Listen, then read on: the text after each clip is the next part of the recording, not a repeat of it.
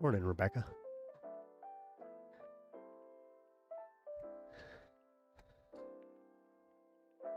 We will be starting here in a moment.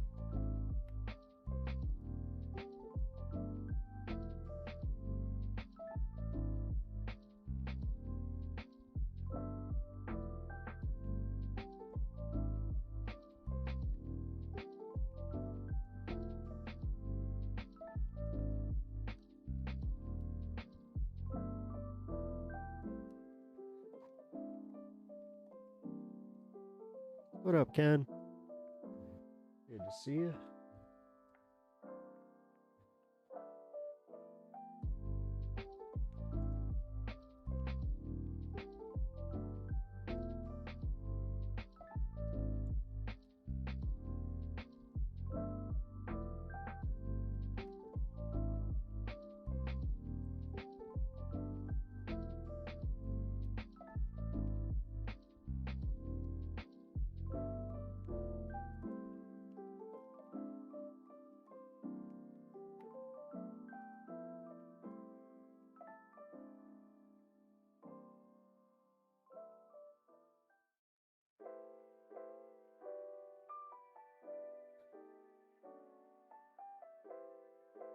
All right, doing the final bits of show prep here. Should be going live in just about a minute. Everybody get comfortable.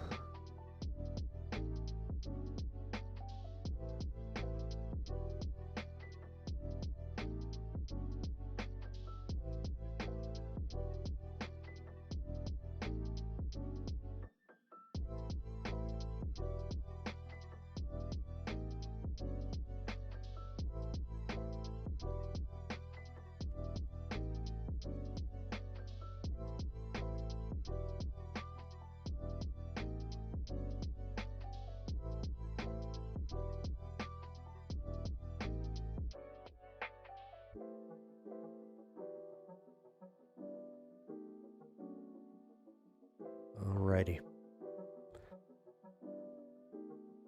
Oh, never mind. False start.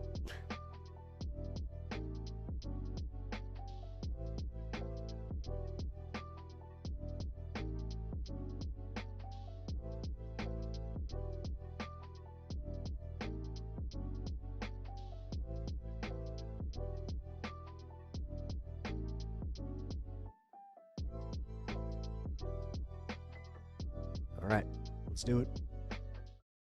Who the heck is Pep Talks? I'm not gay, but I fantasize about Marco Rubio. Pep Talks. Pep Talks.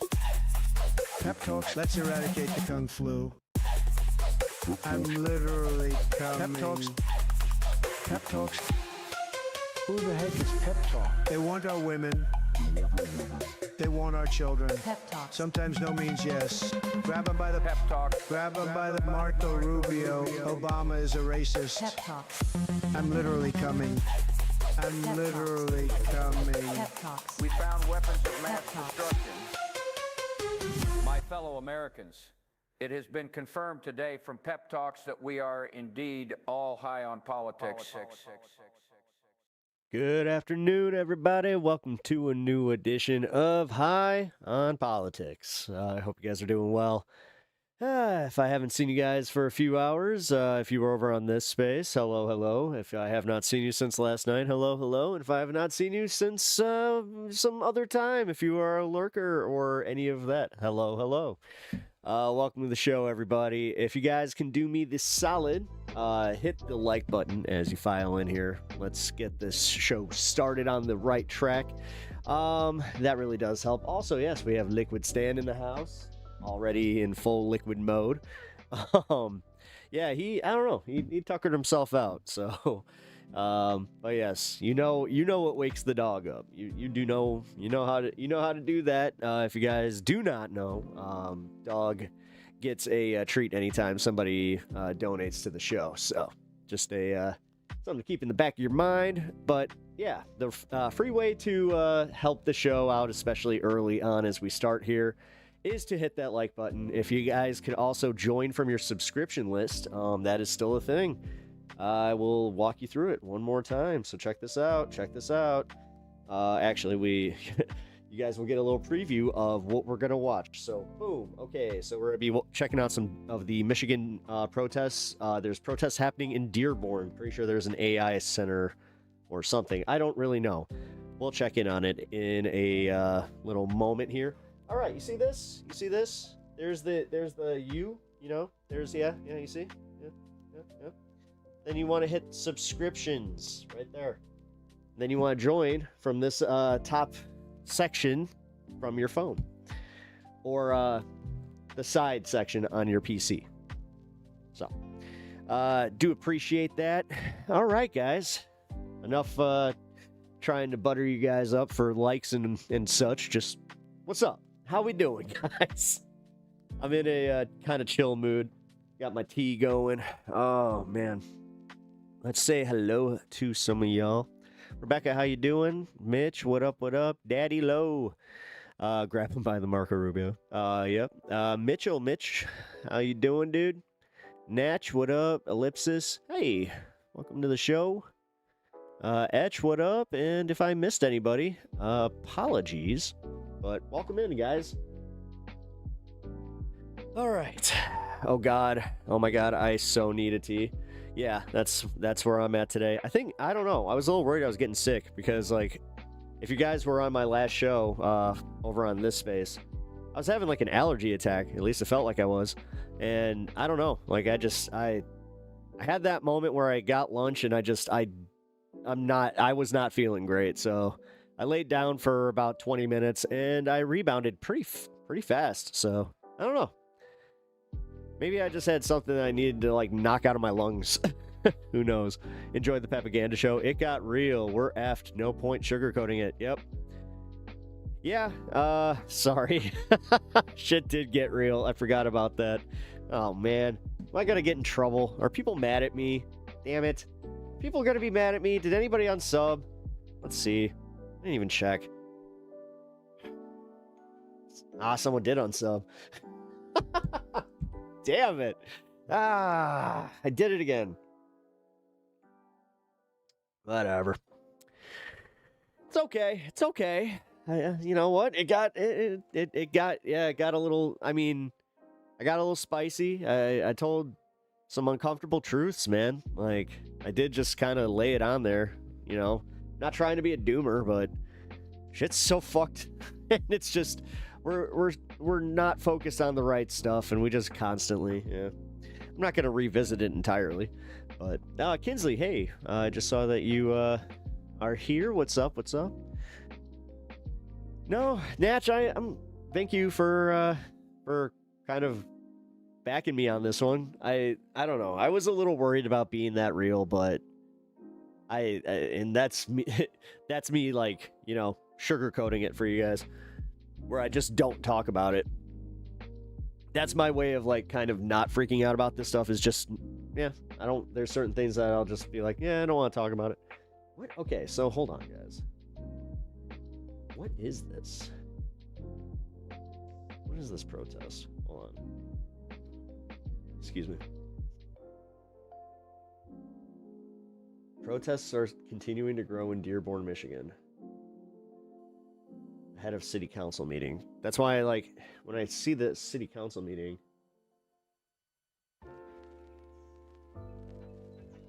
is it no data centers? Because there's no, like, status quo or anybody here, like, covering it. This is actual Fox 2 Detroit, which we're not used to getting actual coverage. I don't know, though. This seems... Oh, no. A lot of don't tread on me flags. American... All right, so these are Trumpers. Huh. What are they here for? Okay, so does anybody have any idea what the hell is going on in Dearborn, Michigan? I don't know. We're gonna keep an eye on it. Got it on my little sub screen here, so if something interesting happens, we'll go back to it.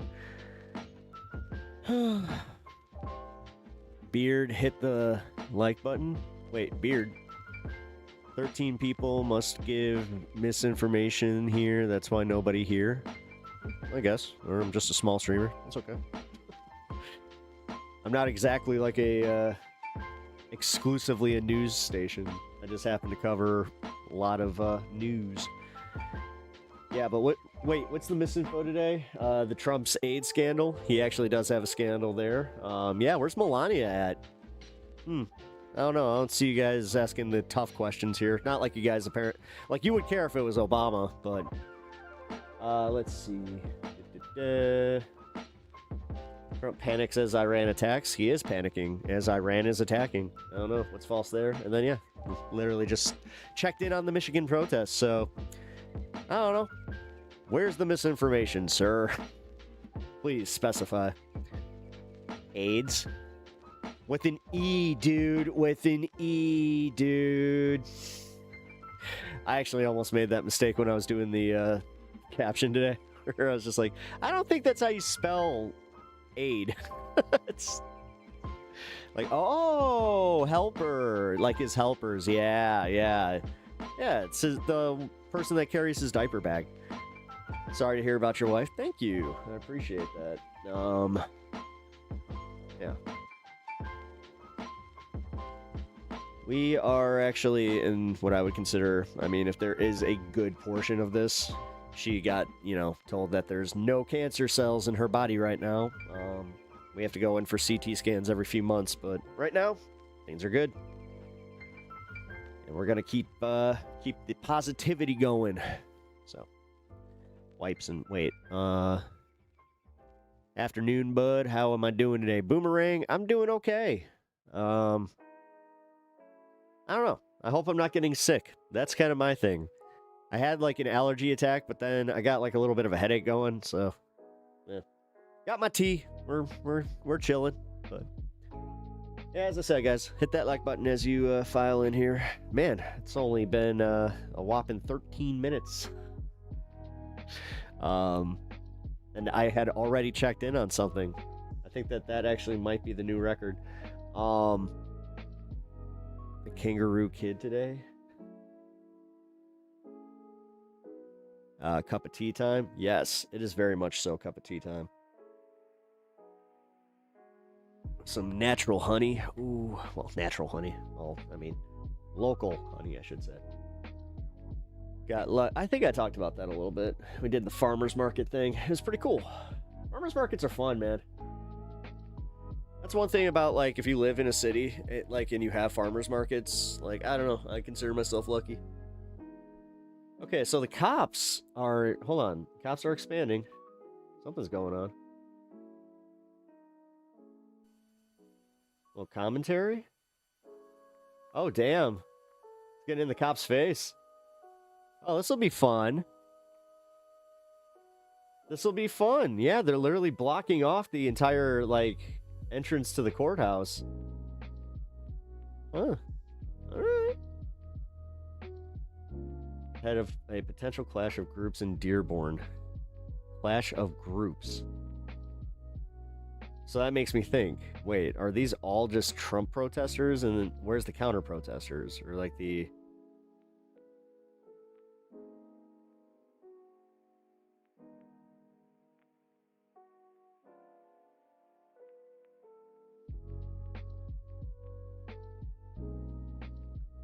Huh. I hate to say it, this is the stuff that I don't necessarily, like, if they treat them the same way that they treat the protesters in Minnesota, I mean, it's not cool regardless. Ah, I tricked you. See? You guys thought I was going to be like, yeah, they deserve it. Nope, nope. I just don't want to see them getting preferential treatment. That's one thing I will say. All right, well, we'll go back to that. As I said, we'll keep an eye on it throughout the night. It's supposed to be there for at least like the next hour or so, so we'll keep an eye on it. 80 stream. Oh, holy crap. You got the 80 stream streak today. Ken, congratulations. That's badass, dude. 80 streams. Wow. Dude, that's awesome. Man, you've been here, wow. You haven't missed a single, like, one in 80 days. That's off to you. That's fucking fire right there, dude. Thank you. Thanks for all the support, guys. Like, it means a lot to me. It really does. You know, especially in these early days of my career. That's what I'm still considering this, even though I'm 2 years in now. Now I feel bad. Don't feel bad. It's cool, man. Yeah. Oh, sorry, guys. I don't want to make anybody feel bad here for not being, you know. I didn't think about that angle. Oops. Well, also, Robin, what's up? There's body cam footage of you on YouTube. Jake Lang is one of the one that goes, oh, this is a Jake Lang protest. Okay, Jake Lang trying to go to Dearborn and get pulled over in a U-Haul for driving using his phone on August 14th. Oh. Okay. Well, that kind of explains some things. Apparently it was called a Christian Crusader March. Ah, that makes a lot more sense. Okay, and in Dearborn, where they think that it's a heavy Muslim community. I get it. Okay. Well, whatever. Hey, by the way, guys, if you haven't already subscribed, let's get that let's get 1 sub so I can at least go back. God damn it, dude. I hope you know I do it for you guys. I do it for you. God, there are some days I wish I could have just done the character thing because, man, I think that I wouldn't have lost a lot of people, and on top of it, it would have given me, like, that whole, like, hey, you know, a degree of, you know, not anonymity, but, you know, or no, you don't know. I don't even fucking know. I have something in my eye, and I just got completely derailed. I am falling apart today. Between allergy attacks, possibly being sick, and then this? What is happening to me? Yesterday was my 165th? What? Wait, for real? Wait, you reached 100 and I didn't even know that? Hermit, what the fuck? Well, Hermit, congratulations on your 165th stream. Holy crap. In a row. Damn, that's commitment, bro. Like, thank you. Like, damn. Okay, body cam footage. Ooh. Yeah, we'll check that out.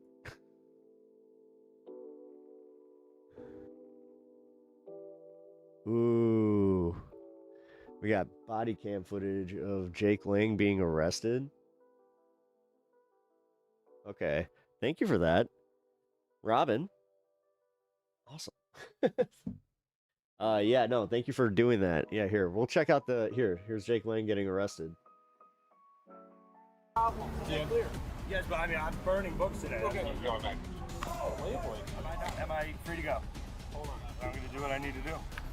I plan on putting 2 drones on the ground right here and burning them and then getting the fuck out of Dodge. Is that my record? What? This is insanity. On May 10, 2026, Edward Lang, better known as Jake Lang, traveled to Dearborn, Michigan, home to one of the largest Muslim communities in the United States, to protest against Islam. During his demonstration, Jake has burned Qurans, displayed bacon, and made several visits to Dearborn, with tensions increasing during each visit. In this video, we'll take a look at body cam footage from Jake's encounter with the Dearborn Police Department while traveling in a rented U-Haul truck. An officer observed Jake allegedly using his cell phone while operating the U-Haul and requested a nearby marked patrol unit to initiate a traffic stop. What began as a cell phone violation would ultimately lead officers to make an unexpected discovery inside the truck. Ooh. Let's take a look at what happened. How's Edward become Jake?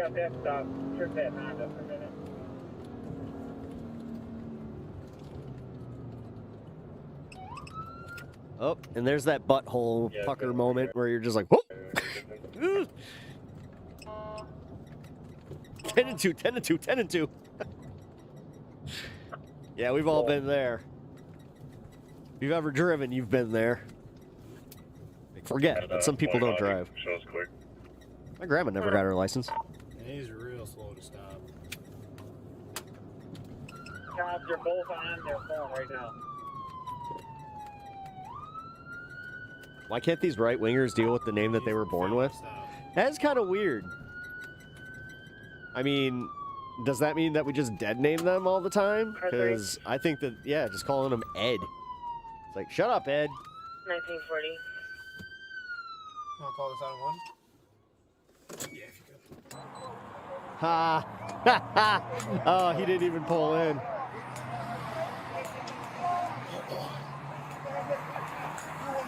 Hey, Jacob, do you have all the information? You will never take over this country. Christ is Lord. You don't love Christ. Your Jesus, no. My Jesus is different. Where's the register, the thing they gave us, the paper when we checked that? I didn't know you were going to need it. Ed, Eddie, and Idiot. Do you have an email? Did they email you a receipt? No, I just printed out. No, we did cash. Yeah. They didn't give you a contract or anything? You have to have a I do contract. have a contract, but it's in the other It's just a car. receipt. of What how much car I is paid. that? Can we try and get a hold of that? It's an hour from here at his house. You got a picture or anything? I didn't even know we needed it. And it tells we needed it. Yeah, dude. You need to have proof that you didn't steal the fucking thing. Who should be on the contract? He's on the contract. I'm an authorized driver on the contract, but it's under his name. Okay, just give me 1 second, okay? About a group of 20 out right now.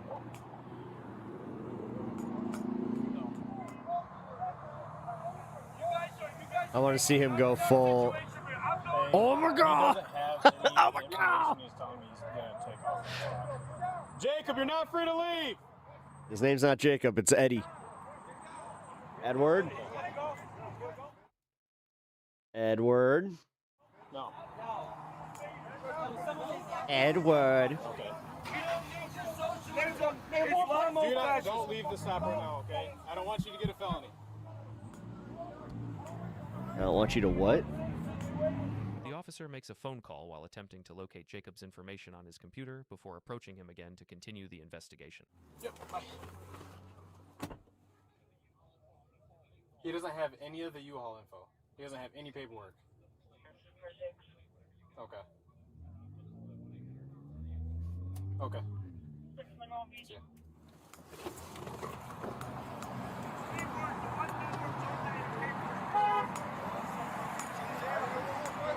Can you send that to Scope?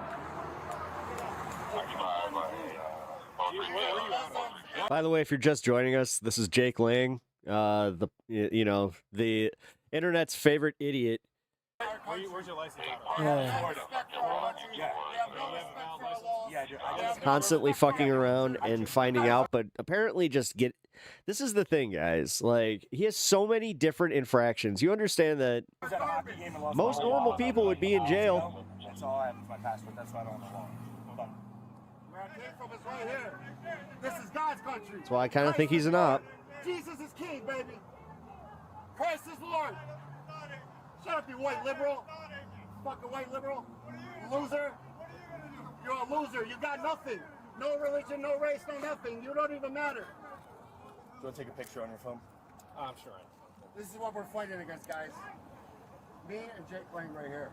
While we're getting harassed. Yeah, I was on the phone with my security setting up over there because I'm much safer. There's like 100 cops over there waiting for us to have their outside the mosque. They're starting to move this way. So. Well, this is not where we're demonstrating. I understand that, but you did a violation, right? Spitting. Technically, I was evading hundreds of people trying to kill me. Throw rocks. But when a cop tries to stop me, you gotta stop. No, I thought you were escort because I just had an escort of literally 50 police vehicles. Dude. And I beat that you. Oh my god, they're always victims too.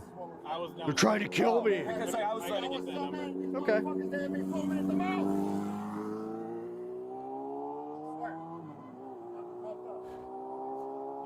you can't even have your phone in your hand while you're driving. I understand. I was escaping a mob of. There's about 1,000 people in a Hamtramck that were at protest for me. Yeah, because only terrorists say that. Only terrorists say Allah Akbar. The God of the Quran is not the God of the Bible. Do not be fooled. Allah is not. God, these guys are just what miserable existences. If you deviate with it, you're gonna have problems. Is that clear? Yes, but I mean, I'm burning books today. Okay. Going back to 3.5. following us. Move this traffic I'm about to give him his ticket. Kaz wants us moved, so. I'm All right. Jake does not have his driver's license or any U-Haul rental paperwork with him.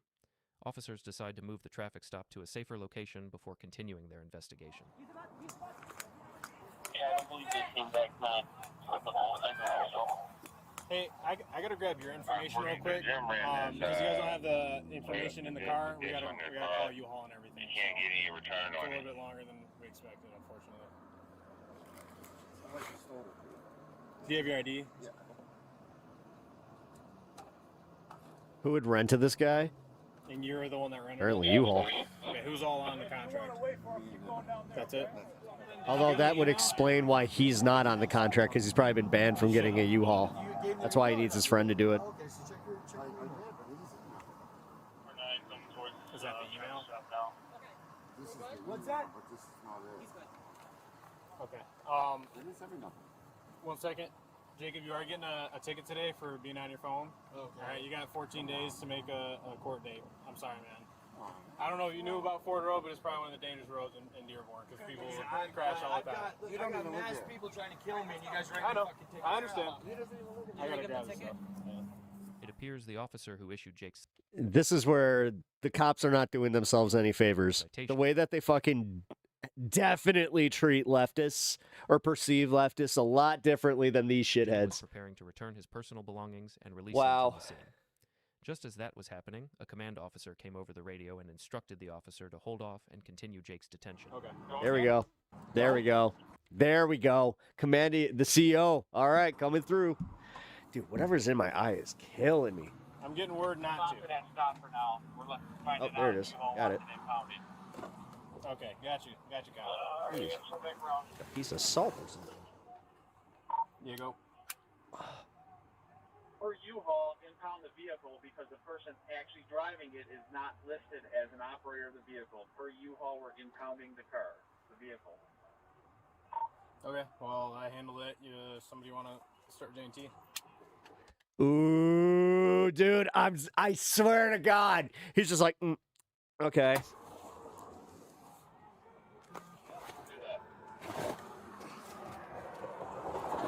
Let's see how he handles it. Just got here. What's the news? We're watching Jake Lang's body cam arrest from the 14th in Dearborn, Michigan. And apparently they're having a protest right now. Or you? You want me to handle it or you? I can handle it.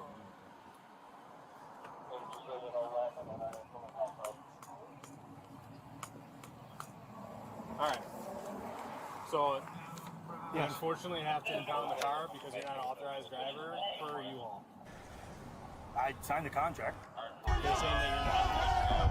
I mean, I have ongoing litigation with U-Haul. I don't know if that is why. I mean, you could add it to it. You know what I mean? So I'm gonna have to demonstrate right here, right now. That you guys towing it right now? Yeah, we have to. Is it gonna be towed right now? I'm gonna hop in the back of it. I'm gonna be standing in the back. I mean, this is. Come on, bro. Give me 1 second, okay? I'm standing in the back right now. You hand me my ticket. I'm going to do my demonstration. Yeah. And then when the tow truck's here, and everything happens. Give me 1 second. Am I free to go?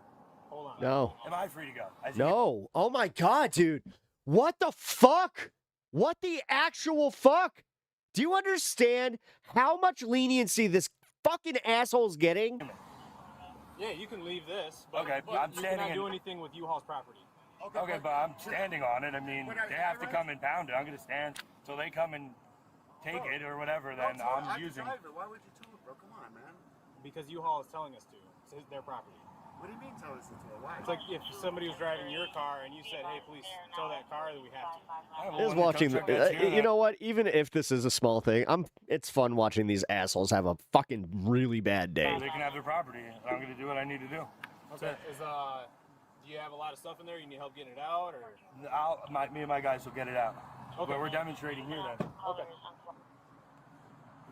He's saying he's demonstrating right here, so. Huh?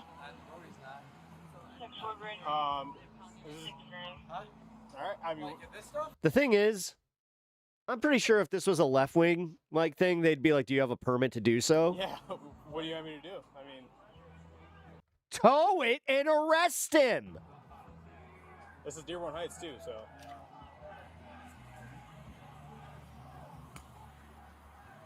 Wow, this cop is really just. What do you want me to do about it, man? There's like nothing I can do about it.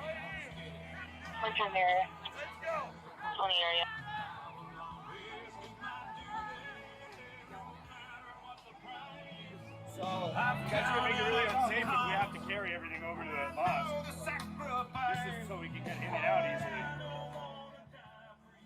What do you mean you don't have time for that? All right. I mean, when the tow truck gets you, they can claim their property from wherever it's at. Wait, so they have a plainclothes officer that was here the entire time? Pick it up from half a block away right there. We're not going far. And the authorized, I mean, I'm authorized too. I don't know why they're. I had a litigation with them. They doxed me last time.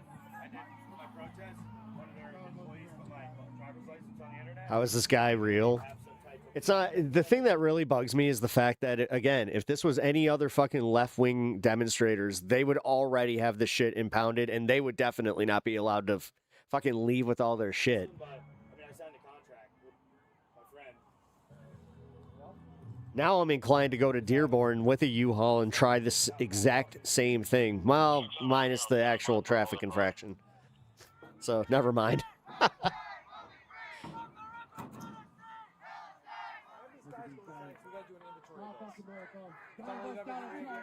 This is what we're fighting against, guys. People like them. People are pushing. These guys are invaders. They do not, people like you are pushing. Yeah, I mean, They do not we got to get our valuables out.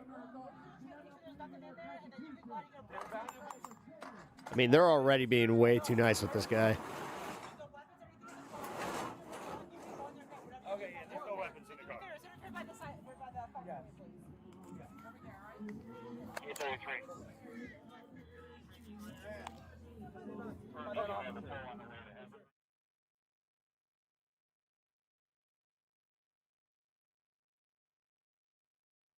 Why did they silence it?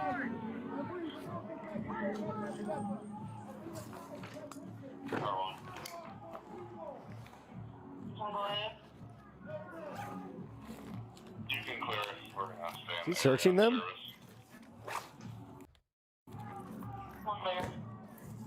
They're not being detained.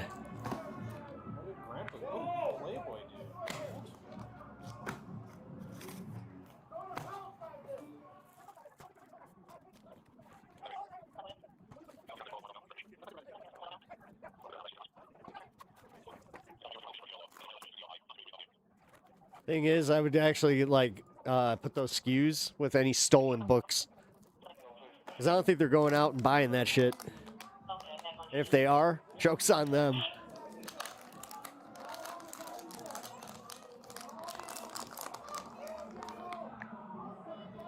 Whose mushrooms are these? You said this was your backpack. What? You said this was your backpack. That's not my bag. Those are my books inside that bag. That's another person's bag, though. It's not my bag. I'm not going to rat on my friend, but it's not my bag. Okay, so the driver of the vehicle takes responsibility for all items in the vehicle? I mean, I didn't put that bag in the vehicle. Somebody Oh, else damn. was there, too.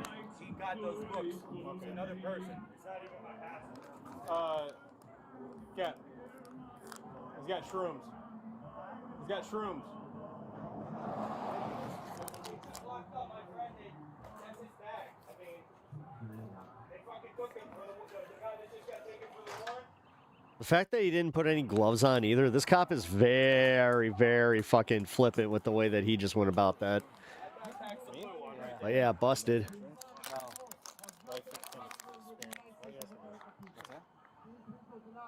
It's a mushroom. I don't know. I've never seen it. I don't do that stuff. Is that their security?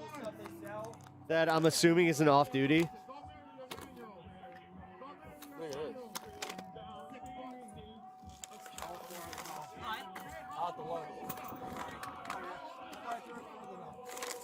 It's like some dark stuff, huh? Tarot books? Well, I think that's what they were trying to buy. Huh? Tarot? They were trying to buy them. Oh my god, oh my god, these cops are fucking so stupid. They're gonna start arresting people for fucking witchcraft for tarot. What the heck?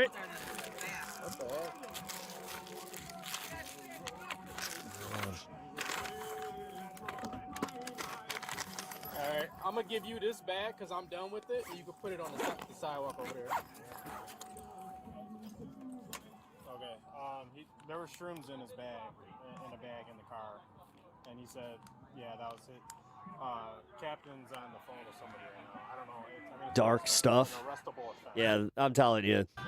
The more I'm watching these cop videos, the more I'm starting to realize it's just like, yeah, dude. Yeah, there's no wondering why these fucking cops are very, very friendly with the ICE officers. There's no fucking wondering. The crowd's getting a little stinky over here. So. Okay, I'll ask him what he wants me to do. What up, Anna? Yep. Hey, Jacob, come here real quick. So I really don't want to leave you with the angry mob. Is there anywhere we can take you? I'm going to, so right, is that legal or illegal? That's not my shit. Illegal in the city, dude. Okay, what's happening with that? Let me ask my boss real quick. Obviously, this is like a higher... Let me ask my boss real quick. So, What the fuck? Are you a manager at a Wendy's? Like, what the actual fuck? It's disgusting, but I plan on putting 2 crowns on the ground right here and burning them and then getting the fuck out of Dodge. So you guys just wait here and then give me an escort out to the city We're towing limits. this car and we're leaving, so it's... We just found out that 1/3 of the immigration-related arrests in Florida were done by Florida Highway Patrol, not ICE. Yep. You guys have That doesn't surprise me. Take it behind the car, search real quick for my back seat.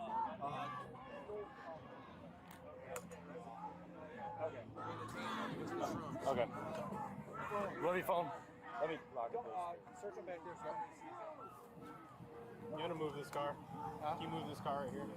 Here, just this way. I got my charger in my hand. I don't Yep, want that's fine. Just put it on top of the car.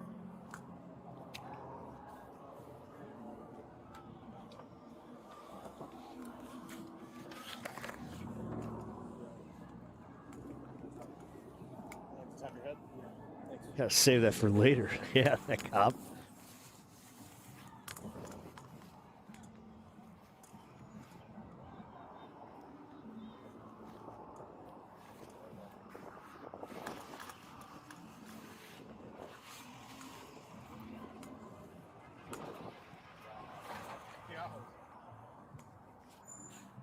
Wait, is the Confederate guy getting arrested? Yeah, this is Jake Lang, like the instigator. He got arrested on the 14th in Dearborn. Can I have my phone? No, not in the back of our seats. Against the policy. Okay. It's live streaming, like sitting there, so Okay. it's like watching you guys are saying. Yeah, it's fine. Yeah, we'll keep it on.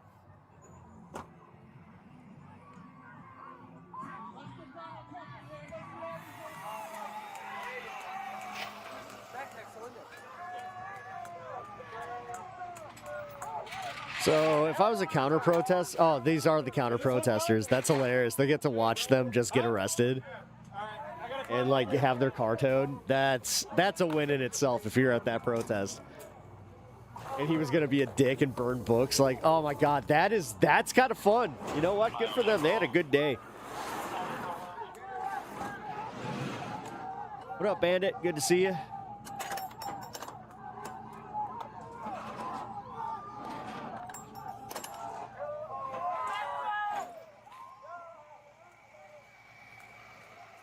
After a lengthy detention, the captain on scene advised officers that both Jake and his passenger would be arrested for possession of the suspected psychedelic mushrooms. Ah ha ha! They were totally getting okay. They thought they were getting away with that too. Turn around. Just turn around. Put your hands behind your back, please. Why? You're Why? under arrest for now, okay? They're gonna come explain Why? the charges in a minute, okay? Why? Wait, why? Ha ha ha! Love it. You entitled little prick. I didn't do nothing. My captain's gonna come explain in a second, okay? Nothing makes my day like quite like seeing Jake Lane get arrested. Matt from AAG, yeah. This is fun. This is good. This is nice. I got you, man. Let me do this so it don't tighten up on you anymore. 1 second. Bear with me. That should be good. Oh, you know what? Yeah, I know, man. Okay, you got enough space. Okay. I ain't going nowhere, dude. All right. Just hang tight for a second, okay, sir? There's the You handcuffs. guys cuffing me and taking me? Yeah.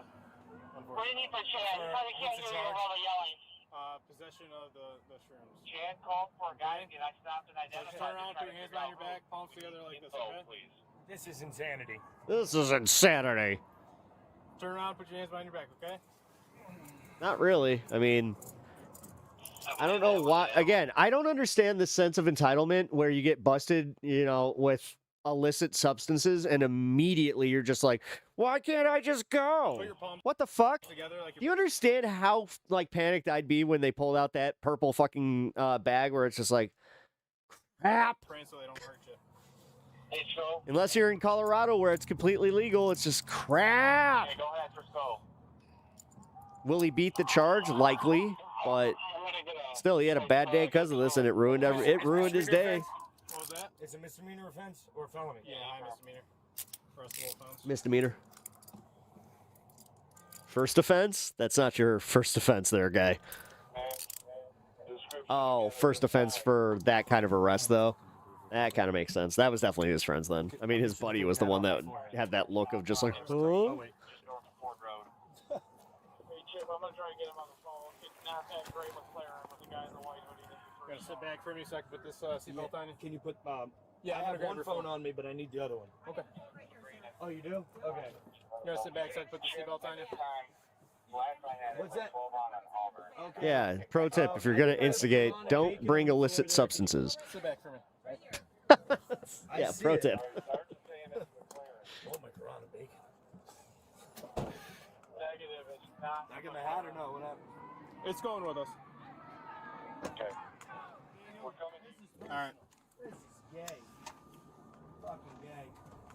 Make America white again! Make America white! Make America white again! Free my people! Free my people! Free my people! Fucking genocide of white people! Whoa, whoa. So what now? Oh, Arrest me for some fucking other guy's backpack in the backseat. what? He's gonna His cry. passenger, identified as David Shaheen, were transported to the Dearborn Police Department for booking. The U-Haul David had rented was towed back to a U-Haul location at the company's request, as Jake was not listed as an authorized driver. Once in booking, Jake was issued a misdemeanor citation for possession of a controlled substance, which is punishable by up to 1 year in jail and a $2,000 fine. He was also cited for operating while using a mobile device and failure to display a valid license. As for David, he was also issued a misdemeanor citation for possession of a controlled substance. Both men were released pending future court dates. However, additional charges were later filed against both men. Although these charges were filed after the fact, court records list the same May 11th offense date as the incident shown in this video. Jake was additionally charged with littering, open burning first offense, and open burning third offense. Oh. Jake's next court date is a pretrial. Oh man, that means that some counter protesters were like, "Yo, we got some extra stuff." Hearing scheduled for September left 10th, us here. 2026. As for David, he was additionally charged with assault and battery and is scheduled for a pretrial hearing on September 17th, 2026. Since this incident Trump doesn't know what he's doing. I know. Zyra, welcome to the show. occurred in May, Jake has already returned to Dearborn. During a visit on August 2nd, We are not tensions pro-Trump escalated when here. Jake was chased and assaulted before police officers intervened. Several arrests were made in connection with the assaults, including the arrest of a 57-year-old Detroit resident who was later taken into ICE custody. Jake has continued to announce plans to return to Dearborn, including an upcoming appearance at the Dearborn City Council meeting on August 18th. That's what that was. In Yeah, the response, 18th. Dearborn Yeah. Police Chief released a message urging residents not to show up or engage with Jake during his visit. I'm Chief Issa Shaheen, and we're aware that individuals and groups from outside our community may come to the Dearborn City Council meeting on Tuesday, August 18th. Please stay home. These groups that are coming here are coming for one reason, and that's to provoke a reaction and generate attention. If nobody shows up to react, they have nothing. Thank you for watching, and we Wait, but so you're literally telling counter protest. This is the cops doing their thing where it's like, don't show up. We have to let them do this, but don't show up. Fuck you. Fucking pigs, dude. Seriously. This is why everybody's going back to fuck the man. Fuck you pigs. Like, Jesus. I mean, unless you're a true bootlicker, which, ugh. He has permanently damaged our reputation. Yeah, he has. Yeah, if you guys weren't here for my my show earlier, I kind of went for it. Well, not here. Over on this space, on my 2-hour show, Pepaganda, that is exclusively on this space, at this space TV on YouTube. Yeah, I kind of went for it and just. I went for the full doomer. I just said, like, there was some, like, what's the fucking point if, like, we constantly just, it feels like there's just no movement, and we're not going to be able to move because of the fact that, like, everything is just so stupid and existential. Like, dude, Trump got the power to operate a bank this week, and that story is barely breaking the public consciousness. So it's just, I don't know, man. That was Pep screaming. Yeah, doing a little bit of macho madness. Yeah, EXCULSIVLY. So doing over here the BX, doing BMX. Took the M out. Didn't want anybody to know that he's out there doing some biking. Going out on the rails, I don't know, man. I'm still It's just like yesterday. Like, yesterday was not my best, like, as far as, like, material or any of that stuff. So I'm just, yeah. And I'm not feeling much better today, so. Gotta do, no, not really, actually. You just need to have a very, very good amount of caffeine in your body, or you just got to be amped up. I mean, I can get myself amped up to that point, like, especially if I watch one of his promos. I have figured out that if I watch one of his promos first, obviously, then do it. Oh yeah, so much better. But yeah, I did kind of just have it today, so pep in your step. Yep. Hope you're feeling better soon. Thank you. I appreciate it. Yeah, on Friday night. Yep. Caffeine. Yeah. Put a little caffeination in your nose. Yeah. That's where it goes. That's not how you drink coffee. And that Trump is going to erase the database of shell companies and owners for Epstein-class crimes. That would be like erasing a fingerprint database. Yep, cool. Whatever, man. They're all going to get away with it. They don't, like, there's new information coming out about the Epstein files. No one's getting arrested. Nothing's going to happen. We're all going to sit here with pits in our stomach fucking wondering why the elite class isn't being arrested. Well, you know why? Because of those fucks. Because those assholes, those cops that we, put our trust in to protect our communities, their first goal is to make sure that the state is taken care of. And not just the state, but the federal government and the state. The actual people who make it up, fuck them. Ooh, I'm right back at it. No one with power seems to care. No, Hakeem Jeffries literally said that he doesn't support Medicare for all. 90% of his caucus is out here, saying, hey, this is what's gonna win us the election, and he's going out there saying no. So honestly, I mean, today was the first day where I'm like, maybe I just give up. I give up, even trying to think that, give up. This is where I've really come to terms with the fact that I ain't moving shit. And you know what? Realistically, and I'm not trying to talk smack on any of my fellow creators, but realistically, nobody really is. It's dude, Breaking Points, Kyle Kolinsky, Majority Report, even Hassan, for fuck's sake, they barely move the needle when it comes to our actual every fucking day lives. And it's getting really, really annoying. Hakeem Jeffries needs... Yeah, well, how? That requires people to actually vote him out of power. But everybody's too scared to do that. You even have AOC that's scared to commit to voting against Hakeem Jeffries because that's the power structure that we have right now. Dems aren't here to make things better. They are here to protect the status quo. Absolutely. That's why voting for Democratic Socialists is the answer and has been the answer. But realistically, we keep running into fucking these really, really dumb problems. Like, yeah, Francesca Hong, I'm going to just say it, man. She wasn't a great candidate. Hassan is working on it. I know. Hassan's doing a good job. I'm not, like, that's the thing. I don't want you guys, like, thinking that I'm shitting on the actions and the movement that is out there. I'm just saying where I'm at, it literally it feels so fucking dour. Like, I just feel so powerless. And that, like, there are days where I just want to fucking give up. And I mean just be done with politics and just do what my dad did. Just give up. Like, never vote again, not engage in politics, just stop caring, live my life until the day I just fucking croak, because what's the point? It's like, you know, because the weirdest part is most people are like doing this to build a better world for the future generations.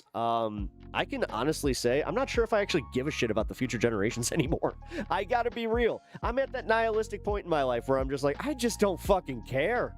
Most people don't care to make a fucking better world for their own fucking kids. Why should I have to fucking pretend that I fucking care when they don't want to do the bare minimum? To be completely real, no, I don't care. I do not care if these kids have a good education anymore. I don't fucking care. If the parents don't want to shape up, then fuck you.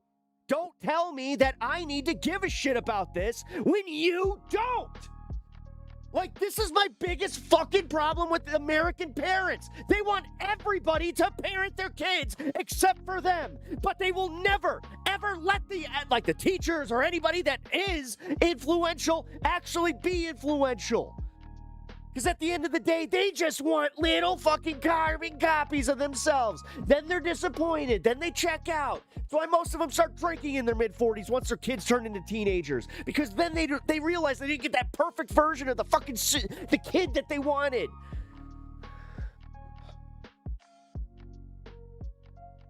You can't predict the future, and all you can do is pass down loving, caring advice. Sure. Pep said calmly. Yes. I mean, deep breaths. I'm fine. I'm fine. Actually, I felt really good to get out of my system. Because realistically, guys, I do feel that way. I don't want to mask it anymore. And the thing is, I haven't really done that much. I mean, I've been pretty open about how I feel, but I'm just making it abundantly clear. Until I see more people actually, like, give a shit about the future. Like, it's not just, like, conservative or any of this shit. It's Americans. The more I see it, the more I see Americans just not give a fuck about each other, about the future, about the climate, about any of it. That's why I'm tired of being the one that's just like, why do I have to be the one that cares? Just because I was born with a semi-more analytical brain than their fucking average person.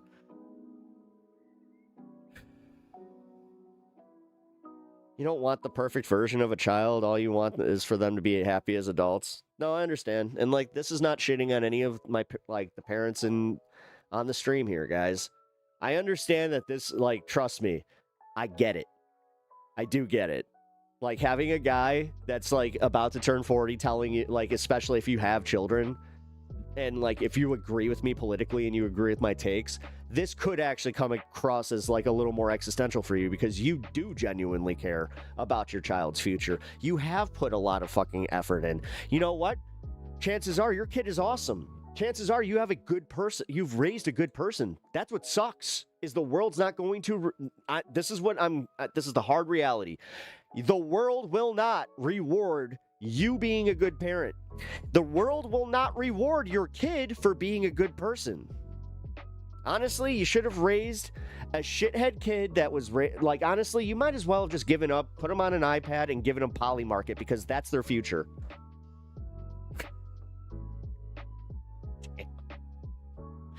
That was cold, dude. I realized it after it left my mouth where I was like, damn, that was cold. But true. The world rewards shitbags. Oh, absolutely, dude. Oh, yeah. The more corrupt you are, the more, like, dude, for real. Pap, that cut deep. But you're right. I know. What sucks. It's my favorite song. Sakura.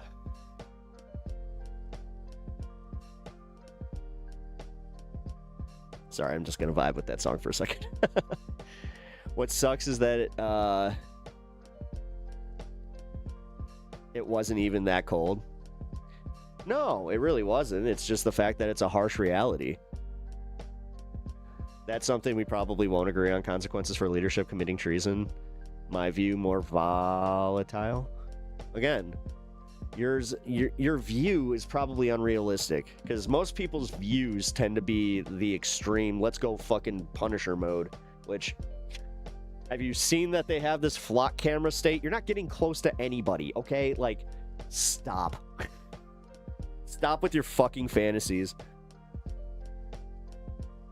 That's honestly why I'm at this point of, like, just feeling it, like, bad, is because that is unrealistic. It's all unrealistic. Dude, these people have fucking islands. They live in, like, have you ever seen any of them? Ever in your existence? No. Like, that's my point, man. Like, you're, like, dude. You should be a motivational speaker at high schools. What, fall through tables? tell kids that they're gonna be living in a van down by the river? And let me tell you something.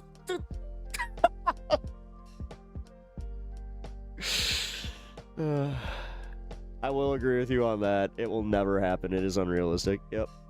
Doomer rants with chill music only at pep talks. Yup. Just imagine if he was President Trump supporter, he would have 17,000 or 1,700. Well, yeah, because most of those people bought. That's why. Funny enough. But you know what?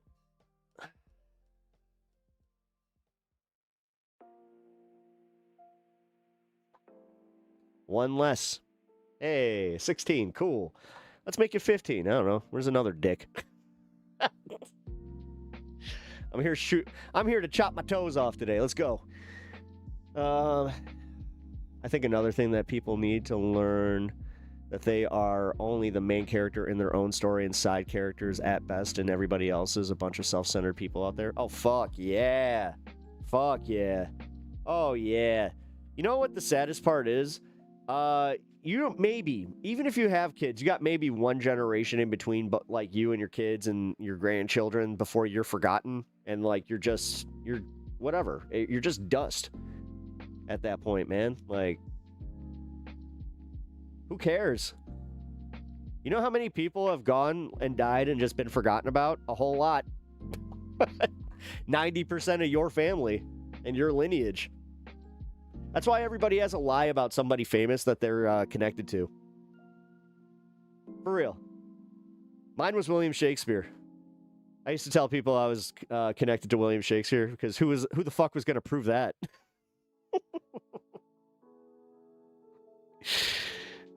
So what you're saying is go experience stuff? Yeah, life's short, man.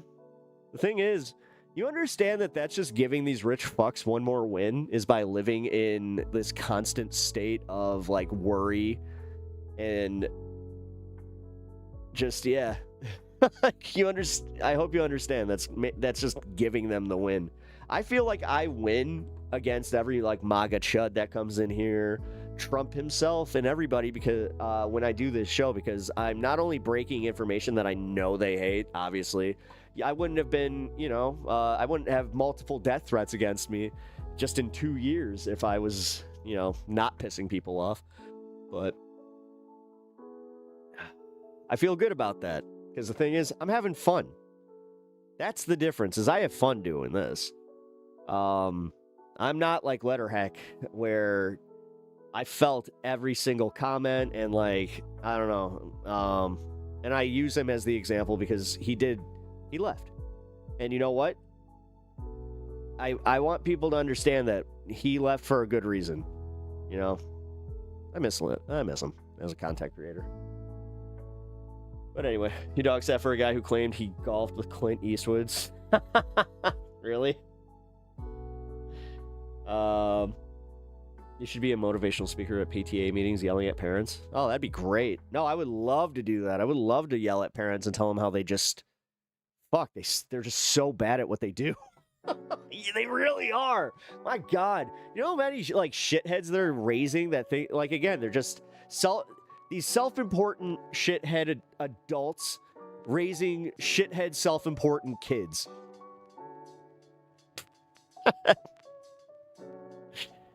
I don't know, man.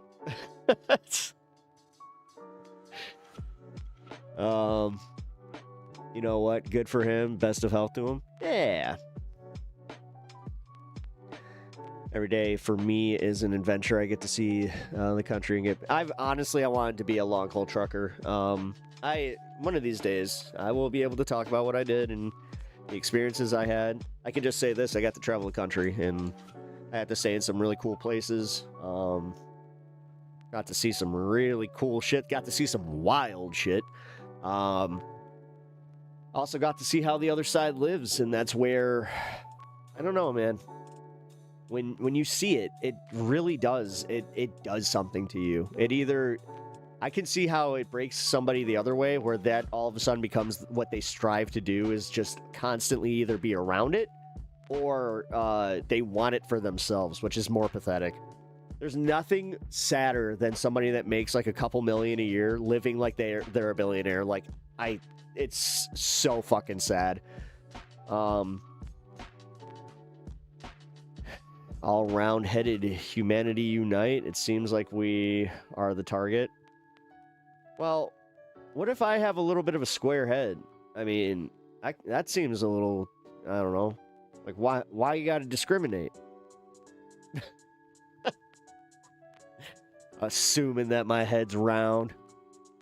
This guy over here. You're going solo? Want to ride? Nice. I want to be a millionaire groupie. Yeah, exactly. That's what it is. Like that yeah, they want to be billionaire groupies. Yeah. No one talks about the triangle-headed folks. Yeah. Wait a minute. Damn, if you got a triangle-shaped head, that's very unfortunate for you. Could you just imagine being like, I've never met anybody with a triangle. What the fuck? What? It's just a dude with a really wide-ass jaw, and he's just got a little tiny head. Just little tiny. So tiny. That's why I wear a hat. Yeah, I'm a blockhead. I just admit it. You can donate. You might be a millionaire soon. I don't know how to feel about it. Modern caveman. Well, if you got that type of money, consider donating. Goes to a good cause. Yeah, I wish. Thing is, don't spend it all in one place. I actually mean that.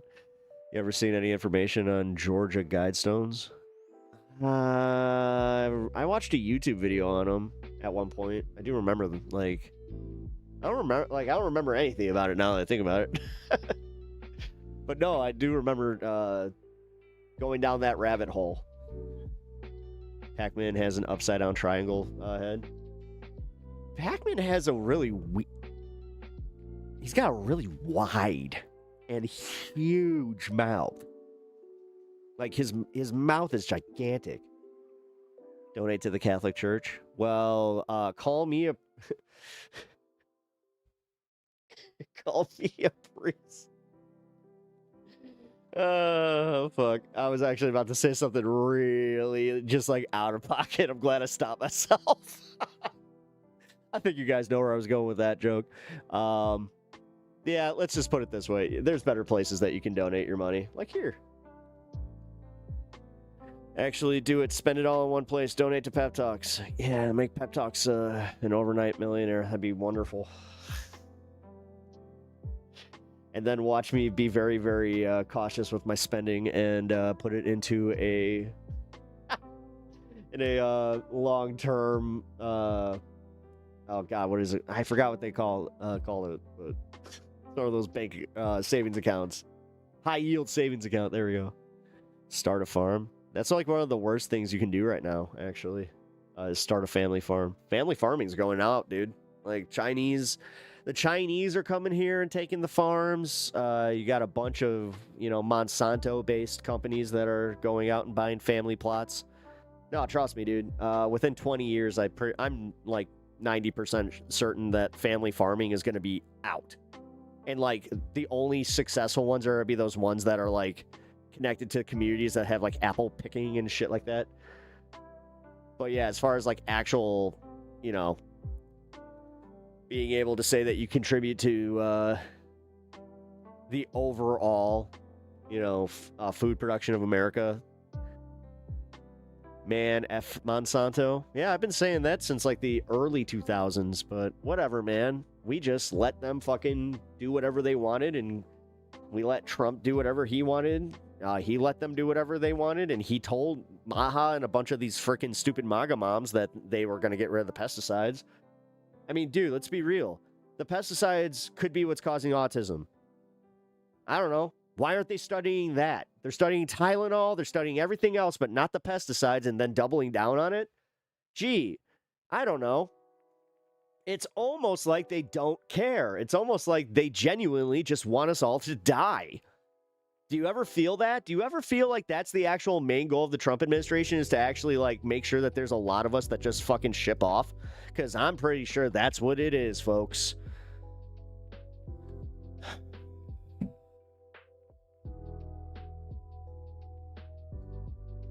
Man, I don't know what happened there.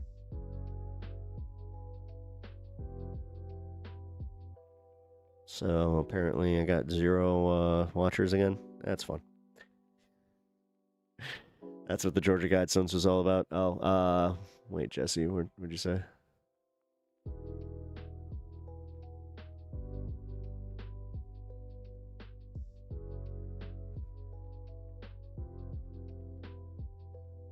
Oh, wait, the farming? God damn it.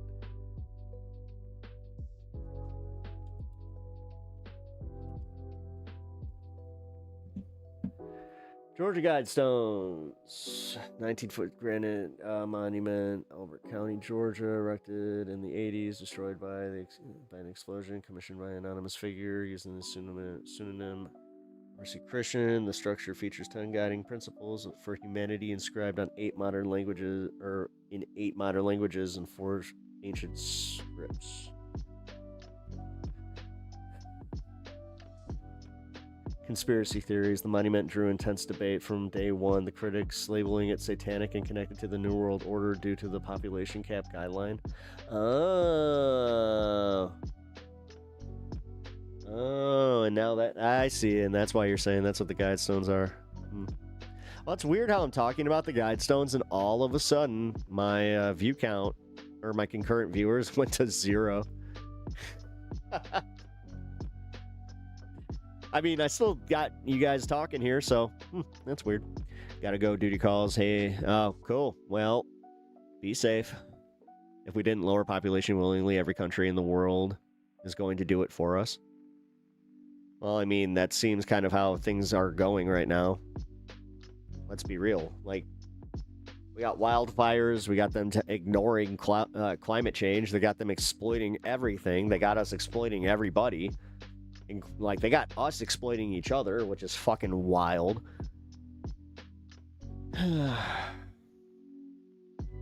Etch. Yeah, oh no. Yeah, whatever, man. Honestly, I'm over it. Good luck in Call of Duty Ghost Train.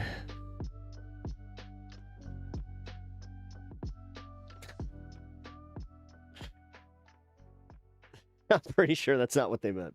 Okay.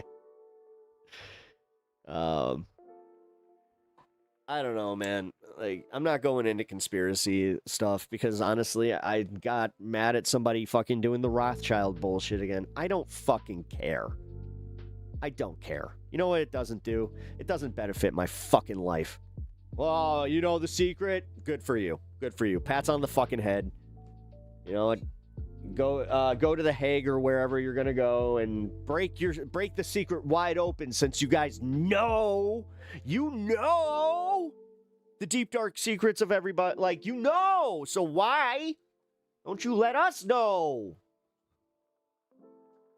God damn. Every TikTok I see that's just like, oh my God, did you guys see that the Rothschilds and the Rockefellers, and they had this camp, and did you know that there was this Council of Nicaea back in the time of the Bible, and then they all like came together and they built a new world order, and I just, yeah, and then they did the thing where they have multiple deities that are like the same deity.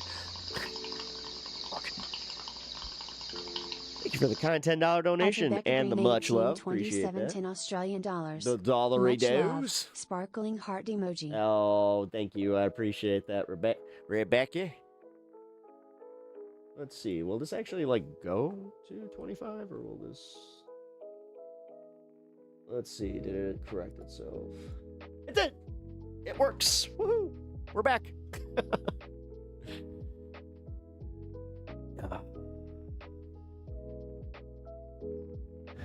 Can you shout out your buddy Nick? Hi, AJ's buddy Nick.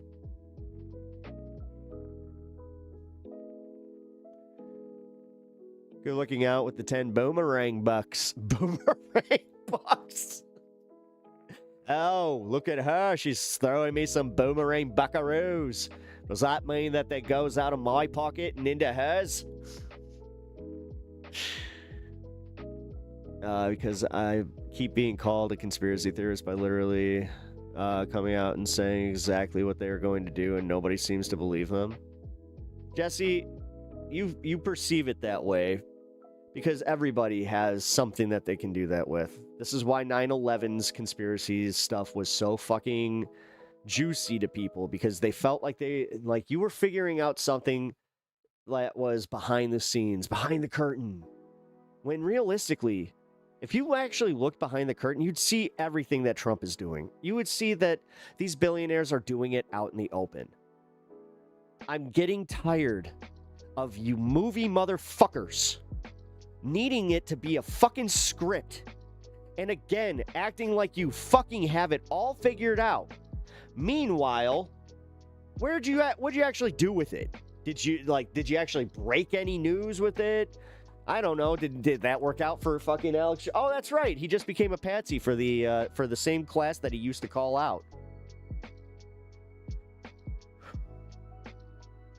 Yo, it's me, Terrible Terry.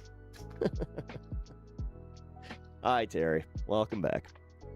It is strange how you're here almost every day. Again, somebody that doesn't necessarily like me or my show, that comes here a lot. Odd. Alex Jones is missing now that it's happened. No, he's still doing his stupid show, but realistically, man, it's just the way that everybody that watches or believes that shit, cool, man. Also, Some Dumb Beats, what up? That's a nice juice bottle, Jimmy. Don't you know? Bandit. You're my biggest fan. Aw, well, no, you're not.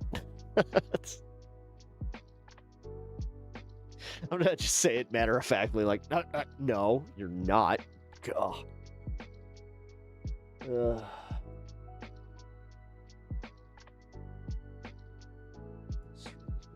Oh, great.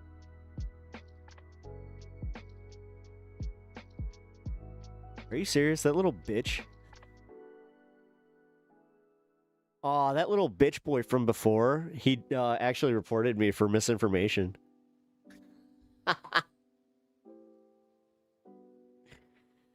That's fun.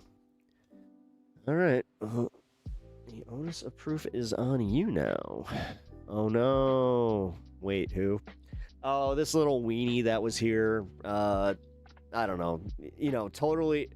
Somebody that was 100% secure in their political position and, you know, just wanted to let us know how secure they were. But is that small? Yeah, no, it's fine.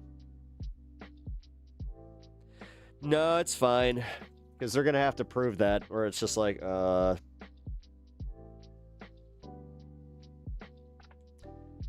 show me where this misinfo was. Sounds like an Israeli. It does.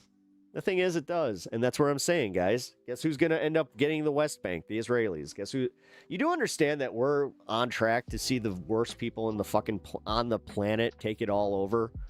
And we're sitting here just like, yeah, and like, I'm not trying to be this, like that guy where it's just like, it's all over for us, because it's not. And like I was saying, don't stop with your activism, but realistically, let this amp you up a little bit and be a little bit more existential with it, because guess what, guys? We don't have the time. You know, it's either vote like your life depends on it is kind of how this should go. But what really sucks is all the wind went out my sails with fucking Hakeem Jeffries saying that he's not for Medicaid for all or Medicare for all. Like that did it. That officially crushed me. Like that, like all this hard work, getting these DSA people into fucking power, when in reality, Dara Lisa's not doing herself any fucking favors in her district right now. And like the fact is, I just saw some internal polling that was showing that like there's a Republican fucking candidate that is actually, you know, pretty popular in fucking Queens. Like what? God damn it, dude. I'm just so sick of it. I really am. Because, like, on the other side of it, like I said, Dara Lisa is a perfect example where it's just like, dude, you could hold these positions and just not do like the other side of this where they can weaponize it against you and then use it to make voters uncomfortable. Because realistically, voters are uncomfortable with extremes from the left. Plain and simple, okay? Okay. As long as we need these shitheads to vote for us, we do need to kind of tone that shit down a little bit and have, like, I don't know, more coded language, I guess. I don't know. Like, literally, there needs to be something where we can, like, tip the hat at each other and be like, comrade, but not scare the fuck out of your average voter, man. Like, and this is where it's getting tiresome, man. At least for me, because, like, I focus on this shit way too much. And I get really upset about it because it does kind of feel like no matter how much I focus on it, no matter how much I talk about it, no matter how much I try and get people to actually like engage with their politics, it just feels so pointless sometimes. I don't think we got to worry about toning down. It's not about toning down, like necessarily. It's literally about like being smarter. It's not like, this is where I'm sick of it. Again, how is it smart to go and play the fucking defund the police game in 2026 when it has been proven politically to be a fucking, it's literally, it's not a winning argument. It is something that will crush your campaign. Like, they are disingenuously using it all the fucking time. Lauren Underwood out of Illinois could replace Jeffries. Good. Lauren Underwood's actually pretty sick. I got to vote for Lauren Underwood before I moved. You know, I just realized. Yeah, I put her and Sean Casten into office. Cool. Sean Casten's actually a really nice guy. He's also one of those guys that's like, you could argue he is like an establishment politician, but he's like he's a scientist, and I don't know, his voting record's pretty good. So trans issues didn't poll well for Republicans, but they kept it at it because it galvanizes their base. Yes, it does galvanize their base, but it also gets them away from talking about substantive issues. Like, half the time we buy into the PSYOP. We respond to their trans issues instead of just being like, did you know that your party robbed you of XYZ amount of dollars? That's so much more effective to these people. Where if you come with a spreadsheet and say, hey, that's great. I know you no men in women's bathrooms, whatever. Here's a spreadsheet for how much MAGA stole from you just in tariffs alone. That's the shit that we need to be doing. Like, if you want to stick it to MAGA, that's how you do that. You want to get centrists to come over to our side, you just say, the Democrats are just pushing for the status quo that lost them that election. I'm at McDonald's for Hello Kitty, and I see, hey, yeah, hey, well, I do have trade bait. I got 2 of these guys. Me and my wife tried today, but look at it would be so cute.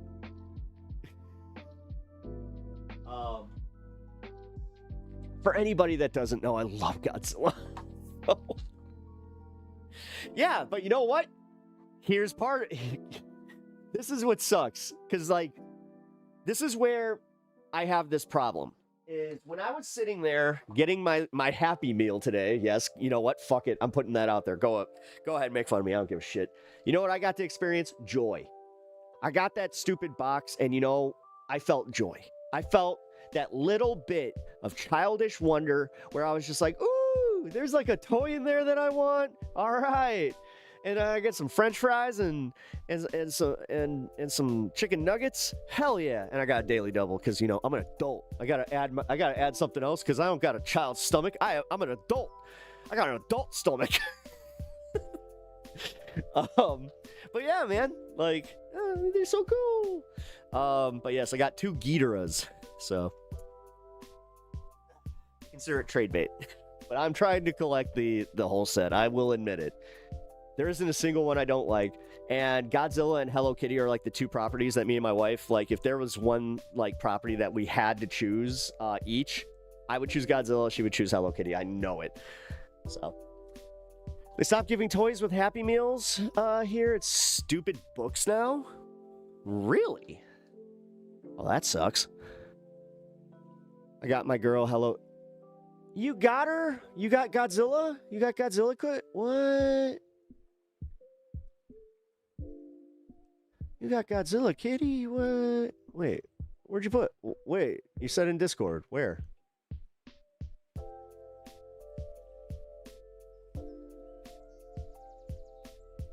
Where'd you? Wait. Oh, there it is. You got Godzilla, Kitty. I'm jealous. It's so cool. Yay. No, I see it now. All right, that's awesome. And hey, congratulations. But like I was just about to say is when I was getting that Happy Meal, I kind of had that moment of just like, stupid corporate McDonald's, stupid franchisee, you know, all this. But then I had that moment where I was just lifted enough where I was like, yeah, but I'm hungry. And every once in a while, some salt and sugar fries and just, I don't know, like every once in a while, just a McDonald's meal is not that bad. You can't fool us. We know it's the other way around. Don't worry, dude. Ain't no shame in liking Hello Kitty. I mean, there is no shame in liking Hello Kitty. I just never I personally, like, I always liked Bats Maru. Like, my sister was really into Hello Kitty, and she would go to the Hello Kitty. Like, we had a Sanrio store, kind of by where I grew up. So every time she'd go, like, back to school stuff, we'd go there, and I would always get a little Bats Maru eraser. Because Bats Maru look cool. How many apples tall is she? I don't know. I'm gonna make a guess because my wife knows. Let's see, 7. She's 7 apples tall, right? Or is it 4?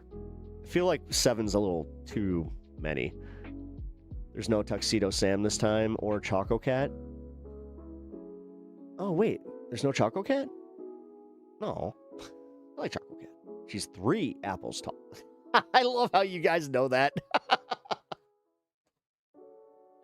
That's adorable. Oh, good for you. And you got your girl. Hell yeah. Oh, there it is. 3 apples. Broader point to me having that little rant, though, is even though, like, the corporate structure of everything sucks, capitalism sucks, I have to allow myself to enjoy the small bits of it, man. Otherwise, I'm going to go crazy. I'm not feeling great, guys, about, like, the future, about politics, about a lot of this stuff. Like, I simultaneously have a lot of hope, and I'm seeing movement where we are pivoting farther left, but I'm also seeing them do their final project, and it sucks. It sucks to see it implemented. It sucks to see it implemented well too, where, dude, this isn't just going to be a few years, guys. We're going to be spending the next few decades going back from what they did to us, if we can, because you have to understand, there's the other possibility where they just keep going. They might just rig the election. They might just keep power, and then we're truly fucked. Then what? You know, like, and then on top of it, dude, like, we're running out of water. Our food prices are insane. They're not going down. We're running out of diesel, like, plain and simple. I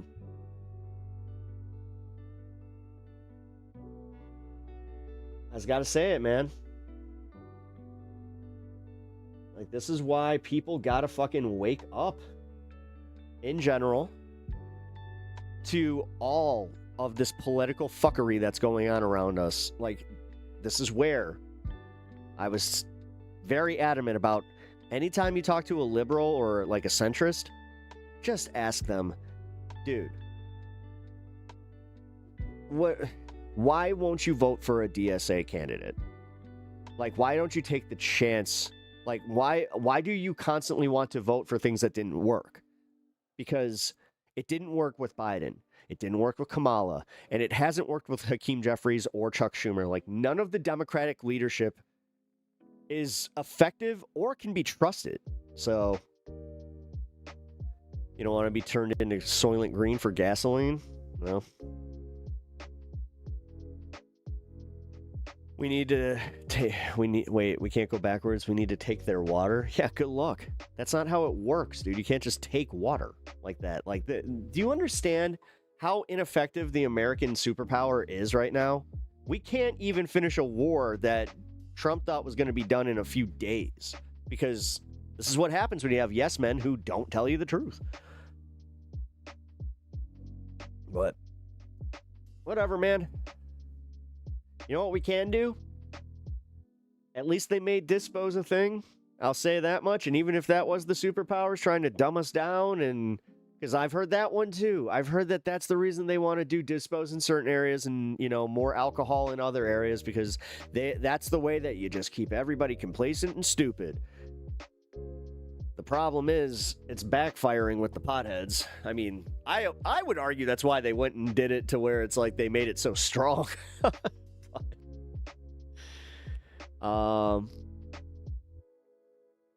We are out of missiles. Yeah, we're out of, like, dude, we're out of a lot of shit. And just realistically, yeah, we are, yeah, we're kind of fucked. They live for pleasure. I mean, Americans don't. Americans barely live for themselves. Like, this is so weird. Americans are so selfish, but they will not do things that are good for themselves. That's fucking weird. Like, Americans really are the, like, you can train a, what is it? You can train a camel to drink, but you can't lead him to water. Like, that's very much what it is, man. Did I get that right? I feel like I got that right. Whatever. But here's what we're gonna do. We're gonna cover some news here. This conservative dude that was trying to troll people by pulling some racist fucking voter crap. It turns out that he recorded himself doing a crime. Like I said, rule number 1 at Pep Law: don't record yourself doing crime, stupid. Activists in legal trouble. Members of the group, once known as Project Veritas, pretended to be Minnesota voters during the primary. CBS News Minnesota reporter Esme Murphy has more. The video begins with members of the Florida group now calling themselves the Citizens Justice League in what they call Muslim costumes, using fake accents and claiming to be Minnesota voters. It's about the vouching program, yeah? If I vouch for them? Yes. Registered, but they are not registered? That's okay, that's fine. Can I bring 5 more from up to 8 people? Minnesota's 53-year-old voucher law is intended to help people who just moved here vote. It allows a registered voter to vouch that someone lives where they say they do. The law does not allow people to impersonate real Minnesota voters. That's the thing. He recorded himself literally being a fucking criminal. This is the vote. This is so racist. It's also rude. Well, the thing is, that polling worker should have been able to see through that, but okay. It's a horse, not a camel, Pep. Ah. Can you say your name for us? Will Pomerantz. Your name is Will Pomerantz. Yes. This is the real William Pomerantz, who on Election Day kept getting odd messages. I actually had a student contact me that had showed me what was online about my identity being misrepresented. So that was pretty much a shock. The group members did not go ahead with voting illegally. Kudos to the poll workers. They reported it afterwards, and frankly, I got to vote that evening without a problem. So, the voting process in my mind works. So the name is William. The last name? Pomerantz. But this man, whose real name is James O'Keefe, may have put himself in legal jeopardy. It's illegal in the state of Minnesota to impersonate another voter, and this is apparently what O'Keefe did. Schultz, Pomerantz, and the Secretary of State all say the video shows the system worked. But as I read the law, you can't impersonate another registered voter, and that's exactly what they appear to have filmed themselves doing. Our thanks to Esme Murphy for that report. Yeah, but you know what's actually like picking up steam? The fact that he even made it in there, and then they were like, "See, 8 people. See." These fucking Nick Shirley wannabes. Like, this is part of it, though. Like, if we know that this is what they're going to do, we need, calling them activists. Yes. Oh my God, I just caught that. Yeah, calling them activists instead of criminals. Oh my God. Like, do you think, all right, now here's the thing. Left-wingers do that. Do they call them activists or do they call them domestic terrorists? Let's be real. Welcome to Democracy Now!, democracynow.org. I love the sped-up sax. The War and Peace Report. I'm Amy Goodman. The White House said Monday it would not seek to extend a memorandum of understanding between the United States and Iran as the 60-day ceasefire deal expired without an agreement to end the war. That's why the market's panicked today. In Washington, President Trump called on Tehran to, quote, put up the white flag of surrender, unquote, while Iran's foreign ministry said Tehran would shift to a fully offensive military posture NASDAQ's after dropping the U.S. fast. repeatedly violated terms Oil's of the up. agreement. The negotiations never began because the United States committed gross and widespread violations of the text of the MOU just a few weeks after signing it on June 18th, and therefore the 60-day discussion is basically no longer relevant. In Yemen, fighters with the Houthi movement said Monday they'd launched a missile attack on a Saudi ship in the Red Sea, the latest such strike since the Houthis declared a maritime blockade on Saudi Arabia last month. The Houthis control roughly a third of Yemen's territory. The United Nations warns recent attacks by the group have killed at least 17 civilians. A major ecological disaster is unfolding in Oman, where a massive oil spill has spread to over 2,000 square kilometers, has begun fouling beaches. The oil spread largely unchecked for weeks after a tanker carrying 800,000 barrels of Russian crude ran aground in a protected marine reserve. Okay, anybody else kind of like alarmed? Because I remember like a time when just that alone would have spiked the oil prices. Following an unexplained What is attack going on the on, vessel dude? in June. This comes after This President fucking Trump world. Monday threatened to, quote, bomb the bleep out of Oman if it gets in the way of U.S. efforts to reopen the Strait of Hormuz. Meanwhile, crude oil futures climbed to over $90 a barrel Monday, following reports that Iran had seized a UAE-owned tanker in the Strait of Hormuz. U.S. gas prices have set a mid-August record and stalled talks with Iran, with the national average at $4.06 a gallon. The U.S. Navy says a guided missile. You understand how simple a life it would be just to go out into the ocean and just do like the fucking little fishing tugs or whatever. Destroyer Like, God. spent 4 days adrift in the South China Sea last month We know how Pep feels about the iwi fish. after an engineering failure left the 10,000-ton warship unable to maneuver under its own power. The breakdown left sailors aboard the USS Benfold without easy access to food, water, toilets, and air conditioning. The news comes as the Pentagon's under scrutiny over reports of low morale and mental health crises impacting sailors aboard the USS Abraham Lincoln aircraft carrier, which has been deployed continuously for 9 months supporting President Trump's attacks on Iran. Pep, you don't need to be a doomer. The news is going to get us there anyway. True. On Monday, Trump downplayed reports. Hey, listen, you know how I am. every once in a while, I have a day. About poor conditions Today's in a the Lincoln, day. including I'm ration just food, kinda like, moldy shower "Whoa." shortages of basics, including soap and deodorant. Trump insisted the Lincoln is, quote, beautifully maintained and beautifully taken care of, unquote.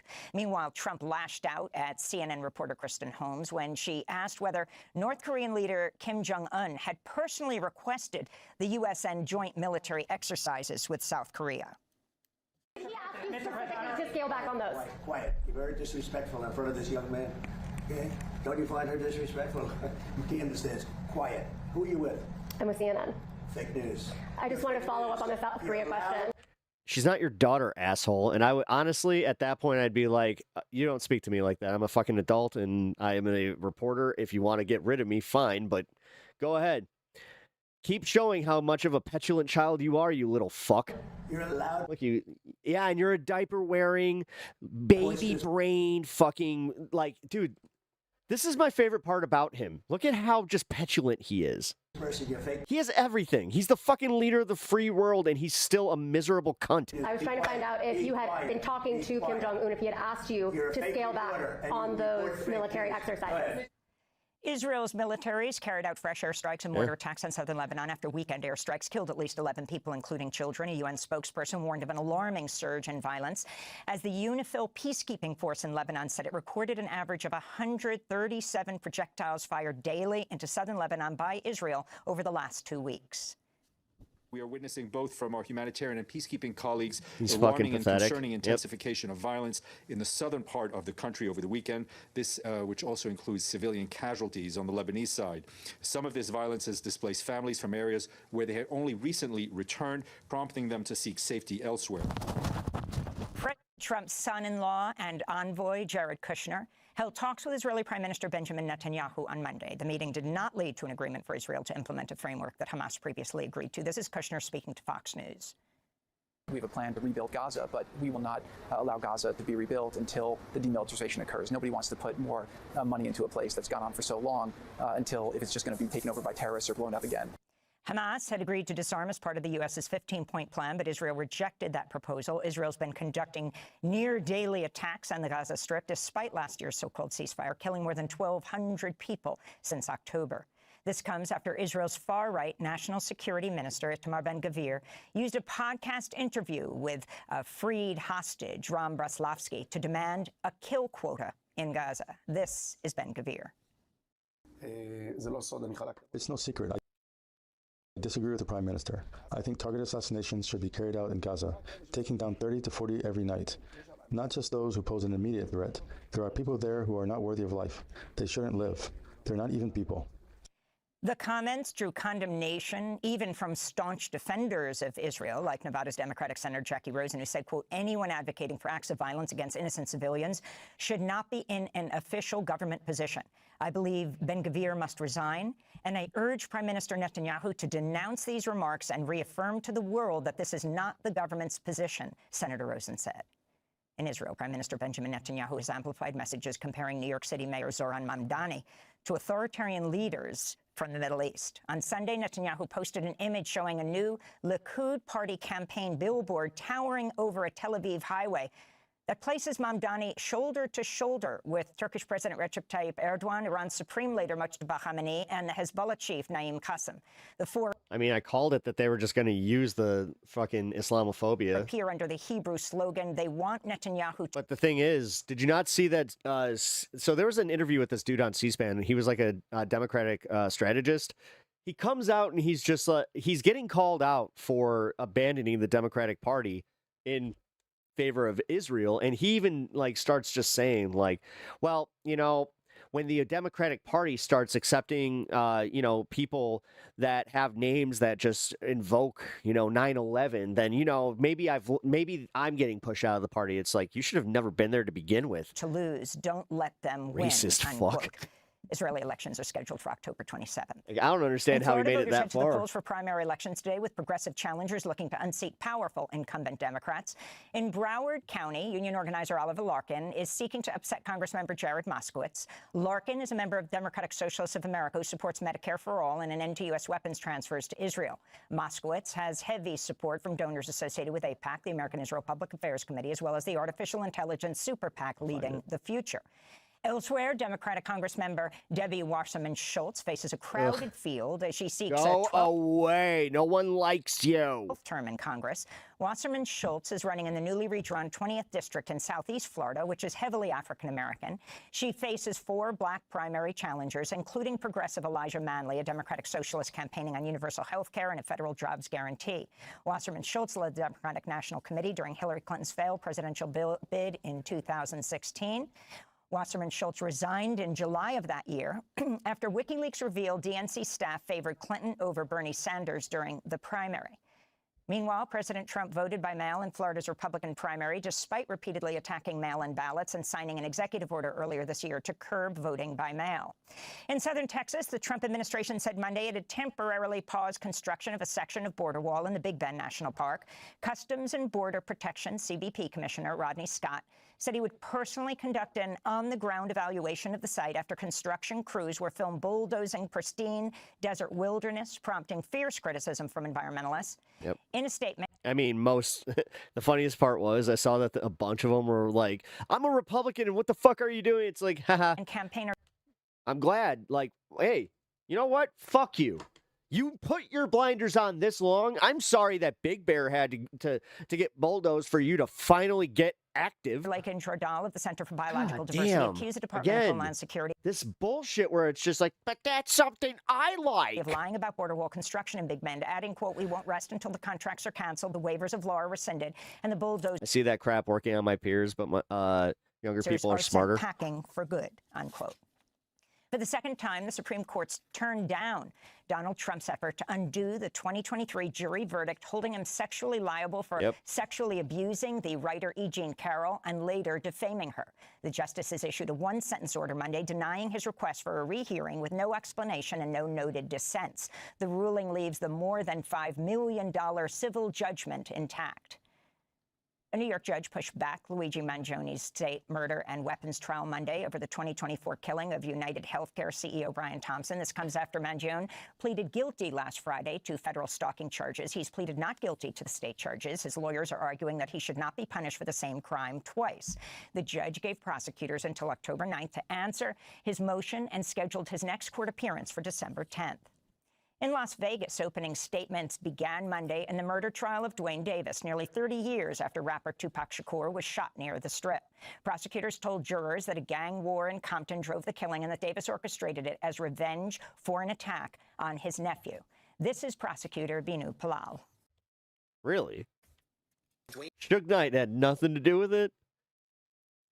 Davis has repeatedly told us over and over again about the anger he felt and his own role in the revenge drive-by shooting of Tupac Shakur.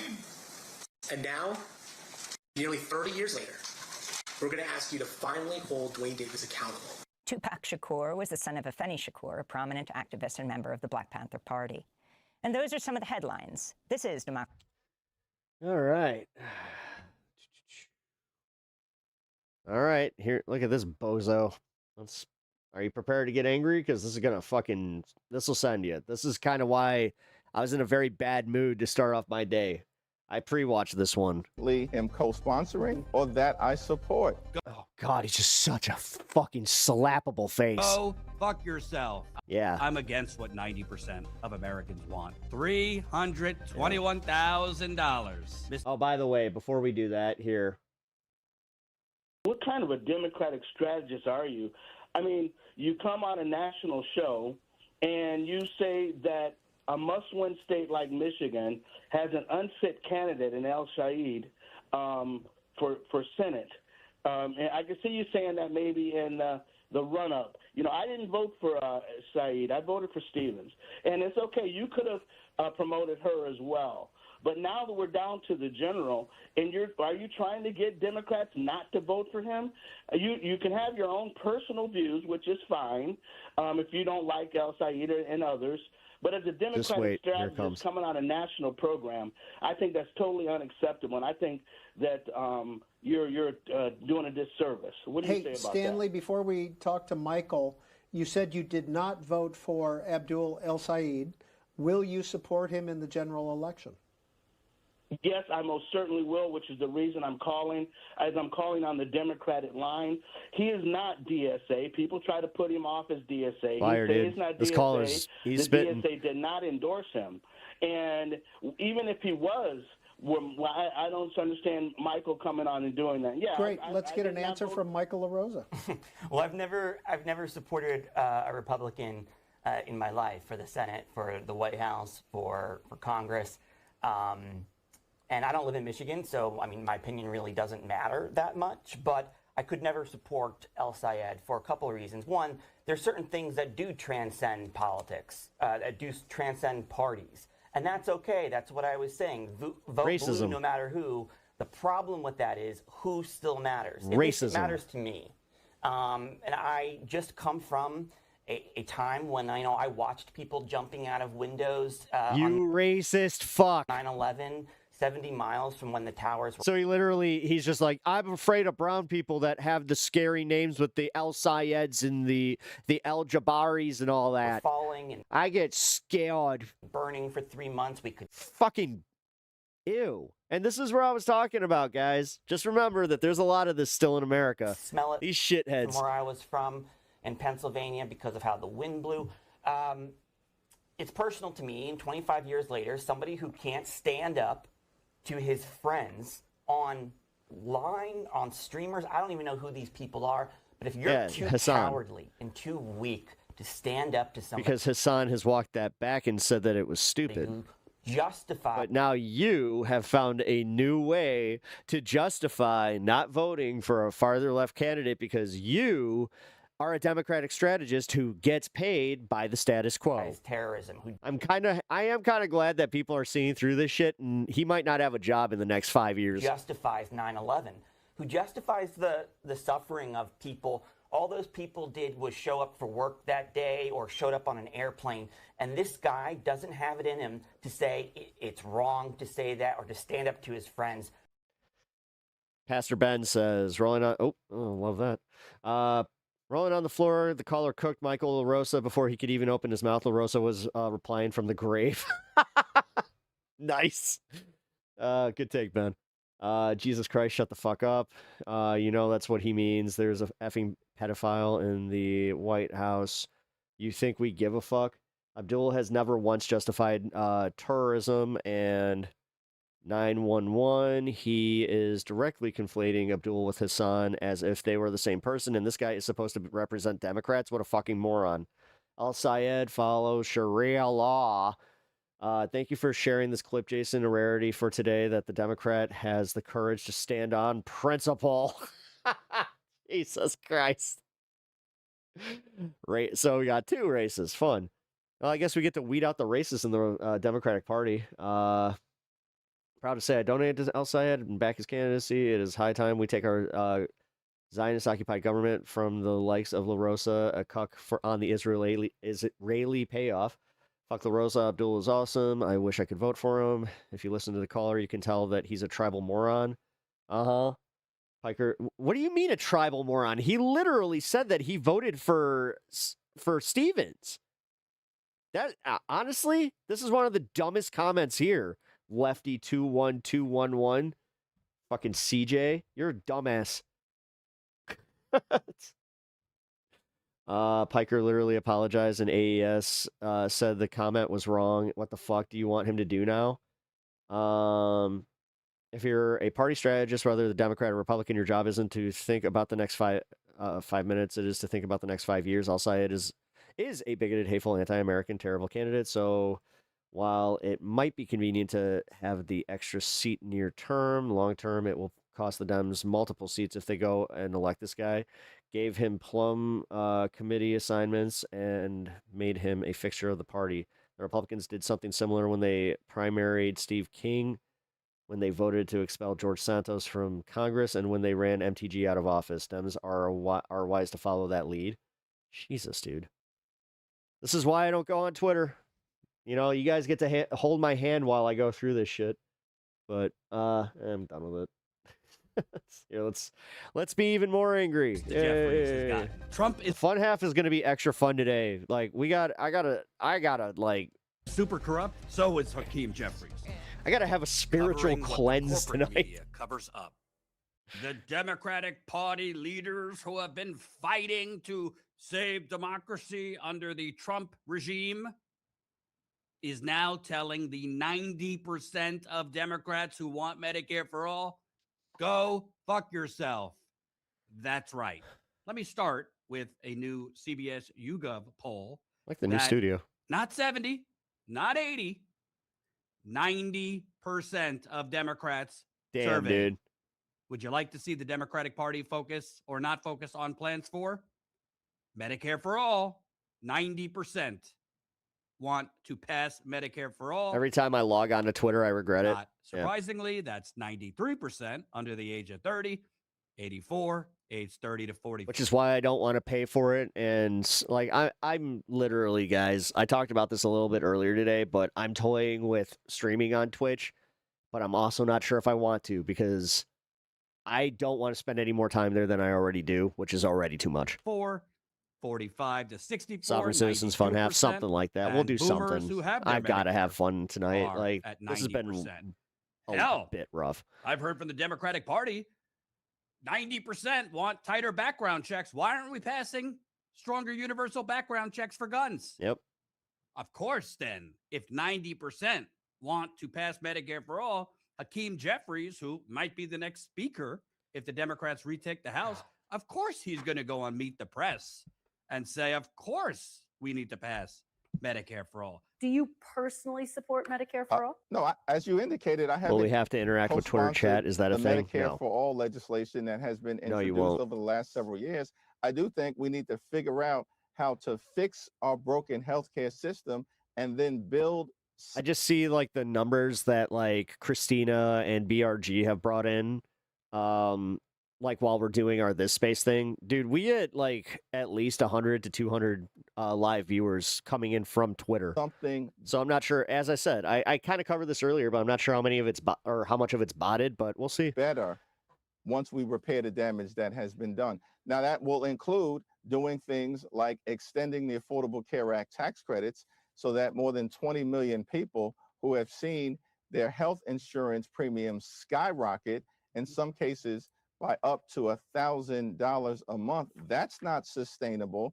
And that's something that Donald Trump. Can somebody please just find the scandal? This guy's got to have something. He's not clean. Like, dude. And Republicans have visited upon the American people. Just to be very clear, though, as a Democratic leader in the House, would you vote for or against Medicare for all? He's got the dirt on this guy. I think as you've indicated in your question to me, it's not legislation that I currently am co-sponsoring or that I support. Okay. But we do support the notion that we've got to find a path. You got to go. You'll be back. Hope to be back later. Oh, if you do not make it back later, Robin, thank you for being here. I'll catch you later. And make healthcare affordable for every single American. We do support the notion to find a pathway to make healthcare more affordable. And you wonder. It's not legislation that I. 5 to 64, 92% want tighter background checks. Why aren't we passing stronger universal background checks for guns? Of course, then, if 90% healthcare more affordable. Sorry about that. And you wonder how. I just realized that I'm not joined anymore. I got to renew my orangutan, subscription. Fake populist. Or not my subscription. Phony my, like Donald membership. Trump. I hate how it's beat backwards. The Democratic Party twice. And frankly, almost 3 times, because he almost beat Biden in 2020, despite badly mismanaging a once-in-a-century pandemic. Trump is super corrupt. So is Hakeem Jeffries. And let's not pretend that he's twisting himself into a human pretzel to be against 90% of Democratic Party voters. And other polls show an overwhelming amount of Democratic Party voters want Medicare for all. And a majority of independent voters, I thought elections were about getting those independents, right? Right. Want Medicare for all. And polls have shown nearly half of Republicans want Medicare for all. So why would Hakeem Jeffries be against Medicare for all? Follow the money, folks. Here is just the 20 2025-2026 election cycle, courtesy of Open Secrets. PAC money, $321,000 Mr. Jeffries has gotten from health, quote, care PACs. And let's not discount Wall Street PACs, finance, insurance, and real estate, $706,000. Well, what is one of the industries Wall Street is most heavily invested in? That would be the for-profit, predatory, murderous health insurance system. So he's double dipping here. You got $706,000 from Wall Street, $321,000 from healthcare PACs. You wonder why he is on Meet the Press, twisting himself into a human fucking pretzel, sounding like a buffoon, being against 90% of Democratic Party voters. And he wants to be the speaker? Who are you speaking for? Yeah. Who are you representing? And by the way, you know, it's a lot more profitable to just be put your blue hat on and rah the Democrats on YouTube. There's a whole lot of 20 to 30 something white dudes very successful on YouTube now. Rah. We're the resistance against Trump. Dude, that was totally a call out. Like David Pakman, Jack Cottarella, Adam Mockler, all these guys. It's less profitable, I tell you. Both parties are corrupt. Yeah. And both parties are bought off. Yeah. And neither party is actually for democracy. It is. This is goddamn Jordan. This is why I love status quo. Solidarity, we didn't man. have a Tell it functioning like it is. democracy before Trump. I'm right Now, there. Hey, just remember that, guys. If you ever need somebody, remember that. Some threats to democracy. There's this guy are more out here grave, that kind of like shoots himself in trying the to foot a overthrow lot. Elections, like criminal illegal wars, Oh, like shit. the unprecedented corruption Trump is ushering into this country, including I just did a video on the Trump Bank, his fraudulent, corrupt crypto bank now opening in Florida, which is going to be a money laundering paradise. Yep. But let's also make clear, it is not democracy if you are a elected representative and you vote and forge policy against the majority of the people. How could you, on one hand, go on cable news shows? Yeah, status go quo out with there Pep would be for awesome. years? I would love to collaborate with them in some way. Like, I wouldn't want to necessarily be on the ground, but man, Screaming. I would love to 90% of interview like Jordan or Americans want something. background Just checks, tighter he's background got checks. them and Mercado. Like, I have so much fucking respect for them. Guns. Why aren't the Republicans doing it? While at the same It is unreal time, in how the good they same are at breath, this. Saying, yeah, I'm against what 90% of Americans want on Medicare for all. Corruption, undemocratic, and hundreds of thousands of Bloodstone, people your Godzilla post is staring at me, and now I'm angry. die every year like, without health care. It's Godzilla. not that number, 68,000 people are uninsured in America. It's a lot I'll more go people. tomorrow. Because I'll see if they got any. you know how many people have health insurance but cannot use it because of the high deductibles, co-insurance, co-payments, hidden bills. So we have a corrupt mafia-esque system in this country that people like Hakeem Jeffries prop up. It is unbelievable. And you wonder why the Democratic Party keeps losing. Yes, losing. Yep. That's what I was saying earlier. You know, and this is where you got to keep reminding these people.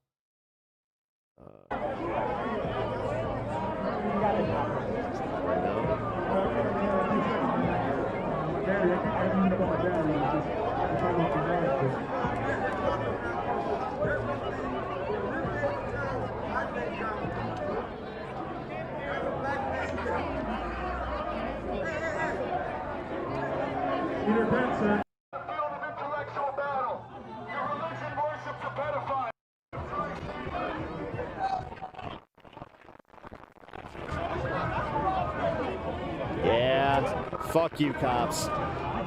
Fuck you. If you're letting him go out there and do this shit.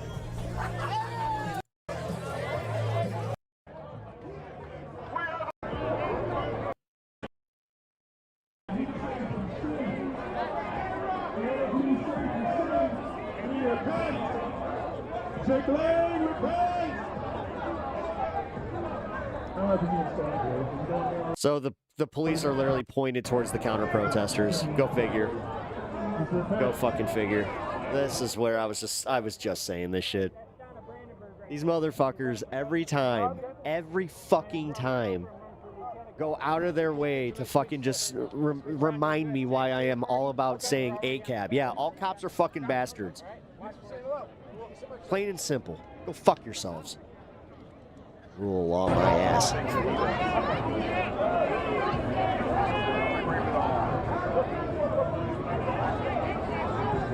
All right, well, we'll come back to this. Quite a bit of online attention. We'll see if that translates into anything here, but that's the Republican race for governor. Again, I'm just going to toggle through statewide races here. Ashley Moody, the appointed Republican incumbent there for the United States Senate. It's 7 o'clock. Wait a minute. With Marco Rubio joining the administration. Again, she's not expected to have any trouble tonight. Keep an eye on that. What might be interesting here. We got votes. We've got votes starting to come in. Okay. Now, this is Osceola County, and I've never known how to say that. Cow. Right off the bat, folks. Alex Vindman, who came in, has raised about $20 million for this campaign. Alex Vindman, who was that whistleblower figure in Donald Trump's first impeachment back in 2019, became sort of a well-known figure to Democratic activists nationally. This is Angie Nixon, a state legislator who joined the Democratic Socialists of America during this campain. Vastly. You know what that means? Wink, wink, snarl, snarl. Get her off the ballot. As you can see, this is just south of Orlando. Osceola. Kissimmee, St. Cloud is here. Osceola. And look at that. That's what I've been calling we got Leon County. This is the state. Wow, folks, Osceola. we've got something right away. Things can be. We got a big surprise right away potentially here. Again, so now, is Angie Florida Nixon State your here, the gal? State capital's here, Leon County. This is a big population center. This is the population center in this part of the state for Democrats. Osceola County. Nixon is leading there. Now the coast is starting to come in. Flagler County. Kornacki's saying it right. We got just about all the vote. We think this is in Flagler County. Vindman's going to carry it, but he's carrying it by single digits. It's early for you, Rebecca. Imagining watching Pep in the morning is pretty interesting. County, it's Vindman by 10. Technically a morning show. Good day. Vindman barely. It's basically a tie there right now. That's how I should start my show from now on. It's like, it says, welcome to the show, you lovely ladies and gentlemen, and or what is it? Guys, gals, non-binary pals. That one's so cringy, though. Hispanic populations in Florida. Let's just say, hello, everybody. Welcome to the show. St. Cloud, large coming at you from the morning, the afternoon, and the evening, since we're international. So what does that net out to statewide? We got 8% of the vote statewide. That's kind of crazy to think about. There is Nixon leading. We got a little bit more now coming in the Gulf Coast. Citrus County coming in here. This will be much bigger in a Republican primary. We'll come back to him, and we'll also hear. We're be bouncing around to this fucking city council thing. Wait, the city council is actually. Thank you all for your patience. Call to order this regular scheduled meeting of the 35th Dearborn City Council on August 18, 2020, 6 at 7 p.m. Just a kind reminder to everyone in attendance, please silence your cell phone communication devices as do not disturb the meeting. Mr. Clerk, can we have a roll? Well, I'm not watching an entire city council meeting. Sorry, buddy. That's not how that goes. Is down in this area. Flagler. We're going to do an update on News Now here in a second, folks. Folks. If you've been watching, you know how these go. So for Donalds, he's getting what he wants to see right away. In the Democratic primary for governor, for Jolly, clearly getting what he wants to see. So right away, statewide, this becomes the drama right away. Look at this. We've got nearly 20% of the vote in here, and Angie Nixon still ahead. Now, let's just Broward County. Holy cow, Nixon leading in Broward County by 10 points. So we're doing, I just want to, I'm getting my notes here, folks, because we're good. If you've been watching these, you know, we're going to do a hit here on News Now. In 1 second, you're going to get to watch the hit.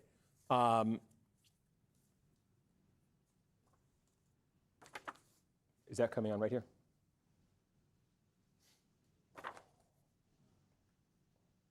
Okay, we got about 20 seconds, folks. So I'm just going to stop, and we'll pick this up on the News Now.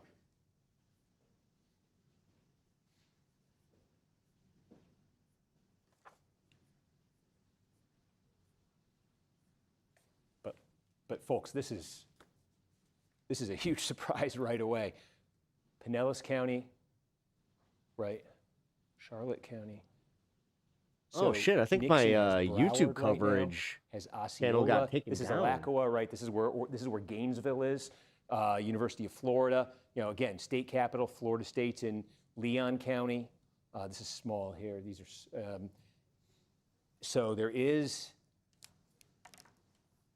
That does put her ahead in the count. Boy, Miami-Dade, like these three counties in a Democratic primary, Palm Beach, Broward, Miami-Dade, are going to be about 30% of the vote. Broward is the single biggest, and that's why that catches my attention right away. The other thing that I would say that we've seen, remember, this is early vote that we're looking at. These big chunks they're coming out. Remember these DSA candidates, the candidates on the left, we've seen tend to do better elsewhere. I lost my protest coverage. Apparently they quit, i.e., or they didn't quit. But I think the channel got taken down. Results. If that trend holds, all right. That's very Anyway, favorable for Nixon. Is it Vindman did just is get nighttime busy where you are? Along the like Gulf stuff to Coast do? Yeah, you got there's actually. Yeah, it's busy here even during the weekdays. Just north of. It starts slowing down like right around midnight. But some votes in so far. I know it's still very early in Florida. Thursday nights, dude. I don't know what it is about Thursdays in Chicago, but Thursday nights, primary for the it's United like States Senate in every bar Florida. does karaoke. Now this is a race here, like everywhere. Everywhere's got something on Thursday night. Like they do trivia nights. Like it's cool. Side quickly. Ashley Moody, go to bars, who was appointed to replace him, certainly in good shape in the Republican primary. The Democratic primary, Alex Vindman, if you know, if you remember this name, he was the whistleblower at the heart of the first Trump impeachment back in 2019, which made him something of a folk hero to Democrats nationally. He raised a ton of money for this campaign. His opponent here, state legislator Angie Nixon, running to didn't have to worry about doxing myself, so I could tell you like the local spots and stuff like that. During this campaign, Vindman was thought to have a wide advantage. I need you guys knowing exactly what neighborhood I live in. Vastly outspent her. There was some criticism that Vindman might be taking this for granted, and wow, these early returns have him in a real fight. I mean, in early, we've got nearly a third of the vote now in statewide, and you can see Vindman is ahead. All right, hold on. I want to hear. Wait, they just prayed? The city council just prayed before they bring blessing to them in their individual life. Ladies and gentlemen, special guests and visitors, welcome to Dearborn. Before we start our regular city council meeting, I want you to know that I've served this community for almost 25 years in this capacity. And at every single council meeting, it has been a tradition of the Dearborn City Council and the administration to begin in prayer. That's not okay. Separation from church and state literally makes it. I mean, that's egregious. I would sue the shit out of these guys for this, because the fact is, there's a Muslim community in Dearborn that is not being represented right there. And if they're going to play this fucking game, then Ronnie you know Chandler, what? No. a resident of Dearborn, Michigan, was born on July 16th, 1944. Sorry, guys. I turned Konaki's audio off so I could check with that city council. November. My bad. It's been a while since they won one in Florida. They thought with Vindman, they thought with the climate, with a new Republican appointed to the seat, this might be kind of a stretch opportunity for them this November. Wow, this would, certainly the establishment of the party, this would put a wrench in their plans if a candidate from the left like Nixon were to come and win this tonight. But she is absolutely making this a game right now. Yeah, and not just a candidate from the left, right? Steve, she's somebody who's campaigned with the Democratic Socialists there in a state that, you know, at one time was viewed as a battleground state. It has turned red over the last few presidential elections. As you know, it's now the home state of President Trump. What you're showing right now, you're right. It is not good news for Vindman. I do want to ask you, I'm sorry if you already made this point, do we know some of this early vote or the vote that you have right now, is it the early vote, is it the mail-in vote, or are these votes today? No, that's right. That's what they do in Florida. I'll give you an example here in Broward County. You see about 2/3 of the vote is now counted. That's early vote, that's vote by mail. All of these counties get that ready, and they report it out very quickly after polls close. And then in the next hour or two, they report out the vote that was cast today. And it's an important point, Tom, it looks because like the what cops we've seen actually in other states, disbanded I don't know if it would be from true here, protecting but Jake we've seen Lang. the candidates on the left doing better with that election day vote, that same day vote. That's the vote that Someone has might tell not him, not a been great look. reported out yet. And you see Nixon in it right now. If that trend continues here, that could be very favorable for her. Just real quick on a clarification point. When you're saying candidates on the left, are you saying the more progressive candidates do better in the early vote, or that's not really the case? Yeah, no, we've seen these candidates, these DSA candidates in a lot of other states. We have seen that election day vote, the people that went out and cast it in person, that's been where they've really performed the best. A lot of Yeah, times that's because younger they're not voters that taking are going out, chances folks, with you know, not getting whereas counted. It's almost like this is what happens when you tell us, you need to go Vote by vote, mail you need to tends go to be vote. All an right, older well, don't get pissed when As we we always fucking say, do. the caveat, it's very early. But, Steve, I'm glad you pointed that out. Really interesting stuff. Thank you for that. We're going to turn... You have Miami-Dade. Okay, well, we got Miami-Dade, and holy cow, Angie Nixon, wow. Angie Nixon there in Miami-Dade. Okay. Wow. Okay, wow. So let's just, a couple things here. Yeah, we got a third Anna, to vote in the Senate primary. if you have and any this is a huge information on surprise. these elections, This please. This is a huge surprise, the way this is shaking out. Hey, that's where that I also live. Means we're She's getting she's better than votes the in these other congressional person. districts. And one that I immediately that's want all to you check have is in she's on better here, than the other seeing that person, Angie, but she's not Nixon technically is like leading great. in Broward and Miami-Dade. I want to see what's going on in Jared Moskowitz's primary. They've been distribute them throughout the congressional districts a little bit slower than you're going to have at the statewide. The one that we do have to check in right now in is Florida 7, the Mills district. We do have results out of. All right, we'll come back to this. Let's get this story about Ossoff igniting a personal feud with Donald Trump. Both the president and White House escalated a war of words today with Georgia Democratic Senator Jon Ossoff. At issue, don't the worry about senator's it. remarks about the White House ballroom and a devoted presidential aide known by some as the human printer. Senator Ossoff, who's seen as a possible 2028 presidential candidate. Fuck it. Let's go with Philly D. I've got a genuinely crazy show for you today. You've got what? You always got the genuinely crazy show. It's crazy times there, Philly. Like, come on, man. Oh, actually, here, let's do this first. You will never believe this, but What a is he creepy doing male with his hair? president What's he doing? Has turned his attention on a young female staffer. Yes, what could possibly go wrong? This is just another day. You trying to grow it out? What's going on here? Recently, when Donald Trump decided to play musical chairs with all of the Air Force Ones, eventually sneaking onto a separate military... Nah, Philly D is still going to be better than this.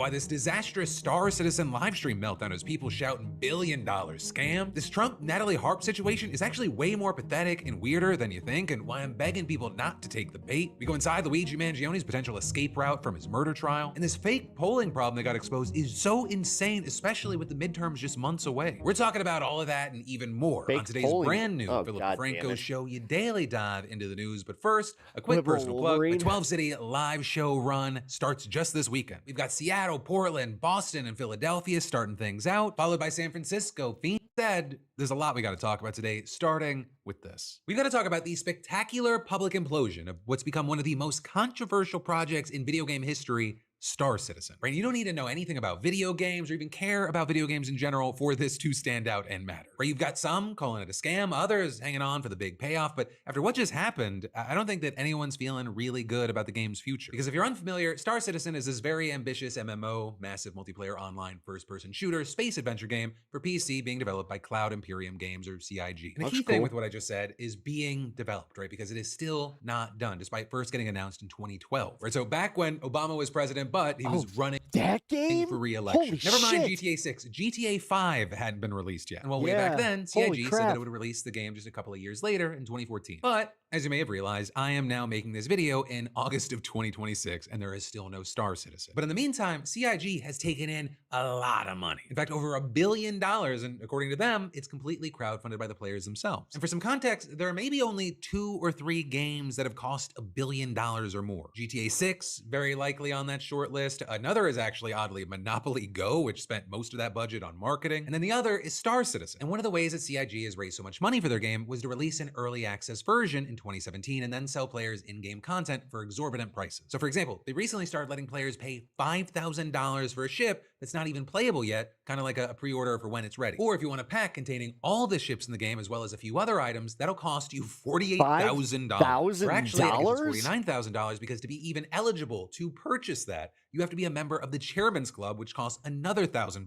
which is then part of the reason why you have so many people calling this game a scam. But the developers, they do make it clear that when you buy these things, you're also contributing to the development of the game itself. So it's kind of a half sale, half donation. And if what you're getting for your investment is a polished, playable game at the end, then Cool, right? Promises made, promises kept, mission accomplished. But ever since Star Citizen went public, fans have complained that it's just riddled with bugs, sometimes to the point of being unplayable. And yeah, CIG, they've improved it over the years, so lots of people, they look past the flaws enough. Oh my God, it's a new No Man's Sky, except this is way worse. So apparently, with all this, someone at the company had this bright idea of, hey, let's do a live stream. We'll have the devs themselves play the game, not only on a private server, but on an internal build of the game that is different than the one that customers currently play. And this was meant to show how the game works under perfect, ideal conditions, right? So people could see what it'll be like once they fix the issues with the public servers, otherwise known as the PTU. We recognize the current state of the PTU. We see the reports, we play it ourselves, we hear you, whatnot.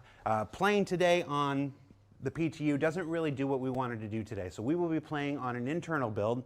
This is the game as it's designed to work. But then what followed, it could be described as a sadomasochistic humiliation kink ritual. You saw players lagging, NPCs glitching, basic mechanics just not working. And boom, you see things popping up. One Reddit thread lists dozens of bugs and issues that they observed during the stream. And I mean, it is hard to convey how uncomfortable it is to watch these devs live in front of an audience struggling to use their own weapons or simply access their inventory. Oftentimes, they just ignored it and pretended like everything was fine, but then sometimes they acknowledged when a thing wasn't working. Guys, I can't read. We're my gonna God, die. It's broken. Help.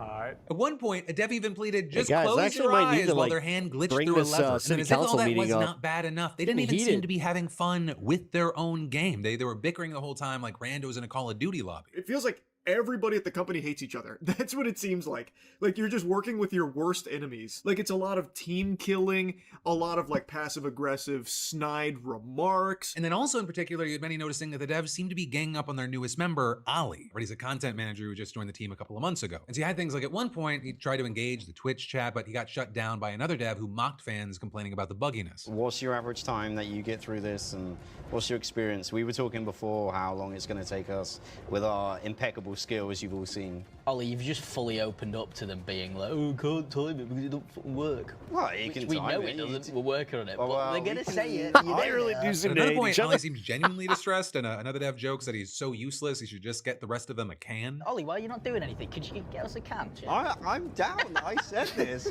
You know this. You being down, you being up, there's no difference. And even some on Reddit reacting to moments like this saying, if that reflects the company culture at CIG, then it's hardly surprising that the company keeps running into such serious problems. But then one of the biggest gut punches came at the end when, after well over an hour and a half of playing, they couldn't even finish the mission. Elliot's down. We've wiped. It's a party wipe. I think so. Right. Attempt 2. Don't Ollie, queue up in the kill yourself. in the bed. So with that last jab at Ollie, there's some awkward silence, and then Ollie's like, maybe we should respawn and try again. The host Jared, who's hovering right behind him, immediately jumps in like, no, we're out of time. Which also I'll say, it's kind of crazy to see Jared go from being proudly taking responsibility for the event like this, Welcome to another episode of Star Citizen Live. I'm your regular host, Jared Huckabee. to seemingly just awkwardly throwing Ollie under the bus for the whole thing. We're at time. It's your show. Wrap it up. Jared? You say goodbye, or you say goodbye? No? Okay. Luke? Now, with all this, CIG, they actually didn't try to bury that stream under 10 feet of concrete like many companies probably it would. was And live? instead, Yeah, dude. They actually, this is... Okay, I didn't even have this on my radar. I'm kind of glad that Philly filled us in on this. posted it to YouTube, and if you look at the comments, they clearly shouldn't have. You've got comments like, no one was having fun here, felt like a hostage video. Another adding, go easy on the dev team. It was probably the first time they actually played the game. And then others saying, the devs did this to themselves. Nobody forced them to do this. It was not required or promised ahead of time. They willingly put this shit show on display, knowing how bad their fucking game is. And yeah, seemingly the biggest takeaway for a lot of people is that when CIG insisted that all the glitches and bugs were just due to server performance, they were just lying. Or you had one user saying, this live stream showed the community that the core of the game is completely fucked. And if you're one of the many people who invested thousands of dollars into this game, that realization, as one player put it, is such a kick in the balls. But for some, this actually wasn't all that surprising. Or because when a game is stuck in development for this long, you might assume from the outside that things are gradually progressing, however slowly. But in reality, you have a situation where the game's just accumulating more and more technical debt, which I'll let Kira explain. The things that were being done at the beginning have to work with the things you're doing at the end, and you're basically building on top of something layer by layer. Yeah. And as people leave and new people come in and you would be things pissed? get changed, you are essentially Yeah. like, you're not working on something that just gets added. This is why I don't understand people that like spend money that could easily turn into like generational wealth. You know, anything like over fucking $40,000, and it just works. life You're having savings, to and they're rework just blowing things it on shit and like deal this. with problems that have been around forever, or the new stuff that you're doing breaks something It can't from just before, be no, it's greed. or he's completely No. incompatible. Once they And reach I'm that saying $1 billion that at this mark, point, they the most want it. experienced devs in the industry know not Somebody's living pretty high. to go near CIG because it's a small world and word gets around. And so the people that are left to clean up the mess are often junior devs like Ollie, and unfortunately, they receive the brunt of the backlash from understandably frustrated fans. But for now, we'll see what happens. See if CIG gets their act together, if somehow they pull off a comeback after 14 years of delays, or does it crash and burn, or do they just slap a band-aid on it and announce, hey, it's done, without actually fixing the core thing. So personally, website for more details. And then diving right back into the news, you've got the White House losing its damn mind right now over the whole Natalie Harp situation, and Trump, he just had a total public meltdown, right? And if you don't know, or you didn't know until this week because you have people in your life who love you and invite you to things, Natalie Harp is a 35-year-old former OAN host who was hired as an executive assistant to Trump That's at where the she's beginning of his from. second term, and she's become one of his closest and most loyal staffers. Right? She's almost always seen by his side. She's helping him write and send social media posts, fetching important information. And in fact, she's so close to Trump that she was reportedly one of the very few people with him when that whole Air Force One switcheroo in Turkey happened, right? Where you had Trump secretly changing planes amid a Where's potential Melania? threat from Iran, effectively That's leaving my top biggest staff thing and is, where's reporters as Melania? decoys. And actually, Natalie's also credited Trump for And saving her also, life are by we gonna enacting a law in address the 2018 fact that she gave her looks access just to like his treatments fucking for her bone daughter? cancer. But also, their close connection, it's raised some eyebrows. For example, back in June, you had Harp's estranged older brother telling the Daily Mail that a relationship was very unhealthy. And in their new book, New York Times writers Maggie Haberman and Jonathan Swan reported that Harp left adoring and intimate letters to Trump during his campaign in 2023. One even reading, "You are all that matters to me." And well, then fast forward to a campaign rally in Georgia on Sunday, and there you had Senator John Ossoff mentioning their relationship while slamming the president to very loud cheers. And while the sailors on the Lincoln fight his war. Wait, so the people that are like, okay, so apparently there's a group now, they're not taking responsibility for the attack on Dean Withers, but they're also taking responsibility by saying this was to prove that you can't trust the Epstein files. I hate this fucking timeline so much, honestly. Holy fuck. While he fruitlessly drains our munitions and oil reserves, the Holy president fuck. sleeps through his meetings. He golfs and trades stocks. See, he doesn't want to do the job. He wants to build his ballroom and travel with Natalie on their apparently defenseless flying palace gifted by the Emir of Qatar. And apparently that hit a nerve for Team Trump, where you had White House Good. Communications Director Stephen Chung going all in on an absolutely batshit post, writing John Jackoff has to be the biggest cuck loser in politics. Instead of denigrating hard-working people serving their country, John should look deep into his soul and ask himself was an why attack he's a on miserable Dean. person Yep. who hates this country. It's because he's a radical extremist Democrat. Steve, my man, you can't look how you look and call someone a miserable cuck. My man, the call is coming from inside the house. Also, you had White House spokesperson Davis Engel throwing this insult, tweeting John Ossoff is a cringeworthy feminine theater kid cosplaying as Barack Obama. Nobody gives a shit what this lightweight loser says. And again, I hate to do this. How is it this person that is saying this? So much of this feels like self-reporting projection. And also, by the way, apparently nobody gives a shit what this loser says, which is why the whole White House is responding. It's why, and maybe we'll get into it, a bunch of conservative influencers seemingly posted things that are or very close to copy-pasted influence campaign operations about this. And actually, you even had Trump himself taking swings while clashing with CNN reporter Kristen Holmes in the Oval Office yesterday. Yesterday, John Ossoff said you'd rather travel with your aide, Natalie Harp, and build the ballroom than do your job as president. What is your response, John Ossoff? You mean Pee Wee Herman? Pee Wee Herman lookalike? No, I would much rather do other things. We're building a great facility here. We're fixing a White House that hasn't been taken care of. With Trump then going on to ramble about his ballroom for a while, but then a few minutes later, you had Trump's berating Holmes after she pressed him on his decision to reduce military activities with South Korea, asking the president if Kim Jong-un had requested that action after he once again bragged about how well he gets along with the North Korean dictator. Kim Jong-un has always treated me with great respect. And we met on numerous occasions, actually, 2 primary occasions, spoken and spent time. I understand him, he understands me. He didn't like anybody, but I get along with him very well. No, what I'm doing is making things safer. Did he ask you to scale back on those? Quiet. You're very disrespectful in front of this young man, okay? Don't you find her disrespectful? He understands. Quiet. Who are you with? and with CNN. Fake news. I just wanted to follow up on the South Korea question.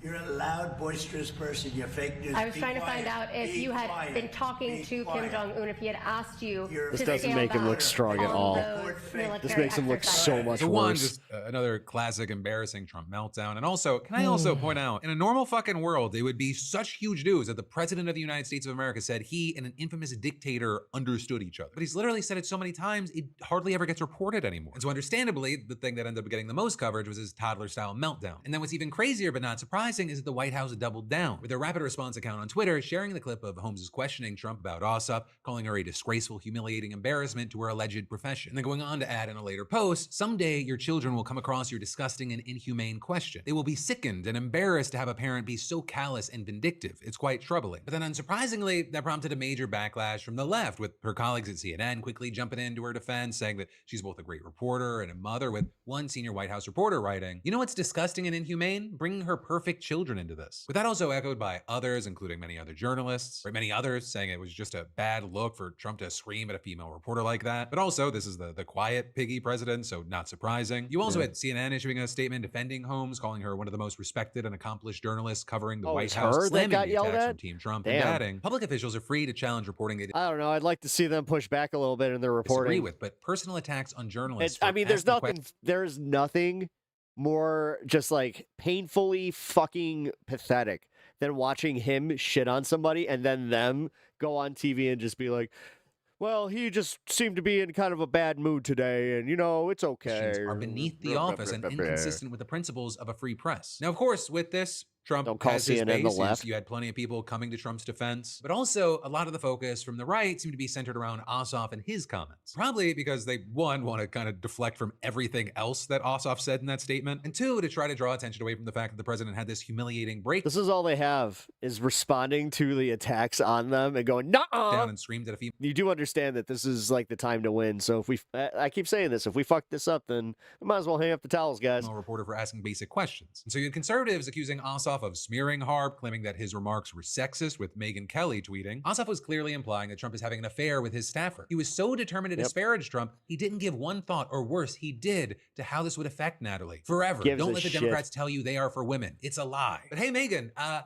Ossoff didn't say anything about Trump and Harp doing anything. It's you guys who are making this jump about Trump doing whatever with Harp. That sounded like Ossoff just talking about Trump caring about the sycophants around him rather than all the other people on the decoy plane, all the troops he's stressing out and putting in harm's way. You're rising gas prices, you're rising electricity prices, your healthcare costs, all his failed promises. And all of this is you with then others calling Republicans hypocrites here, noting it's Trump who regularly disparages women, makes overtly sexist remarks. I mean, that doesn't even get to the E. Jean Carroll of it all. It also doesn't get into the Epstein files of it all. And funny enough, part of the road that got paved to a second Trump presidency, starting with the first one, was Trump berating Megyn Kelly herself, talking about her bleeding out of her from whatever. wherever. And then as far as Ossoff, wherever, when you had MSNBC's Jen Psaki pressing him on why he name-checked Harp, he responded, "Well, I've heard this particular aide referred to as his security blanket. And I think we could say that about any number of the senior aides in the White House. They're not telling him what he needs to hear. They're telling him what he wants to hear. And the nation is at war.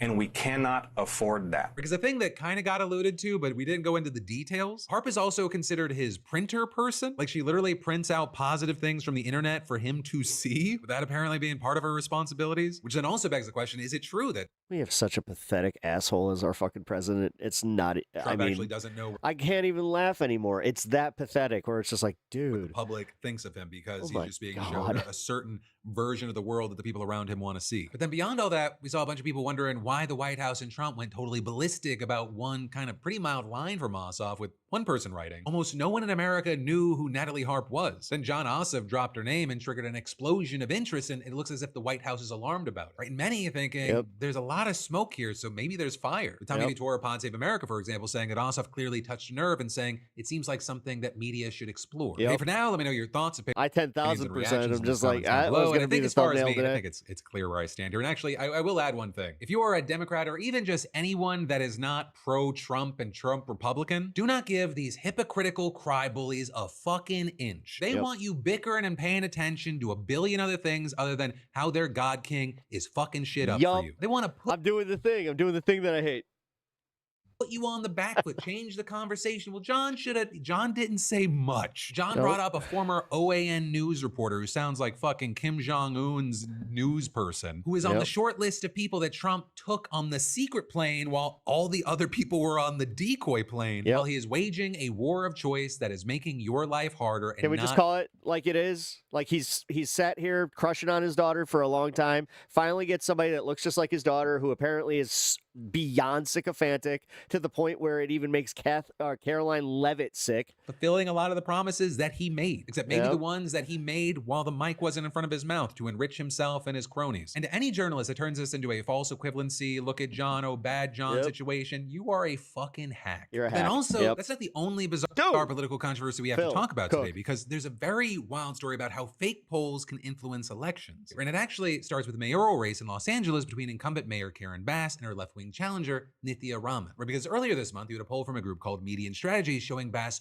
far ahead, nearly 12 points. And even more specifically, hey, it's exactly what happened with Francesca Bass was Hall. picking up way more people who voted for Spencer Pratt in the primaries, which would be a big win for her. And so you ended up saying that there was some news coverage on this poll, with the California Post, which is a West Coast spinoff of the New York Post, running the headline, Spencer Pratt's voters could be deciding factor in LA mayor showdown, according to the latest poll. And you had Karen Bass herself. God, I'm so glad that Mr. Montag is not going to be the mayor of fucking touting the numbers Los of her Angeles. campaign, throwing them onto a graphic and adding, doing the work, showing up and gaining momentum. Let's do this, LA. And so if you were rooting for or part of Bass's campaign, looking like really good news, except it wasn't real. A reporter for the LA Times said he repeatedly reached out to Median Strategies, the group behind the poll, and quote, they told me they were discontinuing their polling operation, then they admitted their poll was fake. With the group also giving a statement to the Times saying, Median Strategies was created as a short-term social experiment to examine how purported polling information could enter and spread through the political information ecosystem without independent verification. Oh my and saying God, we it are was an not seeking experiment? publicity or attribution for the individuals involved and are declining interviews. With their website now displaying a similar memo and noting that all their previous releases have been withdrawn God, and Trump should not chasing be after someone who looks just like his cited as daughter. genuine Yeah. polling data. All of which is extra fantastic because according to reports, doesn't seem to be the Median bothered by it. began posting on social media on August 9th. It claimed that it wanted to fix the credibility problems in polling and rebuild trust. And so now there's just been so many reactions to this. Karen Bass, she took down her post about the poll, and a spokesperson for her campaign said this poll was reported on by a news outlet and saying any bad faith attempts to influence elections should be investigated and prosecuted to the fullest extent of the law. You also have the California Post updating their article to be about Bass's condemnation of the stunt, and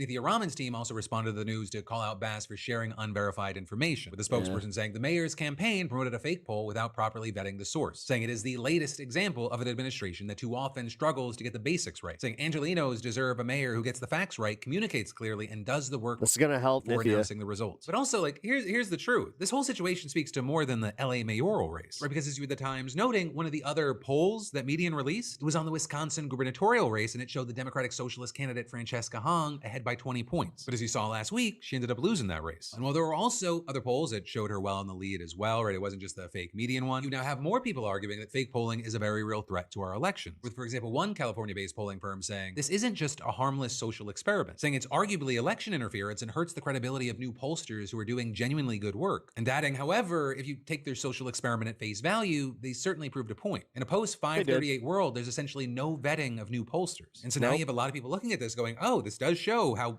a fake poll can go so far that news outlets and campaigns, they're not always... I will admit, this was very effective. It had to go this far for anybody to even really care. To look into who's conducting them or what their methodology was before running those numbers. And so you had one Democratic strategist adding fake cooked poll releases are quickly becoming the hottest form of election interference, saying this does not bode well for 2028. Another political blogger adding it seems like making up polls could be an underrated business strategy. For example, my fake survey says the 2028 presidential vote in Pennsylvania will be tied with a 4-point margin of error. How much are you going to have to spend to beat that? And then you had another pollster adding that while we don't know the motive here, this and then it fluctuates Polymarket and seems all like a these trend that fucking can be betting used to apps. manipulate prediction markets. And actually, interestingly enough, before this whole thing played out, just last week, you had the Brennan Center for Justice putting out a piece exploring efforts to undermine poll credibility, explaining polls can shape voters' perception of candidates, electoral participation, and confidence in election results. This makes polling a prime target for those looking to influence. That's why I think that 44% poll was not real. Influence the electorate and shape For public opinion. Francesca Because Hong. there's been both an increase in fake fake or misleading polling, as well as attacks on legitimate polling. It's just harder for the average voter to know what to believe. And so one, of course, I would love to know your thoughts on any of this, but also two, at the very least, part of this story should tell you that you should vote no matter what the polls say. They could be wrong, they could be right, they could be trending one way or another, but the only thing that actually matters is the vote that happens. Or I guess another way to put it, and this is kind of a more all-encompassing thing, you will always have more people talking and yapping than actually doing. Adam S., you go. All right. Let's go back to Konaki. See what's up. Going for her here are the fact that she's ahead, but it's that she's doing better with the election day vote. And it's just so even in the counties, as we're showing you, even in the counties that are Vindman's shade of blue, right? A place like Lee County, Sarasota was a good one to show you here. You know, where Vindman's getting a big chunk of the vote that's coming in now in these places isn't nearly as pro-Vindman as this total. Pep Talk saves us, yeah. It's election day vote that's coming in that's much more Nixon. Now, where is their outstanding vote here? Wait, they're doing election night coverage? Is the Panhandle. The polls don't close here for another 25 minutes. Now, how many votes are here in a Democratic primary? Not many, probably 3 to 4%. We'll say about 4% of the votes in a statewide Democratic primary are going to come out of these Panhandle counties. So we're at 2:30. All right, I got to take a in theory, it's an opportunity there for Vindman. But look, so far, it's Nixon who's winning. These are overwhelmingly Republican counties. Catching up. But it's Nixon who's winning. Look at this. It's Nixon who's winning up here. Leon County, this is one of the first that we saw come in tonight. Jefferson County, kind of getting right that, back. Gotta use the bathroom. Bend there. And so, yes, the left here, there'll probably be some debate. What was this? What does this represent? If this is something that holds here, there was a lot of talk that, again, Vindman was kind of asleep at the wheel with his campaign. As a result like this speak to his failures as a candidate? Does it speak to something that Nixon herself tapped into? She didn't have nearly the kind of resources that Vindman did to get a message out, but something has resonated here in a very big way to have a result like this that I think goes so counter to what expectations were. Again, just checking in, Miami-Dade, Nixon continues to lead there by 18 points. Broward County up to nearly 80% of the vote. She is not winning in Palm Beach County. So, Adam, I don't want to lose sight of this one with so much happening here. And you tell me if I should linger on this screen for a little bit. No. Okay. Then I do want to just not lose sight of what's happening in the House races, because it looks like in the 7th district we've had a development. Let me take you there. Again, this is Corey Mills, embattled Republican incumbent. He has now fallen behind Ryan Elijah. And why? Because it's still in Volusia County. It's what we said. The election day vote. Adam told us about the first 3,000 votes of election day vote in Volusia County breaking for Elijah. I said, maybe it's an outlier. Let's see more. Now we've seen more. More election day voters come in. It continues. Elijah is pouring it on with the election day vote. He's now taken the lead in the count in Volusia County, narrowly, but he's taken the lead. The trajectory, the important thing is with 17% of the vote, a sixth of the vote still to come in Volusia County. The election day vote is what this is. The trajectory is clearly pro-Elijah with that. So you can expect him, I think likely here, to expand on this in Volusia as the remaining vote comes in. Now, Volusia is about 45% of the vote in this district. We need to see Seminole. Is Seminole going to look like Volusia, or is it going to look different? For Mills now, it's got to look different. Otherwise, we've been tracking them. We've had a number of incumbents lose primaries this year, House primaries.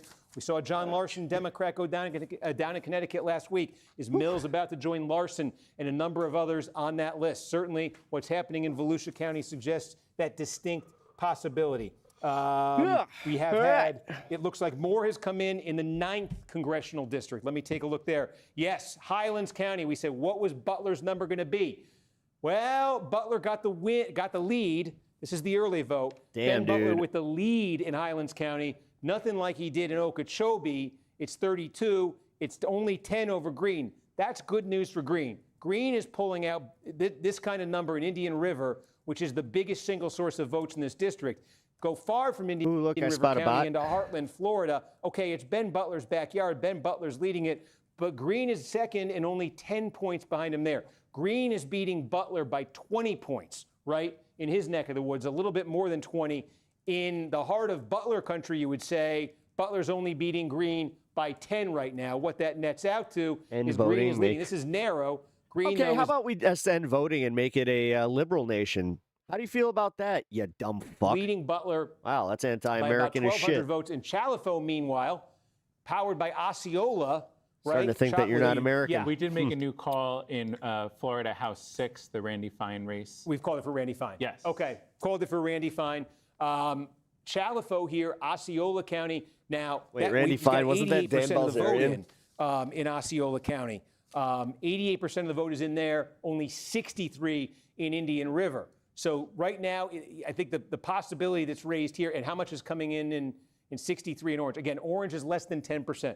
It's about 21% of the vote is going to come out of Osceola County.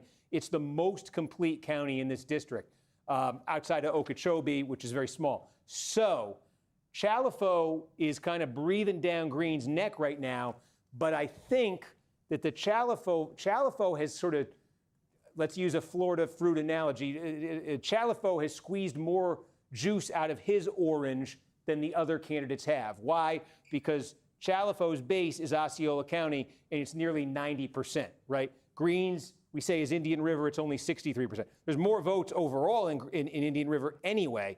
And again, Butler, there's a lot to come in Highlands. Butler's hope is that the election day vote in Highlands breaks his way big time. So that would be his hope. Green's hope, Butler's hope. The problem for Chalifo is, get outside of southern Orange County and Osceola County. There's a little bit of polk that'll come in, but he's running, he's getting doubled up in Indian River, and he's a non-factor in Highlands County and in Heartland, Florida. So I would look at Green, and I would look at Butler right now, perhaps, more than Green and Chalifo, despite Chalifo being in second place. Okay, where else do we have numbers? We've had some... Palm Beach came in? Yeah, we've had some developments in 24 and 19. I've been interested in your take in 24. Yeah, let's get 24 up. Okay, so we're looking at, we have Miami, we have a sort of a split here. Oliver Gilbert, okay. Chevron Jones, state senator in the Broward County portion of this district, is leading Oliver Gilbert by 9. Kendrick Meek. So, okay, one thing we can see in the 24th district overall is that the Meek comeback, the third generation attempt by the Meek family to win this seat, not going to happen. So this is now a race between Oliver Gilbert and Chevron Jones. And I had a note on this that I want to keep in mind here. So there is a geographic split here, right? Oliver Gilbert is the Miami Gardens mayor. This is the Miami-Dade portion of the district, and Chevron Jones is a state senator. All right, so Anna, what's the deal with the lady in your county? This is the note I had. Let me just read this to myself because I want to pull sort of bigger lead with the early vote. Okay. I have a note to myself. Adam, can you check this? I should have checked this ahead of time. Yeah. The St. Petersburg poll, they did a poll here. I like booping the clankers on the nose. Show Chevron Jones with a bigger lead with the early vote. Get them clankers. The folks who had already cast their votes. Because I think that's significant if that's the case. Gilbert, again, that's former Miami-Dade commissioner.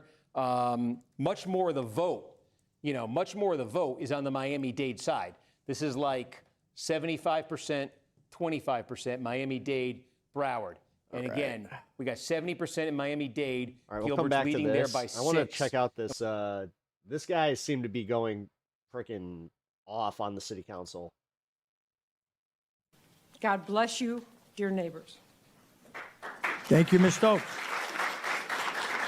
He got passionate. I have no idea what he said. Angie Nixon's way better than the other person. All right. Thank you. We have Pastor Lorenzo Sewell.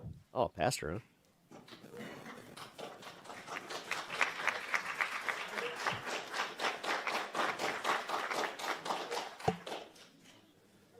My name is Pastor Lorenzo Sewell. I have the honor and the privilege of being the senior pastor of 180 Church, where President Donald Trump came for his birthday weekend. It was there that I had an opportunity to pray over the president. And it was at that moment that he told me I would pray at the inauguration and I would be able to preach at the rededication. The reason why I'm here today, because I want to hear Pastor Ben talk about this guy. Dearborn, in all of your prosperity and everything that you've done, the spirit of Hubbard is still in this city. The spirit of racism still dwells in this city.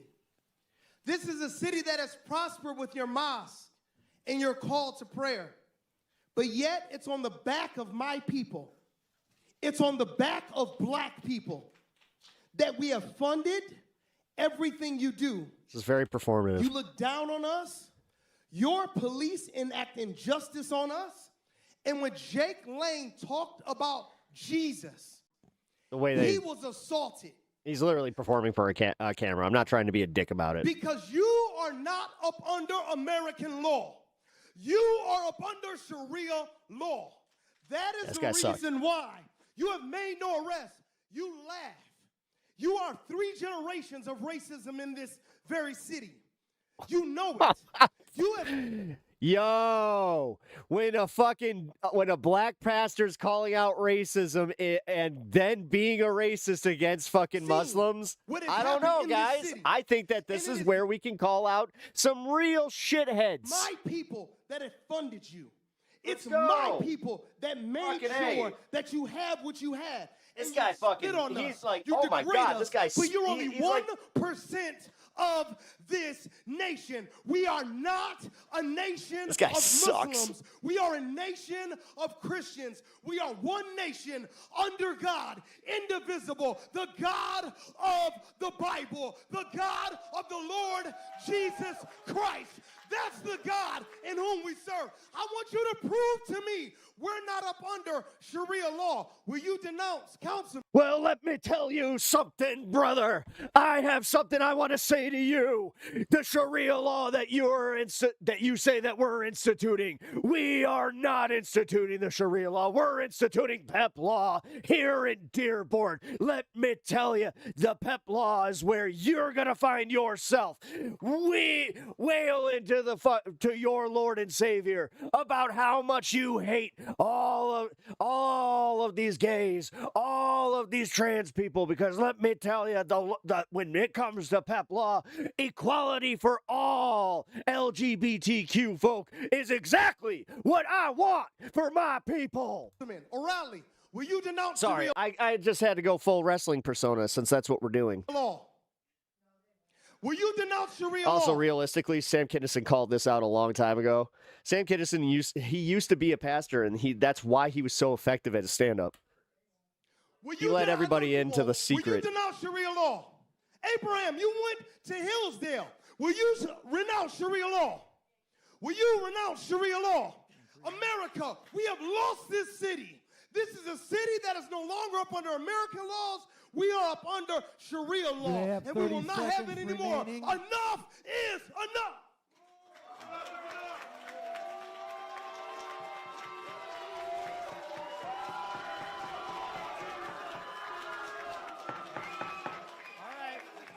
All right, order. We're gonna have order in the meeting. We're gonna have order in the meeting, folks. Okay. I just would like to remind everyone, there is a microphone system in the city of Dearborn. We can afford one. So when you're speaking, if you'd like to raise your voice, guys, you can, but it's not doing anything else. So we're going to give you a warning. Speak. We can hear you. We want you to be heard. We understand passion. We're all about. For the last 40 years, I have witnessed firsthand the transformation of this great and diverse city. I have watched families build their lives here, businesses grow, neighborhoods change, and generations come together to make Dearborn the community it is today. Wait, and Jake Lang actually made an appearance? Paraphernalia. That's the... Tell me that white Christians are not being invaded. How can you lie to our faces with your taqiyya? This is an invasion on all fronts. Our people are being pushed out of the workplace. We're being pushed out of city councils. That What up, DJX? Good to see you, man. Muslims needs to be wiped off these people's faces. These people are looking to destroy us. These is an invasion on all The fact that this is allowed at a city council meeting is kind of crazy. Out of the workplace. All right. We're being pushed out of city councils. That smug All right. face Since this of is the all tequila performative. Muslims All right. needs All to right. be wiped off these people's faces. These Let's people see. are looking to destroy us. These people are looking to outbreed us. The Muslims have not come here to assimilate. They have come here to steal the wealth of this land, to rape our women. What about the 250,000 women in England that were raped by Pakistani Muslims and they got little slaps on the wrist from the woke Democratic regime? The Muslims are being used by the Democrats to instill socialism in America.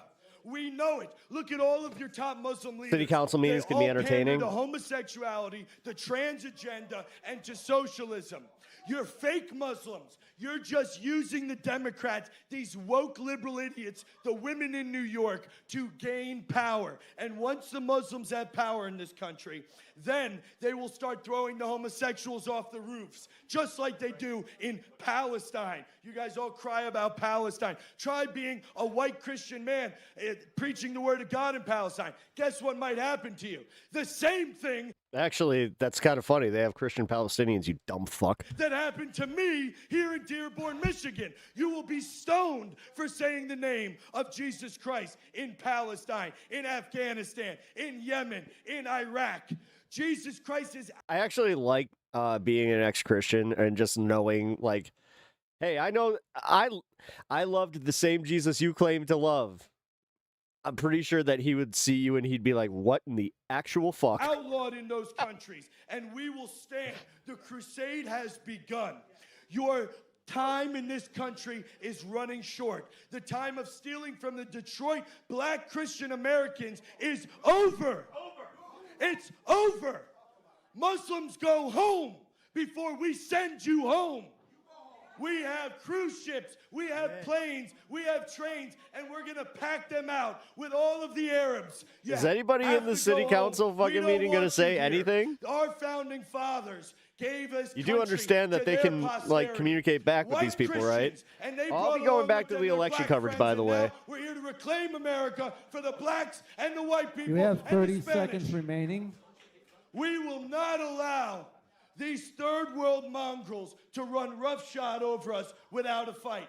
The body of Christ is one. If you are in Christ, you are my brother. If you stand against Islam, you are my brother.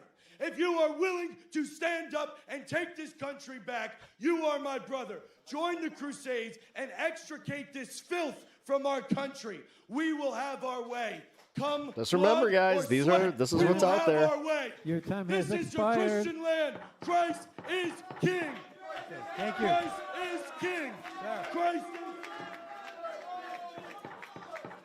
is... Jason. Wait, is this lady fucking cheering him? This lady right here?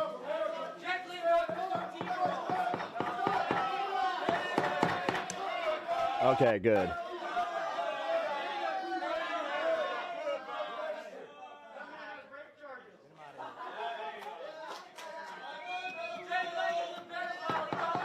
Okay, folks, let's have order. We have the best police department in the state of Michigan. They're handling it.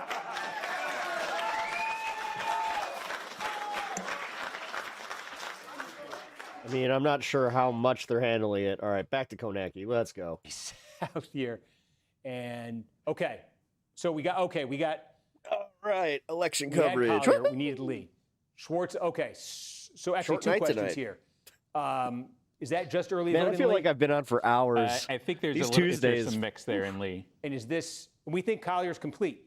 Jim Oberwise? Yes. Oh, Collier's dude, you guys complete, got and if Jim you want to go to Oberwise? the district-wide. Yeah, That that's very motherfucker, wow, and that's he's from St. Charles, Illinois. So NBC News projects that Jim Schwartzel will win the Republican primary. He didn't even in Florida's fucking get 19th 16.5 of the This vote is there. significant. He defeats the Trump-endorsed candidate, Catalina Loft, and we just saw it before that check mark came up. That was the tell, and you got it out of Collier County, where if you remember, the first votes that came in here, the early vote had Schwartzel leading by 10, and we said, okay, that's a good start for him, but with that Trump endorsement, was that going to result in a big reversal on the election day vote? Clearly, Loft did better on the election day vote than she did on the early vote, but only enough to cut what it was a 10-point deficit down to 5. And so when she emerges there short, and then you get the early vote here in Lee County showing, the same break, that's enough. That's just too much for her to overcome. So again, this is a overwhelmingly Republican district. This has sort of become one of the core Republican areas in Florida, kind of quietly, this sort of Southwest Florida area here, super, super fast growing. Folks, Jim Oberweis, this man, I will give him the political eulogy here a little bit. I mean, he's run for the United States Senate in Illinois. He's run for governor in Illinois multiple times. He's run for Congress in Illinois. He came achingly close in 2020. He lost by, I think, 1.3 points in Illinois' 14th congressional district. He did get elected once to the state Senate in Illinois, found his way, as many his age from the North do, down to Southwest Florida, and took a shot here. Again, what a crazy world it is. He and Loft ran against each other in that Illinois 14 Republican primary in 2020. Oberweis beat her in that race. She's leading him here, but neither one of them is going to catch Jim Schwartzel. He's going to win this primary and again be the overwhelming favorite in a district Trump carried by 30 points. So that was a very interesting race to watch. And just again, if you were curious, if you're watching this, you were probably curious. How did Madison Cawthorn do? There's your answer. Chris Collins. He'll always be the answer to a trivia question. Who was the first sitting member of Congress when Donald Trump first ran for president to endorse him? It was Chris Collins. Collins did not get the Trump endorsement in this campaign. He did get a Trump pardon in 2020. He'd probably choose the pardon over the endorsement, would be my guess. Okay, so that's the 19th district. Where else do we have votes here? We got Washington. We told you Wasserman Schultz. I'm looking at Ryan Elijah. Nothing new there. But yeah, I'll just go back to that Scott Singer one because the difference maker for Singer, he's doing pretty good in his neck of the woods there, Palm Beach. Where Boca. Oh, we just got more vote here. More vote came in, and again, this is election day vote now is coming in Palm Beach County. Again, Singer, the mayor, up in this part of the district. Wait, Palm Beach County takes you to 90% of the vote in. And Singer now has opened up a 1,500 vote margin over Morales. The key there, I think.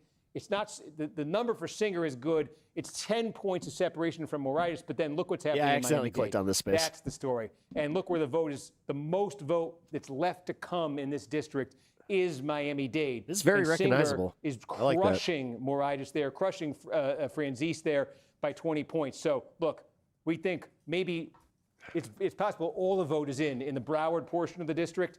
There's a little bit to come in Palm Beach. The place where there's vote to come is the place where Singer is by far doing the best. So it's I thought that tab was muted. You're at Scott Singer headquarters right now. You're getting really excited. And if you're at Jared yeah, Moskowitz headquarters, like, you're getting the opposition research that. books out because it's certainly pointing here towards the distinct possibility that the 25th district, again, will be Moskowitz versus Singer. This is one of the four that Republicans have redrawn to try to get extra seats out of Florida, new seats out of Florida, because under the new lines, Trump would have won this district by 9 points. Right now, an interesting note on this is if you wound the clock back 4 years earlier, right in 2024.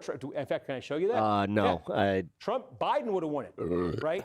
I don't so keep Democrats, it open. we're saying the Republicans are trying to get 4 new districts out of Florida like through now. redistricting. I'll just do it on my phone. Democrats are hoping that, remember, Trump's had a surge-level support in Florida in 2024. Won it by 13 points. That's never happened to me. I've never seen my stream pop up. He didn't make 10-point gains in every state around the country. Oh, that's kind of cool. Florida was kind of special for him in 24. The Democrats are hoping it was kind of a one-off. That surge level was a one-off. Not that Florida necessarily has become a blue state, but if it were to recede to something closer to 2020 levels, that's what this district looked like in 2020. Okay. So that's what Moskowitz and the Democrats are hoping for here. But again, Scott Singer here, the math is working in Singer's favor. Wait. Yeah, Moskowitz fucking got it. In about 2 minutes, which means I want to check in on, look at this now. At least we got Nixon right. What's happening here is, with every county filled in, the only thing that's coming in now until the panhandle closes, everything that's coming in at this moment is election day vote. And the election day vote's been real good for Andrew Nixon. You should go follow Pep Talks. Double digit. He's a good dude. Double-digit advantage for her. 25 seconds now until 8 o'clock. Kind of knows what he's talking about with politics every once in a while. These polls close. All of Florida is closed. Who is it? And as we say, our decision desk cannot make any projections in statewide races before all the polls are closed everywhere in the state.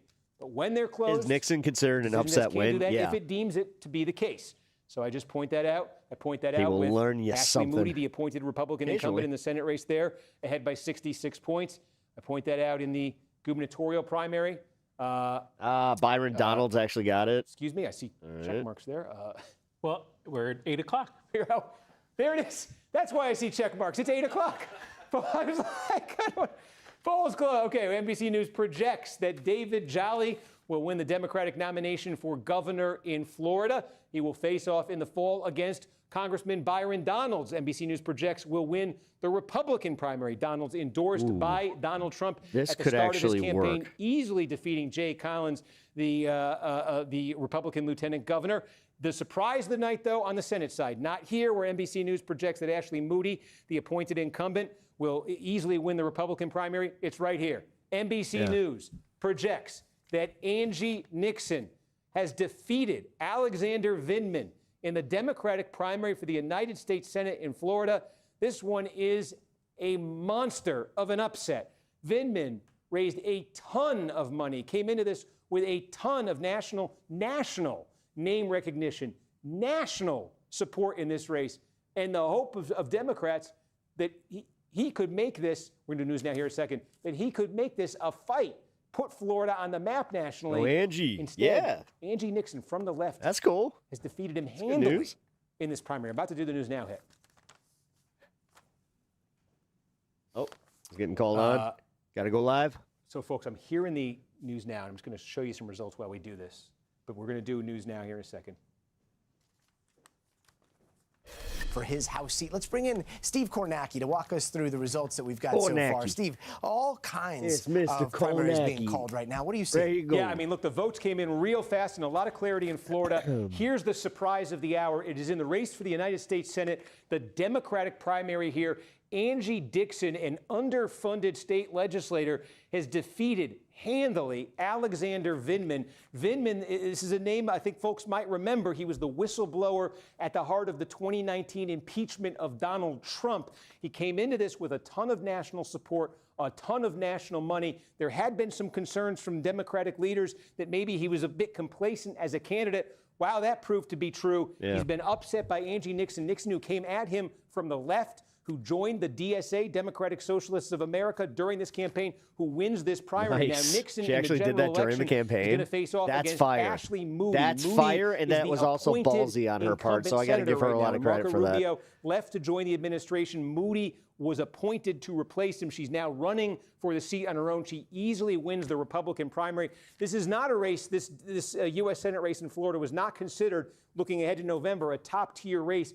Democrats had been hoping they could make it one, but the Democratic establishment at least, their calculation was based on Vindman winning this primary, not on a candidate as far left as Nixon winning this Democratic primary tonight. So that's the surprise of the hour statewide in Florida. But Gotti, some quickly to show you, though, some big results, too, that have already come in at the House level. There are a number of big House primaries in Florida tonight. Here's one, Debbie Wasserman Schultz. Again, big name nationally here, former chair of the Democratic National Committee.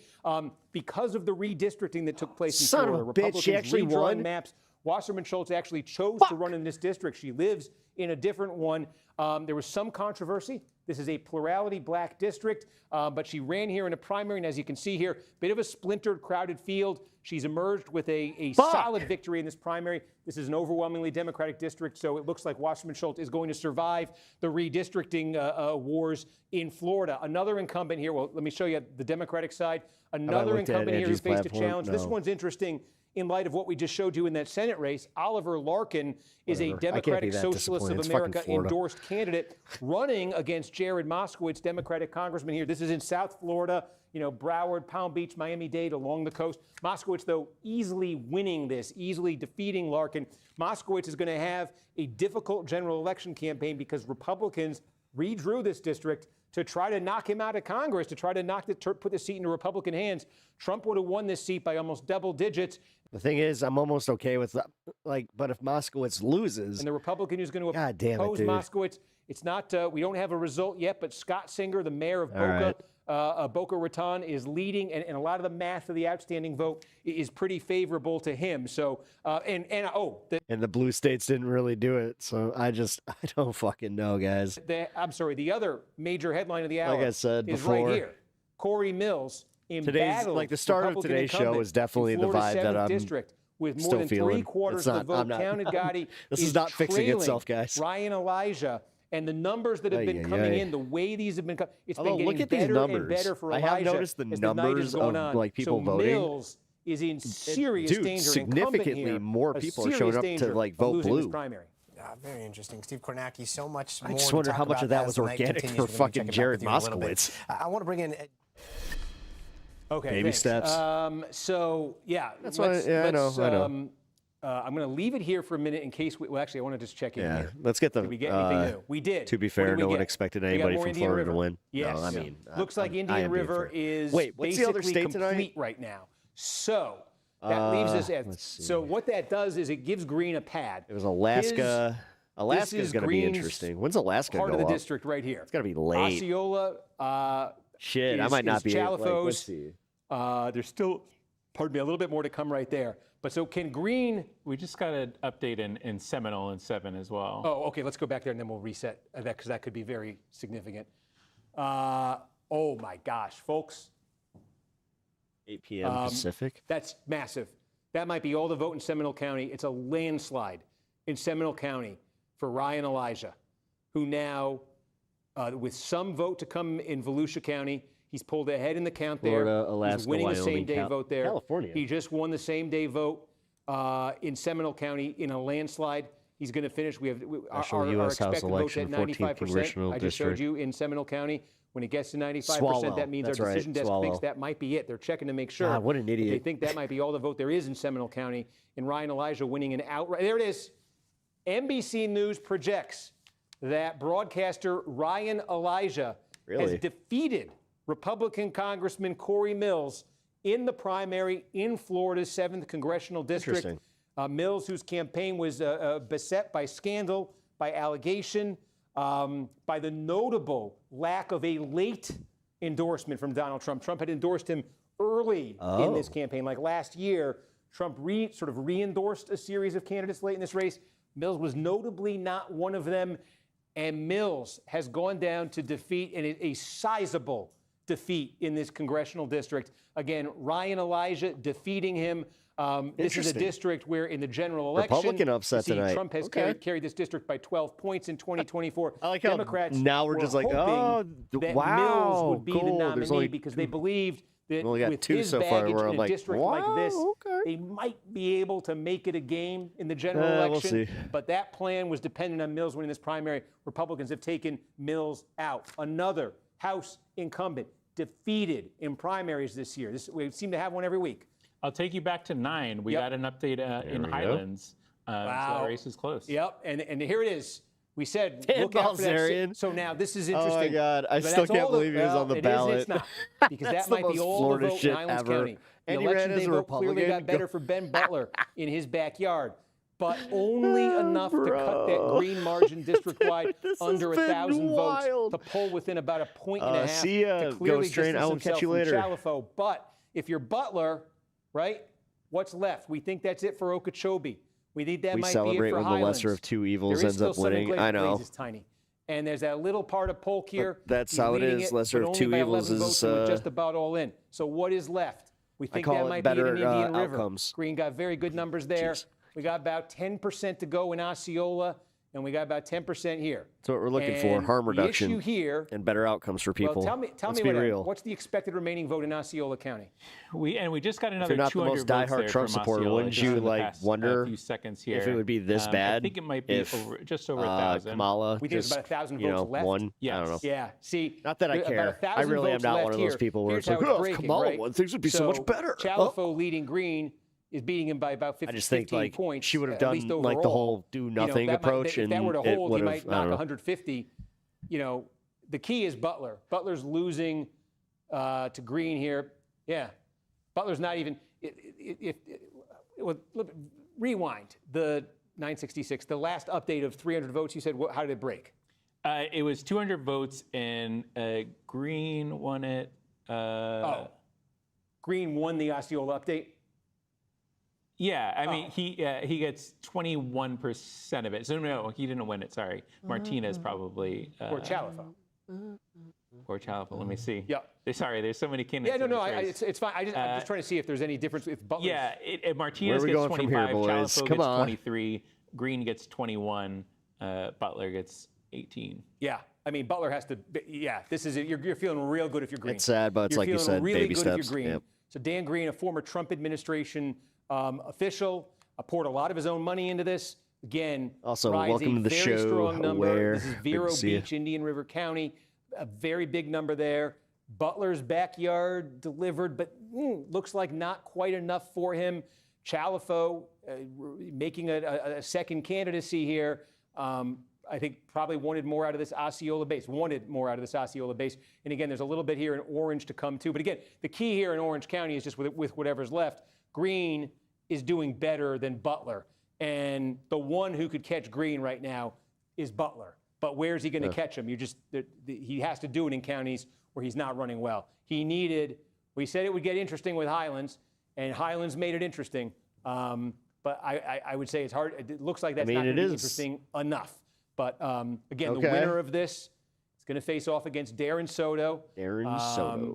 And Soto will be running for re-election in a district. It's a very different district right now. This is one where Soto is going to be a pronounced underdog because of this redraw that Republicans, that whole Butler area, you could just see it's that's all new. You know what? Florida kind of deserves what it gets. This district. It really does. Climate-wise, just bad turnout-wise. I'm sorry, Anna. Like, at some point, you might just need to fucking up and leave that fucking place. Okay. This place, that fucking state seems to be just going to hell. Casey Asker. Going to hell in a handbasket, as my grandma would say. 25th, where Singer, it's looking, Singer's got to be pretty happy with what he sees there. And we're waiting on the 9th with, we're waiting for a call. I couldn't imagine living in a red state, I'll be honest. This is my state, God damn it! I was born here. Yeah, I get it. Fine survived. I get it. Was there any? You don't want to go. Take a quick look here. I wanted to see. I get it. I totally get it. I've had multiple times. Like I have had so many opportunities to move out of state, and I just don't. Palm Beach County again. She got mixed up in this. Telling your old fucks to stop ruining it. Well, listen. I can't help our winters. No traction there. Fuck, my knees are starting to hurt. I was curious if there'd be something there. I'm going to park get this why back people on run to the fucking the panhandle and shit. Like I get it. Here, but I said Florida goes fast, and we're 72 minutes in, Adam, and we are. You live in blood red Indiana. Here. Oh God. We're waiting on. Do you have like some of those like whatever is left here in the 9th district? You know, and we're waiting billboards. On, and like what I think you need Jesus. Like it just says that you need down Jesus. Here, where Singer is crushing it. I love those where it's just like so again, just I'll put it up there. That's a little bit more complete. Oh, I can't believe Debbie Wasserman Schultz won. We're also won. waiting on Florida 24, which we that was the main one I was watching. We've gotten this guy here is trans color, lesbian color, like every night. Vote report there. Yeah, small amount of votes. What's the election day vote looking like? Because we said this I is know, one where like Florida's that would favor pretty Gilbert like awesome. Yeah, so I see. There's parts that I like about this it. This was a 500 vote update. Climate's pretty cool. And Jones I mean, wins when it's not like 34 to 24. so humid that you want to. Jones won the election. Just like make. Do we have a you want to make deals with a certain deity. Vote we've gotten from there. Let me take a look. Okay. Ooh, he seemed annoyed there. What's up, some dumb beats? That would be interesting. So yeah, the cumulative. In fact, I think the cumulative is 32-29 Gilbert over Jones in the election day. In the election day, and with the advance vote going 37 for Gilbert and 30 for Jones. No, I know.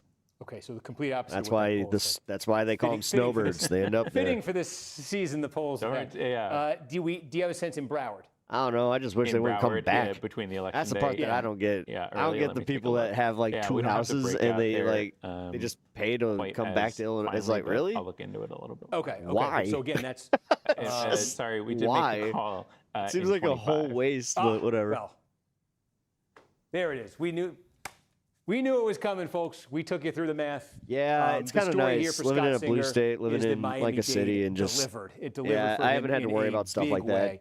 Did we Taxes get are the more only there, thing or that was it like just sort of every checking, fucking maybe? election Yeah, so season. Scott always Singer, new the mayor taxes. of Boca, will win Thing the is, Republican dude, nomination. we had in Florida's Republicans on 25th our last district, board. And that sets the stage for a raised the race fuck- we will they spend an awful voted lot to of time raise our talking about this taxes. fall. I think it'll be Singer fuck? versus Moskowitz, one of the 4 districts that Democrats, represented by Democrats, transformed by the I kind of wish that some of these Republicans would actually live by what they fucking preach. I mean, Darren Bailey's out there saying like 1%, hoping it can affect the 1% math that would give them a property chance at taxes. maintaining It's like that's House not going control to work, nationally. numbnuts. Of the 4 districts what? that Republicans are targeting in Florida, this is the one And Democrats of course he wants I to think, do it have by the- square footage. It's just like are the most hopeful That about makes no retaining fucking, like, Moskowitz. 1% of the square footage. Okay.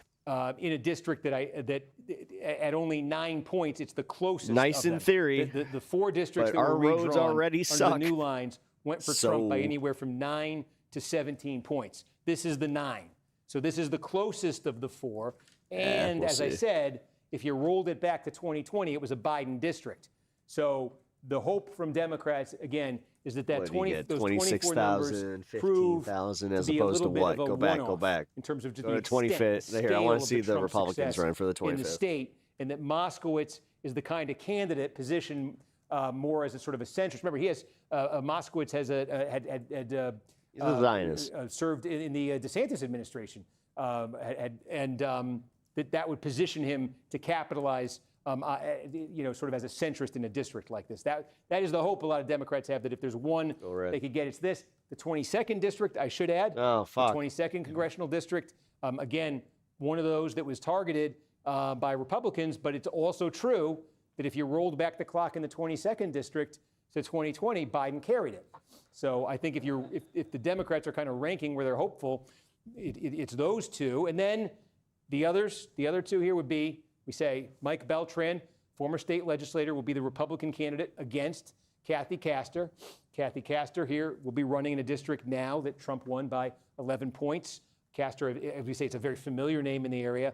And I think clearly that the biggest underdog, the one where Republicans, we don't have we just got another update, it looks like. Maybe we'll leave it here. Yeah, we got a whoever wins this will be the pretty close. clear favorite against Darren Soto, because this district was changed the most dramatically of all of them. Fucking What was the Soto's update we losing got? his seat. We got 600 votes out of Glades County. Because what was left in the Butler, no, there's still a little bit left out of Butler. How'd those 600 break? 52% Jared calls himself for a Butler. DeSantis Democrat. Yeah, about this. How many votes are left in 'cause- Glades? How all many right, raw any of votes? this makes, whatever. 300? Our estimate is politics. 500 I right really now. do. I hate politics. I think we're kind of God looking damn it. around. I've got to I gotta like disconnect. I'm gonna watch Lanterns tonight. Yeah, That's what I'm gonna double do. check all these numbers. I'm gonna have a shorter stream tonight. I'm gonna go watch Lanterns and just Butler disconnect. could knock that down to like 600. He's down over this. 755. He could knock that down to 600, but that leaves him short of Green with only votes left probably, unless our expected vote is off anywhere else. Let's make sure it hasn't been, That'd be the other thing. If our expected vote proves to be off in Highlands, they haven't moved on Okeechobee, but yeah, with a couple hundred left in Glades and Butler getting those numbers, with 500 left getting those numbers, he could shave 150 votes off. Okay, well, I'm that bored with green, this. Let's move. That green let's, margin. Let's but go then do something else until we get something else to focus on. Let's see if anything came from this. All right. Next, thank you. Thank you. Next, we have Mr. Alabas Farhat.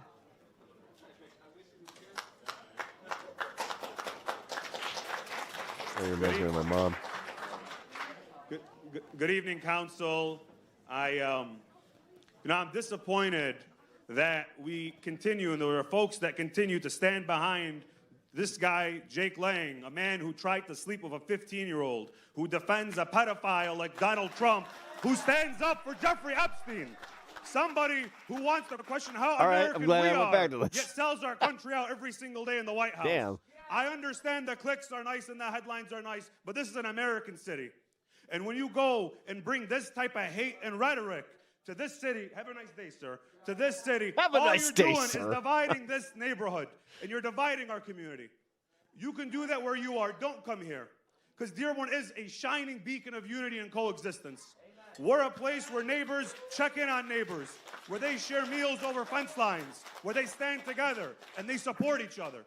But if folks want to come here and preach hate and division, bring their ARs and their drum magazines and stand in the face of little children at the school on Ford Road, the ICA, or bark and terrorize the church next door, don't come here. Plainly. Because this is a city where we believe in coexistence and unity, where we believe that to be American is about the values you preach and believe and stand for, and not about your religion or birthplace. That is what it is to be American. That is why our founding fathers gave us a Constitution and Bill of Rights that protects your freedom of speech just as much as our freedom of religion. This is a city where we build the best-selling pickup truck in the world, the F-150. We root for the Lions on Sunday and the Tigers when they play. We love America. But to question our Americanness and how much we will defend I got and die opinions for about the this country, when we have F-150. service members up on that dais, when we have service members in our military, is unacceptable. Take the time and learn about your neighbors. Don't follow the clickbait. Don't follow the attention. Don't follow these paid agitators, paid by Donald Trump and the Republican Party, paid to preach hate and divide neighbors, because they got an election that they're going to get sent packing in.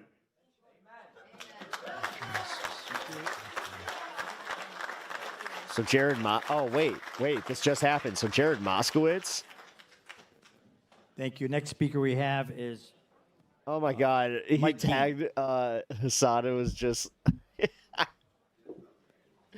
here. Oh my God. No, don't, go back. So Jared Moskowitz just tagged Hassan, saying my condolences to at Hassan. I just want to start out by saying the measure of a man Hassan is just how loud retweeted he it. can shout, especially That's a when he's boss shouting move. out nonsense. Because even a donkey can shout really loud, but at the end of the day, he's still just a donkey. So I just have one thing that I would like to say in regards to Jake Lang and Pastor Lorenzo. First, let's start with Lorenzo. He gave a very eloquent, impassioned speech that didn't make any sense, because he said that the poor black people of Dearborn, for which he does not represent because he doesn't live here, his church is not here, Oh, damn. are oppressed I like this by guy. Arabs doing well in I like this this guy. community. I I'm like not this even guy. from this community. I came here See today. where he goes with this. I have ventured all throughout this entire community, and you know what I didn't see? I didn't see any signs that said Arabs only or whites only. I seen He's trying to do the inflection and he's failing. black business owners. I Kinda seen funny. black people driving nice cars in this city. And I You just know have what one I thing to say to see? you. Since you're so obsessed with gas stations, Pastor Lorenzo, why don't you take some of that Israeli money and buy a gas station and give it to your black neighbor? How about that? Oh, I love this guy. Now, I have What's your one other name? thing that I need to say. Fire. Here, and that is when it comes to Jake Lang. Jake Lang loves to proclaim that he is a crusader against Muslims. Jake Lang loves to wear Temu armor without any plates in them to pretend that he's a soldier when he never served in the United States military. Jake Lang is such a tough guy, then I have a suggestion for the council to take into consideration. I'm from Las Vegas. Go Raiders, by the way. I feel sorry for your Detroit Lions because we're going to be better this year. With that being said, since Jake Lang loves Dearborn so much, I challenge him to face me in the ring in 90 days right here in Dearborn, Michigan, where we can sell tickets that will benefit the city of Dearborn. And if he wants to put hands on a Muslim, let him do it to me, a white, red-blooded American Muslim. That's all I got to say. Jake Lang, I know you can hear me, and if you can't, I know you'll see my video because you follow me. Cringe at the end. All right. Okay. Next we have amazing administration, all the way from Mayor Hamoud to our city council president, Serini, and our wonderful chief of police, Issa Shaheen. It would be my dream to have leadership like you in my community. But most of all, we are the future. We built the F-150. We're home to Ford. But All right, folks, we have a speaker ready to speak. Okay. All right, Officers, just make sure they go out. And then if there's people, now that we have room for others that may want to come in, please make sure there's afforded the opportunity for others to come in. There's probably about 15 or 20 seats.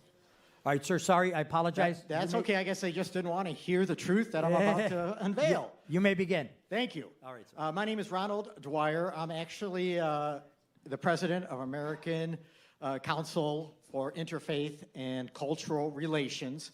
My organization works with Christians and Muslims, bringing them together. We also work with Native Americans and people I was of other like, faiths. oh boy, where are we going with this? That being said, I was involved in kind of what brought up this brouhaha on August 2nd. Why did people leave? I don't know. They got pee or something? Hasham, who we put together the Arbeen Festival, which is the festival that honors Imam Hussein. And the reason I got involved, I'm an Irish Catholic. The reason I got involved why is is the there's cop a lot just of getting focused on? mixing Hold on, something between might happen Christians here where like and Muslims throughout history. In fact, if you study Imam All right, fuck Hussein's it. We'll let story, this one go. he was a hero that stood up against an evil caliphate and gave up all riches, defended truth and honor, and lost his life because of it. That's what everybody was celebrating. They honor this man every year annually. And I was proud to be a part of this event now through my organization, bringing Christians and Muslims together. And I want to say something. Pastor, oh, I see he left. I guess he couldn't handle the truth either. He's got a church of 12 people, so do a little research on him. He kind of stole the church from the previous congregation. But anyways, what I'm saying is, I feel like there's a certain Johnny Walker Dread that could get on that case, and you know what? For once, I'm okay with it. there's a lot of mixing between Christians and Let him focus on that guy. Muslims believe Oh my God, I of the should. same things You know what? Christians do. Here, fuck it. I'm gonna They send him an believe email in right now. Jesus as the Messiah, born of the Virgin Mary, and that he will come again at the end of time. Mary is honored, like Councilman or Commissioner Beydoun said. Mary is mentioned in a chapter in the Quran. There's a lot of mixing, Muslims and Christians, if people just started studying and getting to know one another, you would see that we are a lot alike. Okay, we have maybe a few little differences in beliefs, but truthfully, we have a lot more in common than we do in difference. And I want to say another thing, too. Even though I'm part of an interfaith organization that I am president of, Pastor Sealwell and another person, I don't mean any disrespect, but there are a split. Just like there is in the Democrat Party, there's a split in the Republican Party. And the Republican Party had nothing. I'm a Republican. I serve on the 11th Congressional District. Had nothing to do with this event. In fact, many of the vice chairs came out and spoke out against this. They said, You have this 30 is not what we seconds wanted to do. remaining. I'm sorry? You have 30 seconds. Oh, 30 seconds? Okay. So I want people to know that, too, that don't hate every Republican. I don't hate every Democrat. Look, I'm a Republican. Sam Beydoun is a Democrat. I consider Sam a friend. Look, I'm going to, after I finish this speech here, I'm going to come down and shake I need to Abdullah catch that. Hamoud's hand, I need that okay? pastor's he's got a name. lot of unfair treatment. He got beaten up because he chastised a guy that has been a known... I'm sorry, so where are we at? has expired. 43. Okay, so thank you, sir. I'm going to shake your hand. Always been there for me. Thank you, Ms. Stokes. Sorry, I need this guy's name.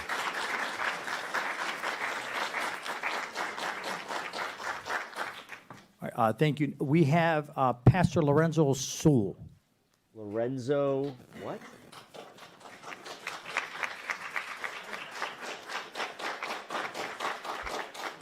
Pastor Lorenzo. That's good enough. My name is Pastor Lorenzo Sewell. I have the honor and the privilege of being the senior pastor of 180 Church, where President Donald Trump came for his birthday. The auditorium, just to try to do it in an orderly manner. All right, at this time, before we move on to our consent agenda, are there any items of which any member would wish to remove from the consent agenda and discuss individually? All right, hearing in the master class on how to protest.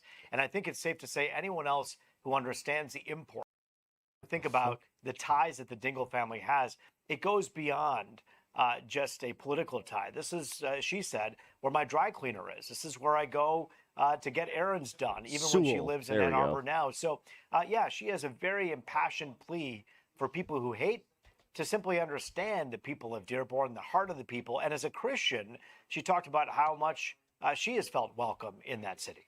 Absolutely, and she's always been one of those who truly is able to work across the aisle, work with everybody. And we should point out, Roop, that this really is a matter of right and wrong. Hate has no place in our society, and you and I talk about that all the time. We say it throughout all of our shows, and to see the counter protesters show up and really try to stand up for what's right certainly is good to see. But again, you just hope things stay peaceful out there as well. You know, the bottom line is in this country, we've seen obviously through the years of civil rights marches and movements, as you say, what is right or wrong. I mean, Black Americans in this country have stood hard and fast and tall against oppression that has happened through the civil rights movement.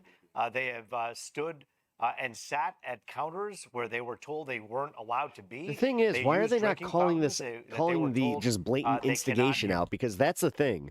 They would be calling that out, and I've been saying this all night, if it was left-wingers. And so this country has been built on the kind of acrimony that says, no, I belong too. And if you think about what that says, that came from the civil rights movement, the Southern Christian Leadership Conference. Right, they're running. Taught Where are we the going? master class because they're on how coming to back protest. around. And I think it's safe to say anyone else who understands I thought he feared for his life. Protesting in peace and counter-protesting knows how it works. You're looking at a scene right now unfold with a couple of trucks running through the street here with American flags. You also see other people jumping from outside of that area to have their voices I mean, heard as well, honestly, as you say. This obviously, they're weaving lanes. There's like, come on, where are the cops? But the main protest with that Lone Star.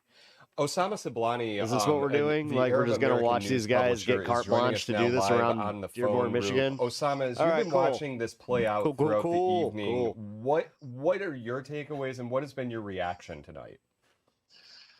Well, the first thing that it comes to my mind is a major disappointment of how much I'm honestly like, this is disgusting. Islam and the Arab American community and Dearborn. There is so much misunderstanding and so much misinformation that continues to be dished out here in a minute against a community that, you know, like, does not even have anything to do with what they have in mind. I listened to Jake Lang talking to the city council. He didn't say one word that makes sense. He didn't say one word that is true. He said all what he said was an insult to the Muslims, and this man doesn't even understand that there are 2 billion Muslims in the world. He's not only talking to the Dearborn Muslims, but he's talking to all Muslims. He's expressing his feelings towards all Muslims everywhere. And then, you know, he continues to. Yep. Are they actually getting pulled over finally? Like, are they gonna get an infraction for that? I mean, they got a cell phone infraction earlier. That seems like a fucking blatant traffic infraction. Weird. You know, just stopping on the highway. The head of the army in Lebanon is a Christian. That's absurd. What he has. No breakdown, no nothing. Just fucking. No, just gonna stop. We live together here. So what is the problem? I just don't see what they're trying to accomplish out of this. And I saw so much ignorance, so much hate, that this is not anymore as a freedom of speech. This is, you know, this is hate speech. It is. They're dishing out right now. It is. Now, I was watching. They will only call it hate speech against Christians, though. By the way, if you haven't subscribed yet, please do. And I see the comments that are hit that subscribe, folks.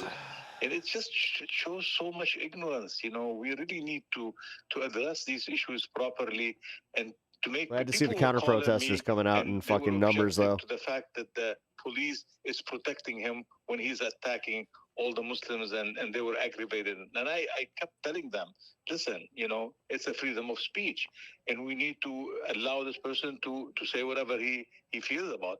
And they did not understand or accept the fact that this is a freedom of speech. They say this is a hate speech. You know, they should not allow him to insult so many people, you know, and does not tell the truth about Islam or the Prophet Muhammad or Jesus. Even Jesus, the way he portrays Jesus is wrong. Jesus is not a king. Jesus is a prophet. He's the son of God. You know, like, there is so much misconception that I am just I cannot wrap my head around it. I just can't. I don't know what to tell you. You know, like where these people are coming up with this information, how are they, dishing it out to millions of people? It's beyond me. It's beyond me. And you talk about the misconceptions that they're spouting when it comes to Islam. What are the big ones that you're seeing, Osama, and what can be done to really correct those misconceptions?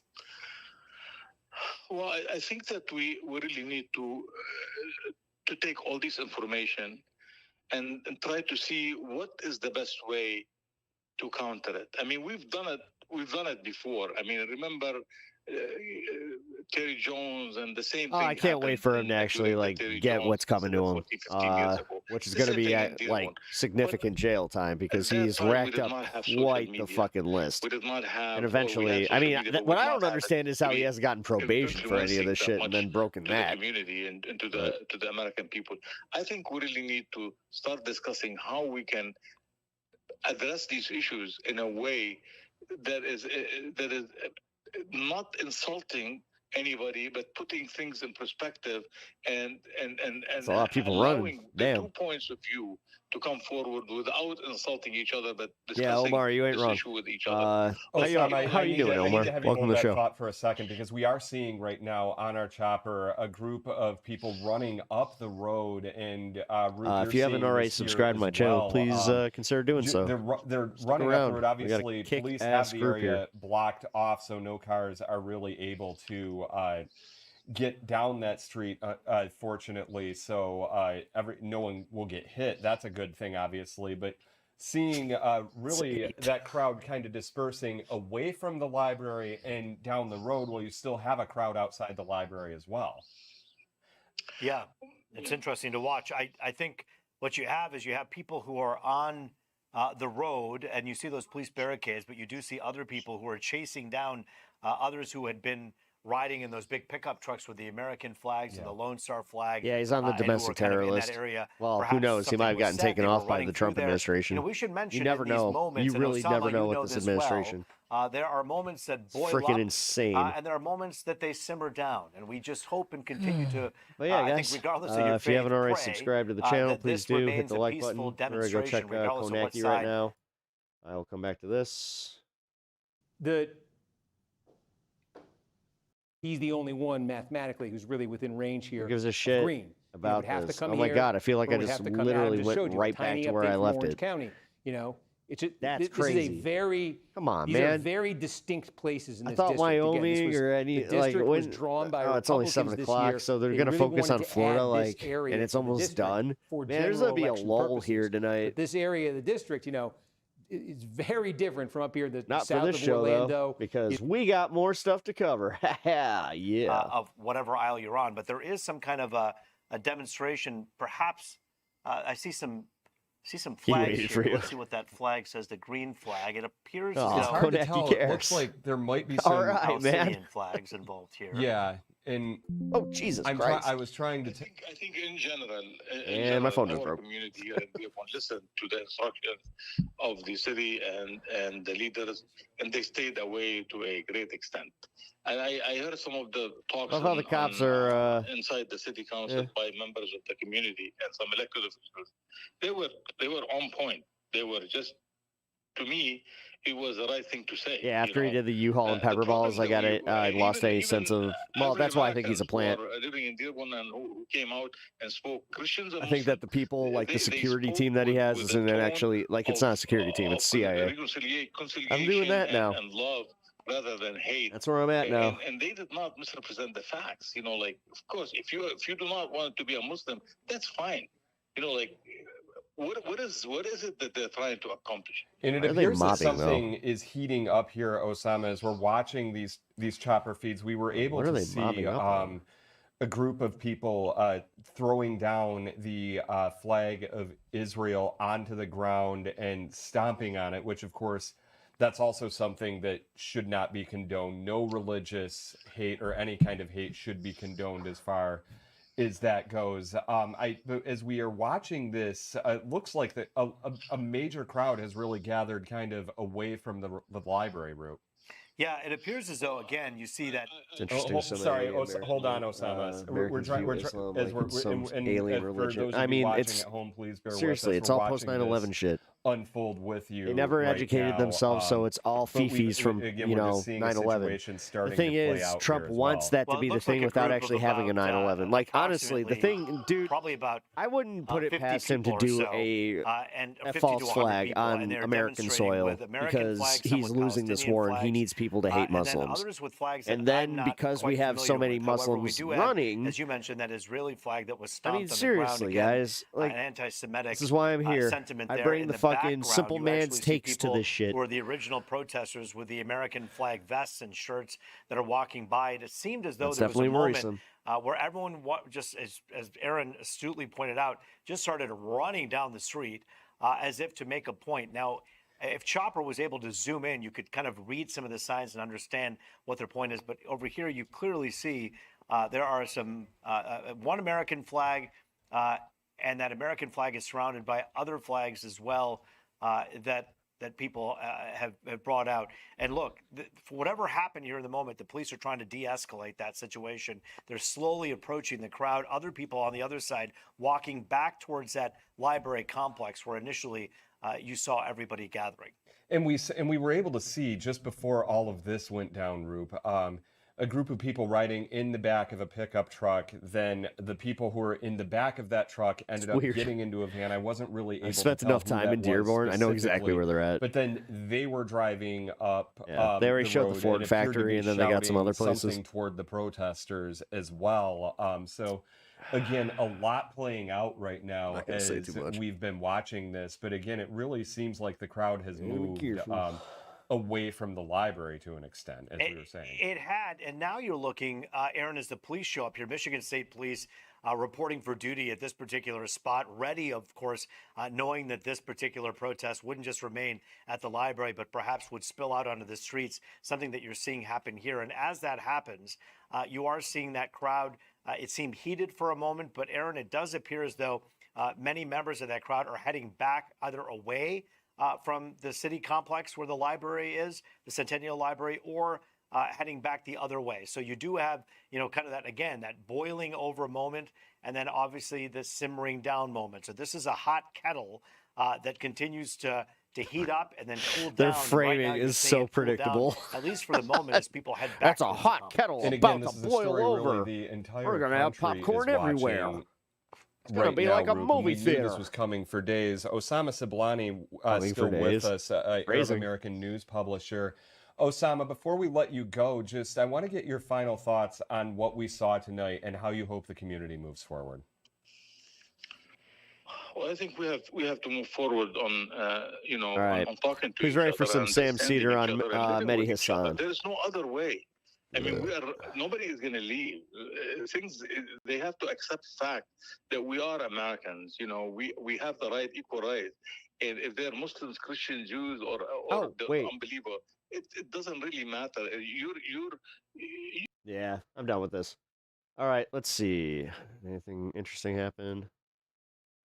The bicycle fences that they've kind of moved back in stages, which was quite a choreographed effort to make sure that they could kind of control as much space as they want. And they're able to use the physical barriers of the library's lawn here to their advantage as well. So, at first when we saw these crowds kind of storming the front of the library, is this still live? These were much more scattered in terms of there wasn't any police in riot gear, first of all, but the bike racks were kind of laid about willy-nilly. This is a very much more controlled effort to keep the crowds at bay, much more effective method, and we see the mounted police as well, kind of making sure that things don't escalate from here. But at the moment, things have been pretty quiet, pretty peaceful in terms of the chanting, in terms of the music. That has died down considerably as well, because that was going full clip for a good 2 hours, and we were kind of on the front row seat. And then, as I've been mentioning, kind of these pockets of disturbance would break up, and then they would subdue, and on we would go. Yeah, we've heard from police who said they've made multiple arrests. We've seen it firsthand.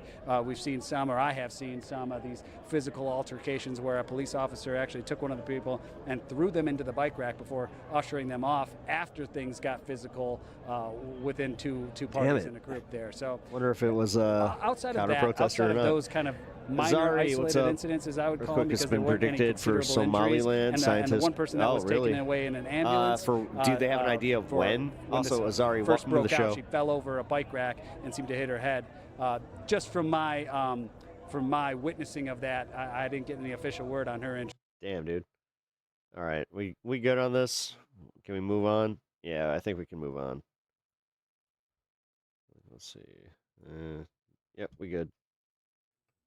And here's we are having some more public comment that is going on inside the meeting. And again, you're seeing the crowd outside of the the Henry Ford Centennial Library in Dearborn. And things they were saying have really started to calm down. Okay, well, we'll keep that on. You get to it. I watched Cheers. It's on at 11 on one of those.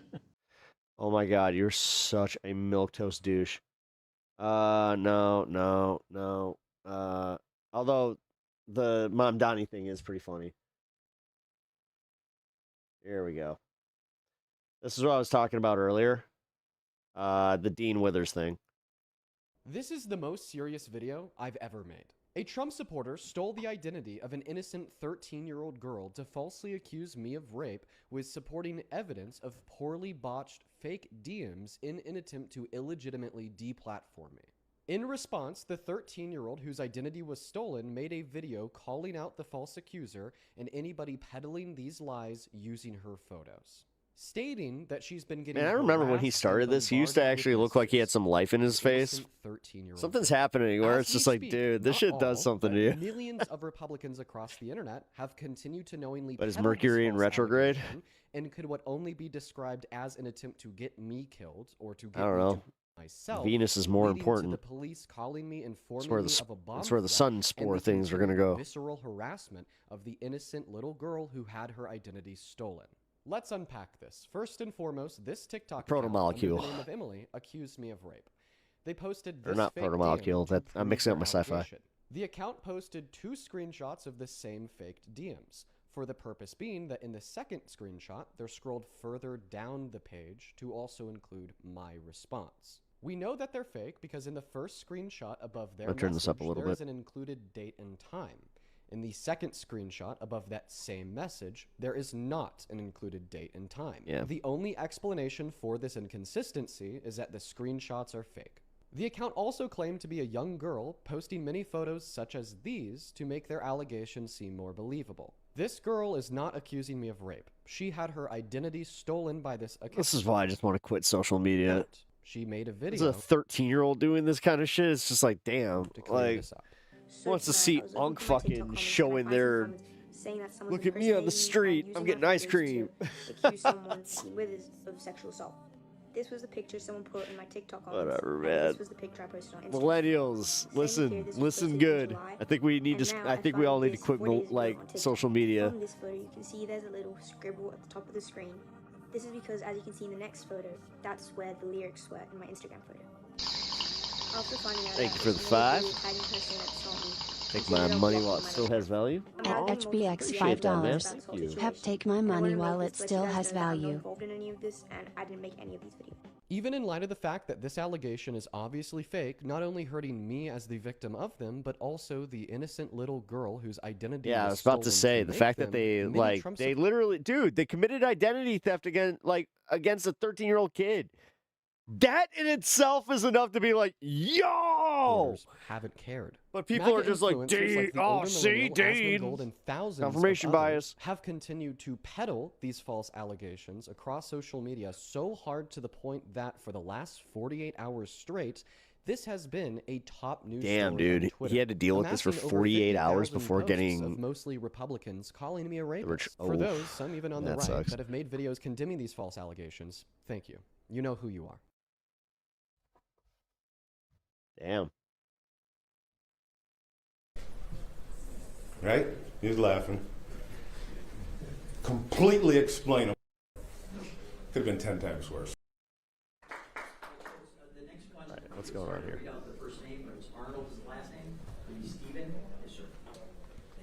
How long are you gonna fuck with that, Mike? Good evening. Just saw an old face there. We ran for mayor many years ago against each other. You got more votes than me. I came in third, though. I didn't have all the money you had to spend. All right, good evening. First of all, great planning. Excellent. This could have exploded.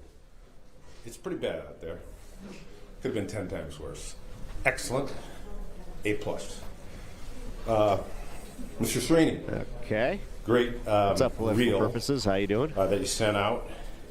That kept thousands of people Damn, from that is coming. a tightly I was groomed at beard. that gym this morning. Yeah, that is. Everyone was saying they're not coming. They're going to ignore this noise. What is he, a jazz musician? And they did. You could have had 100,000 people out there. Okay, they stayed. They chose to stay home. You? You actually gonna behave? What's up, dude? Some people mentioned that their Tuesday night plan Come here, is Goober. Taco Tuesday, so I say go enjoy Taco Tuesday for All the rest right. of your night. Okay, yeah, no, I got Cheers, but everybody's got their own thing. What's your Tuesday night? God, you're heavy. Sleep. Gained another pound in like. It was like 1.3 pounds. By you. It was Not just Tuesday night. 11. By everybody Every we've night. kept awake. 0.3 Everybody in the pounds. studio, Yeah, we've go kept get awake the 'em, last Mr. 2 weeks. Big. Everybody who's been watching this, we've kept awake. So there we go, folks. Let's just enjoy it. An hour 50. It's not the shortest one we've had, but it was efficient. We thought Florida would be efficient.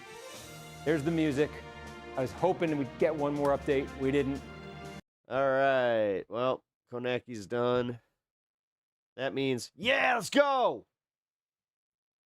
I actually have a bone to pick with you. Please. Just over a year ago, I called you. I'm so sorry. You did Jubilee. The response I got from, civilians was like, I didn't realize it was this bad. These are young Gen Zers in a studio in LA. That's MAGA right now. What do you say to this common line now? This is the Democrats' Tea Party. And remember, the Republicans' Tea Party didn't work out so well for the Republicans. When Donald Trump came down the escalator and they're watching and they're laughing at this, and I'm like, this guy's going to win the primary. Meanwhile, the Hillary Clinton campaign was saying, this is the best guy we could face off against. There's a very difficult needle that the establishment is trying to thread now. They went there to try and persuade Tucker to run for president. I would love it. That would be great. Split the It Republican would vote. split the Republican vote. You don't think it would take a lot of why lefties I with him? got rid of You this. Pat Sorry, Buchanan's guys. Jewish cover. I think I was his beard, and I had some real misgivings over it. At that time, there was no one who was criticizing Israel. Are you telling me RFK Jr. is a shameless hypocrite? I would even add a lot more descriptions to that. Who do you think that 28 candidate Yeah, I should wasn't be? able to Who it watch should this, be? So.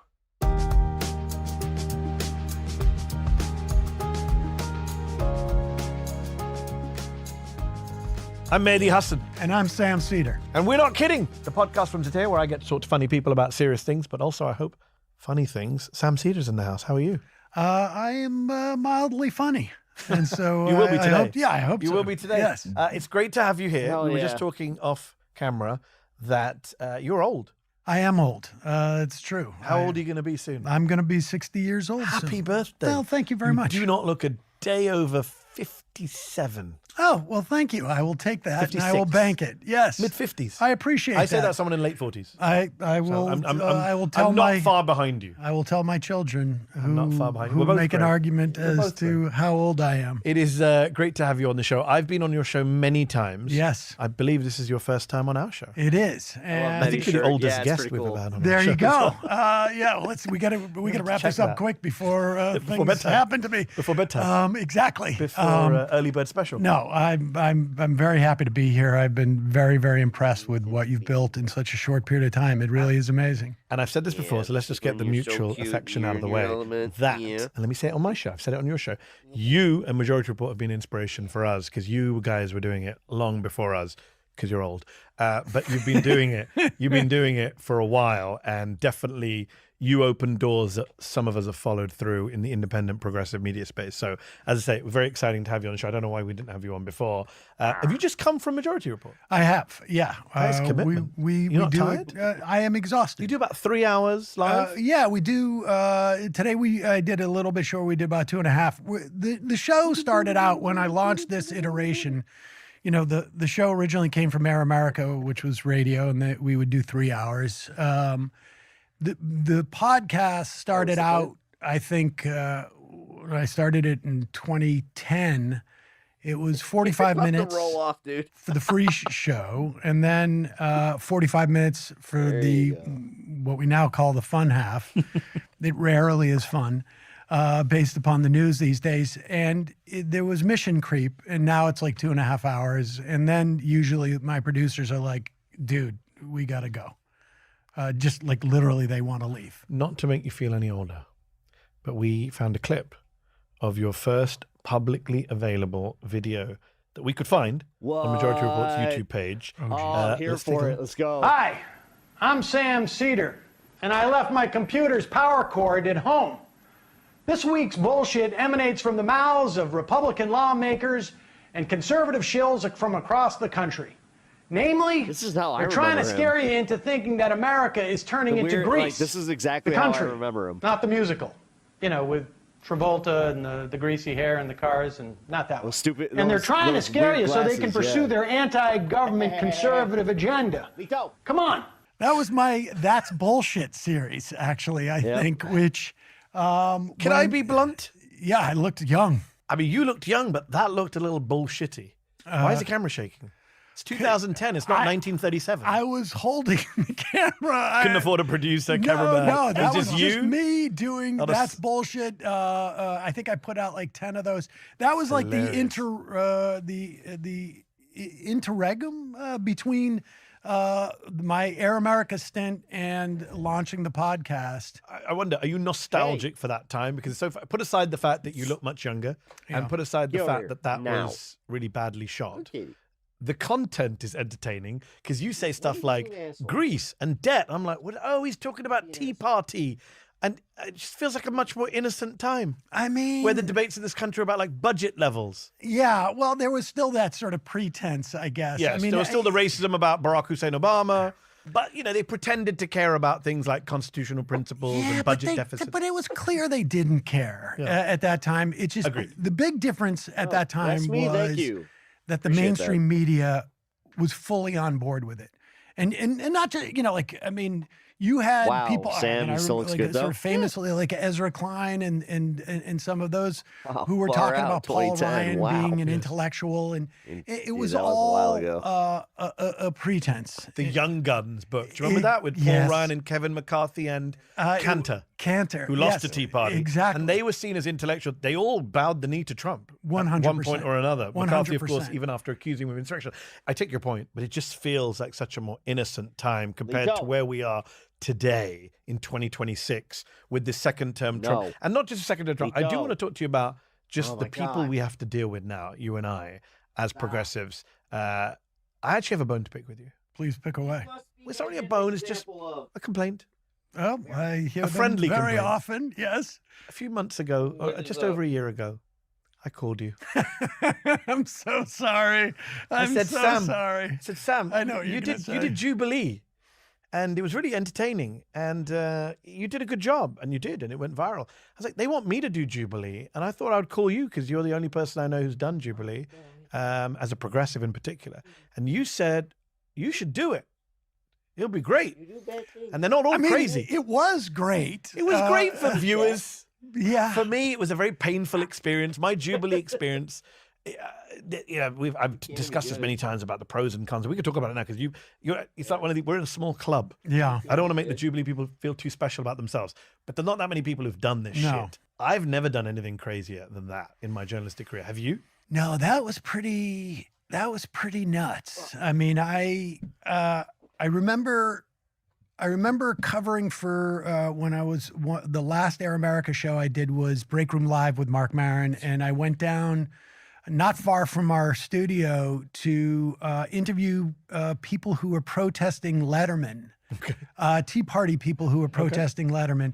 And that got pretty crazy. They were convinced that I was using Saul Alinsky techniques on them by asking them, like, what are you doing out here?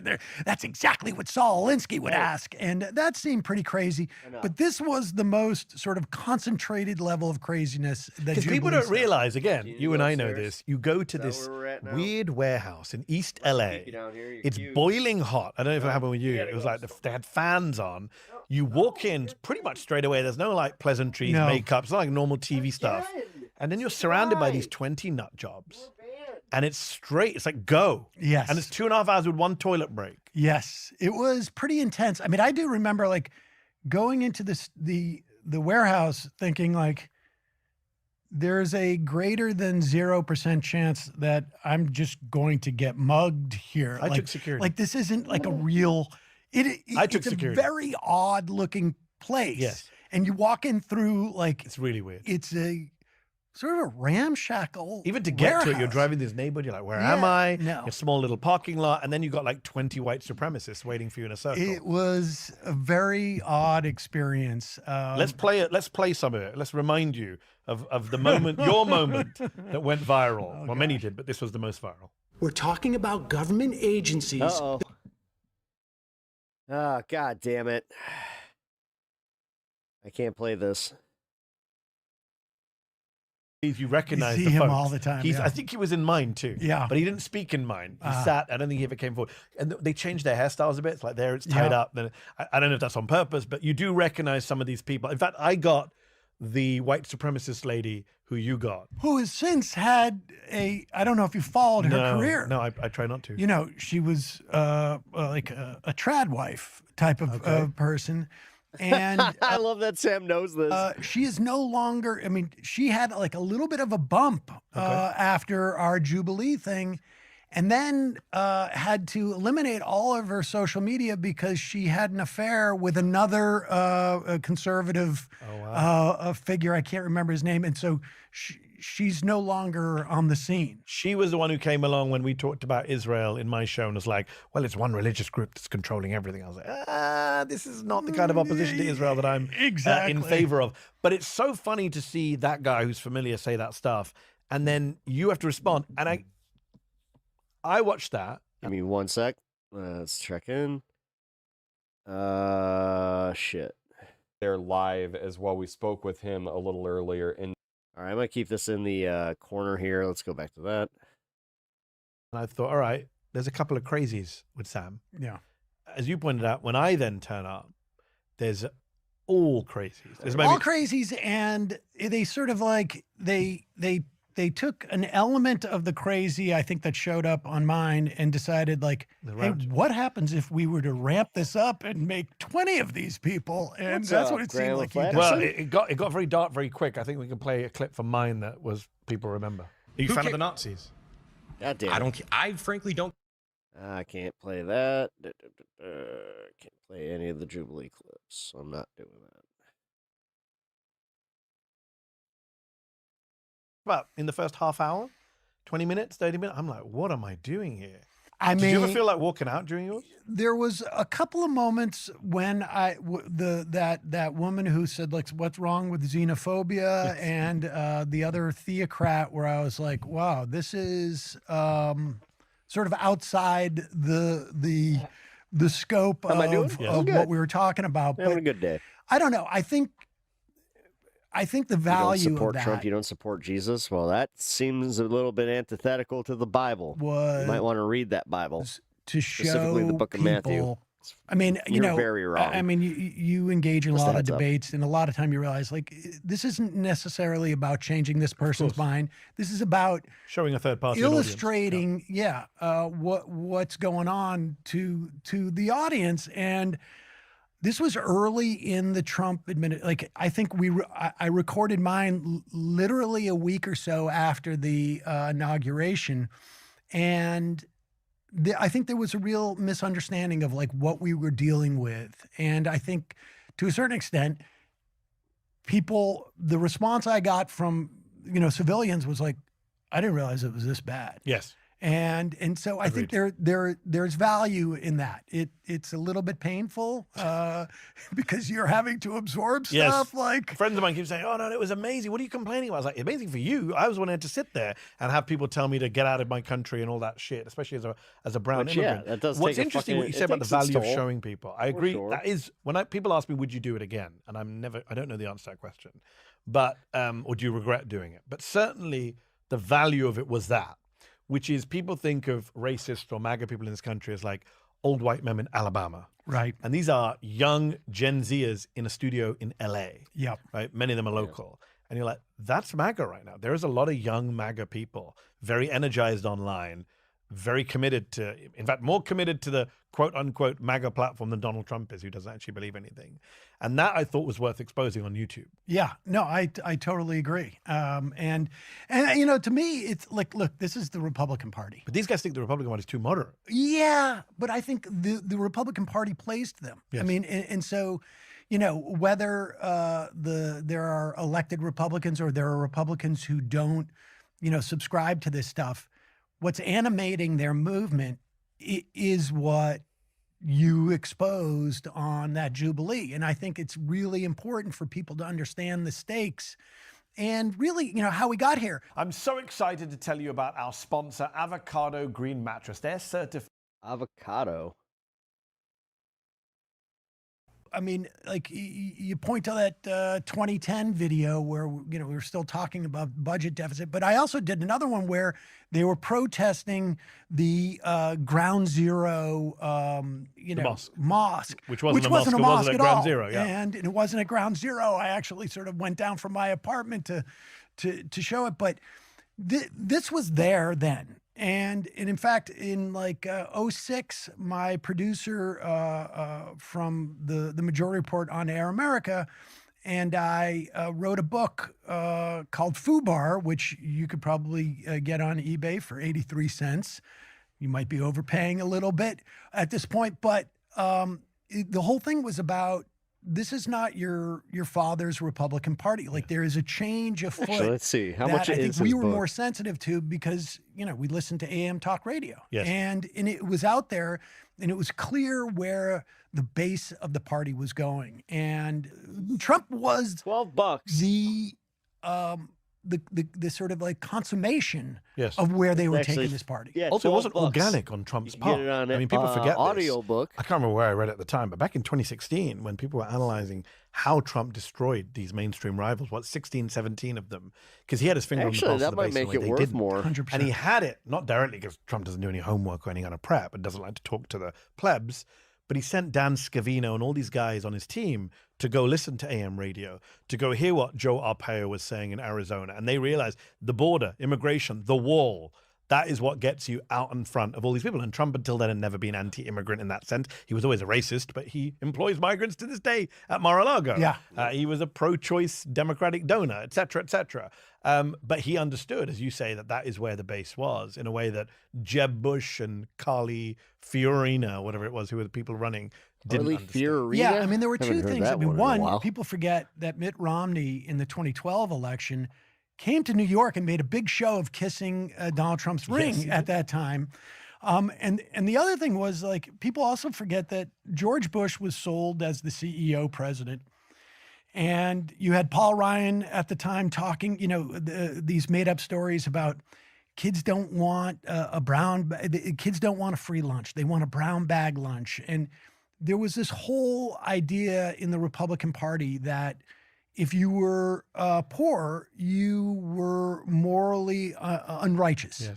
Yeah. The opposite is if you're rich, you're morally righteous. And so, you know, I remember when Donald Trump came down the escalator, that night I was on Chris part of, Hayes' like, the program, Republican and I think platform. we did a Mystery Science 3000 type of thing with him coming down the escalator, and we stood in front of it. And I remember being in the green room, and I can't remember who was there, or maybe it was in you know, makeup, and maybe it was with Eamon and maybe Katie Tur. I can't remember. And they're watching and they're laughing at this, and I'm like, this guy's going to win the primary. Like, I didn't think he would win the general, but I was like, he's going to win the primary because the whole Republican Party has been, if you have money, you are morally righteous. And he's going to sit on that stage. Wow.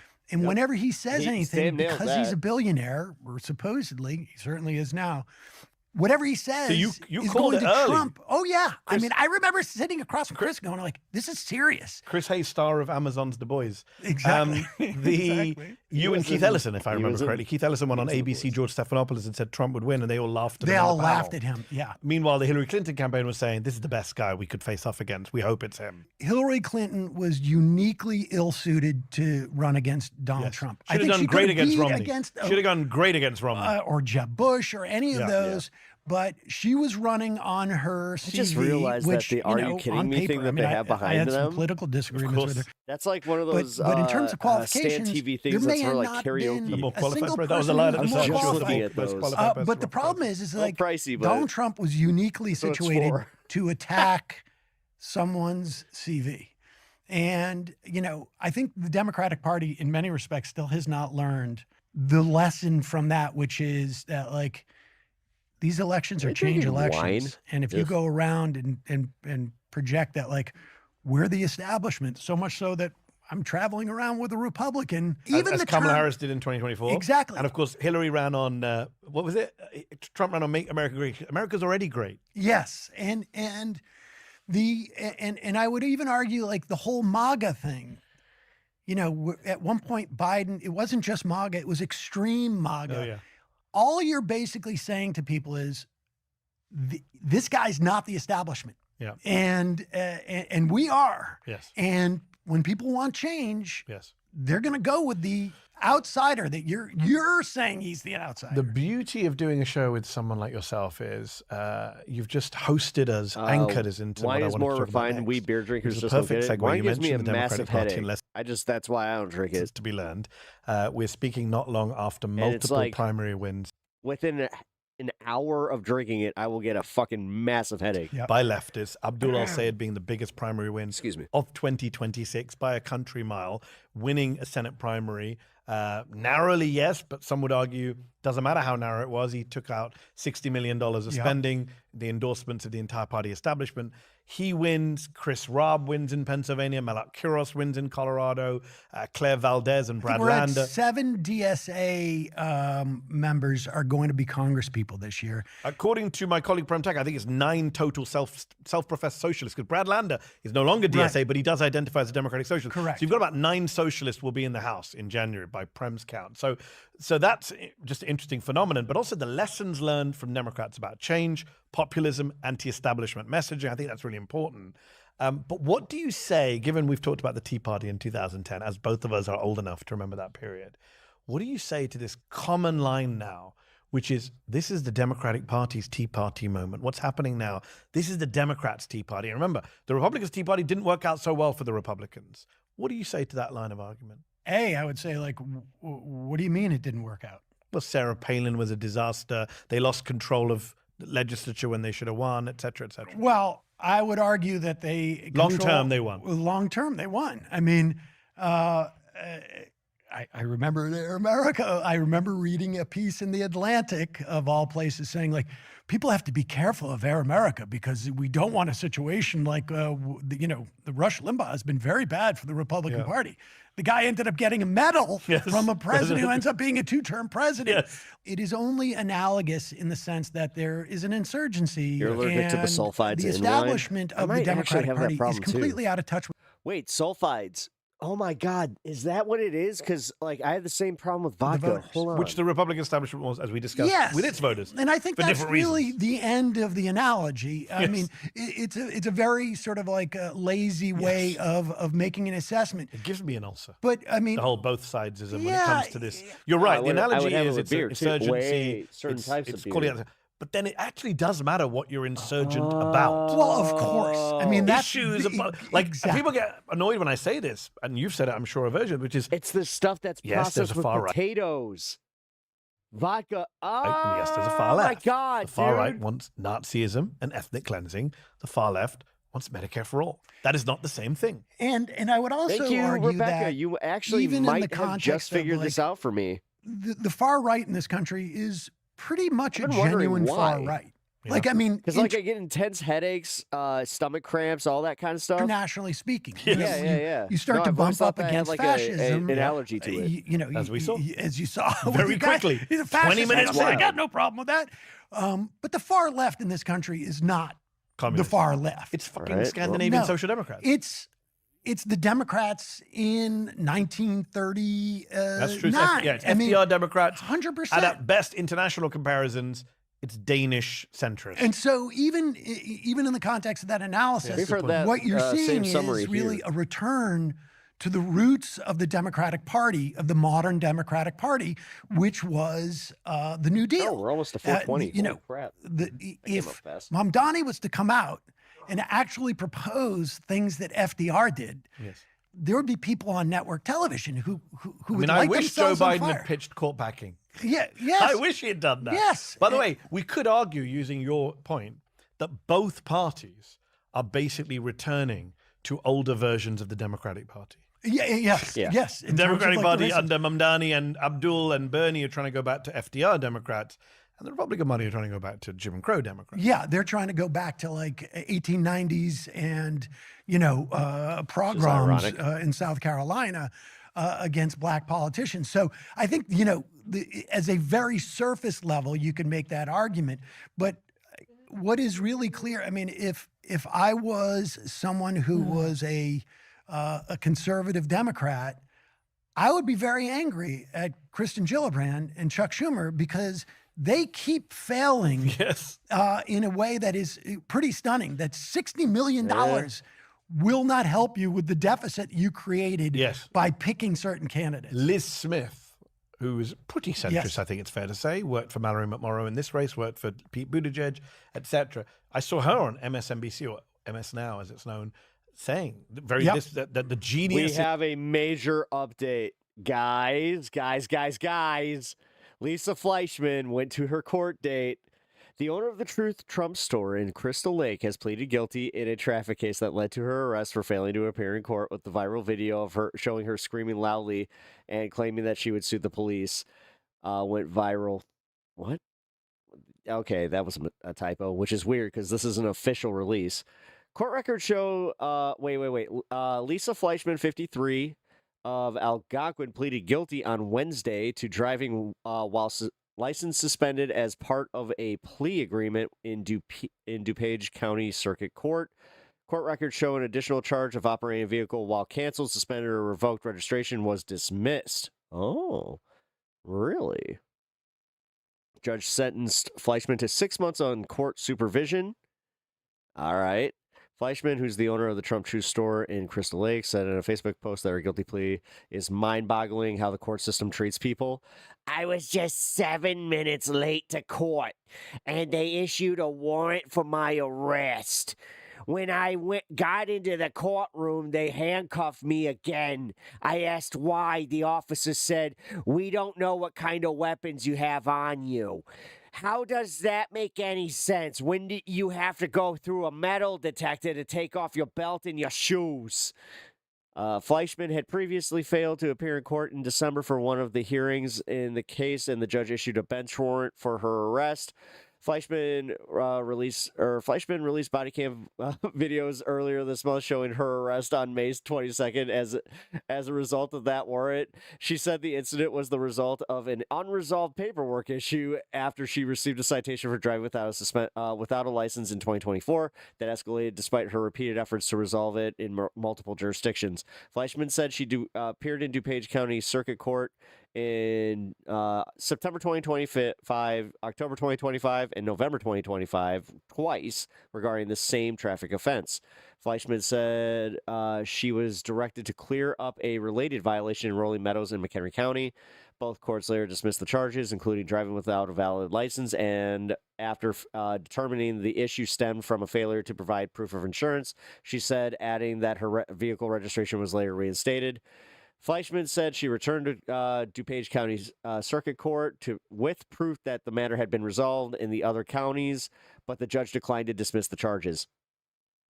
So anytime that somebody tries to tell you that the case was dismissed, they were lying.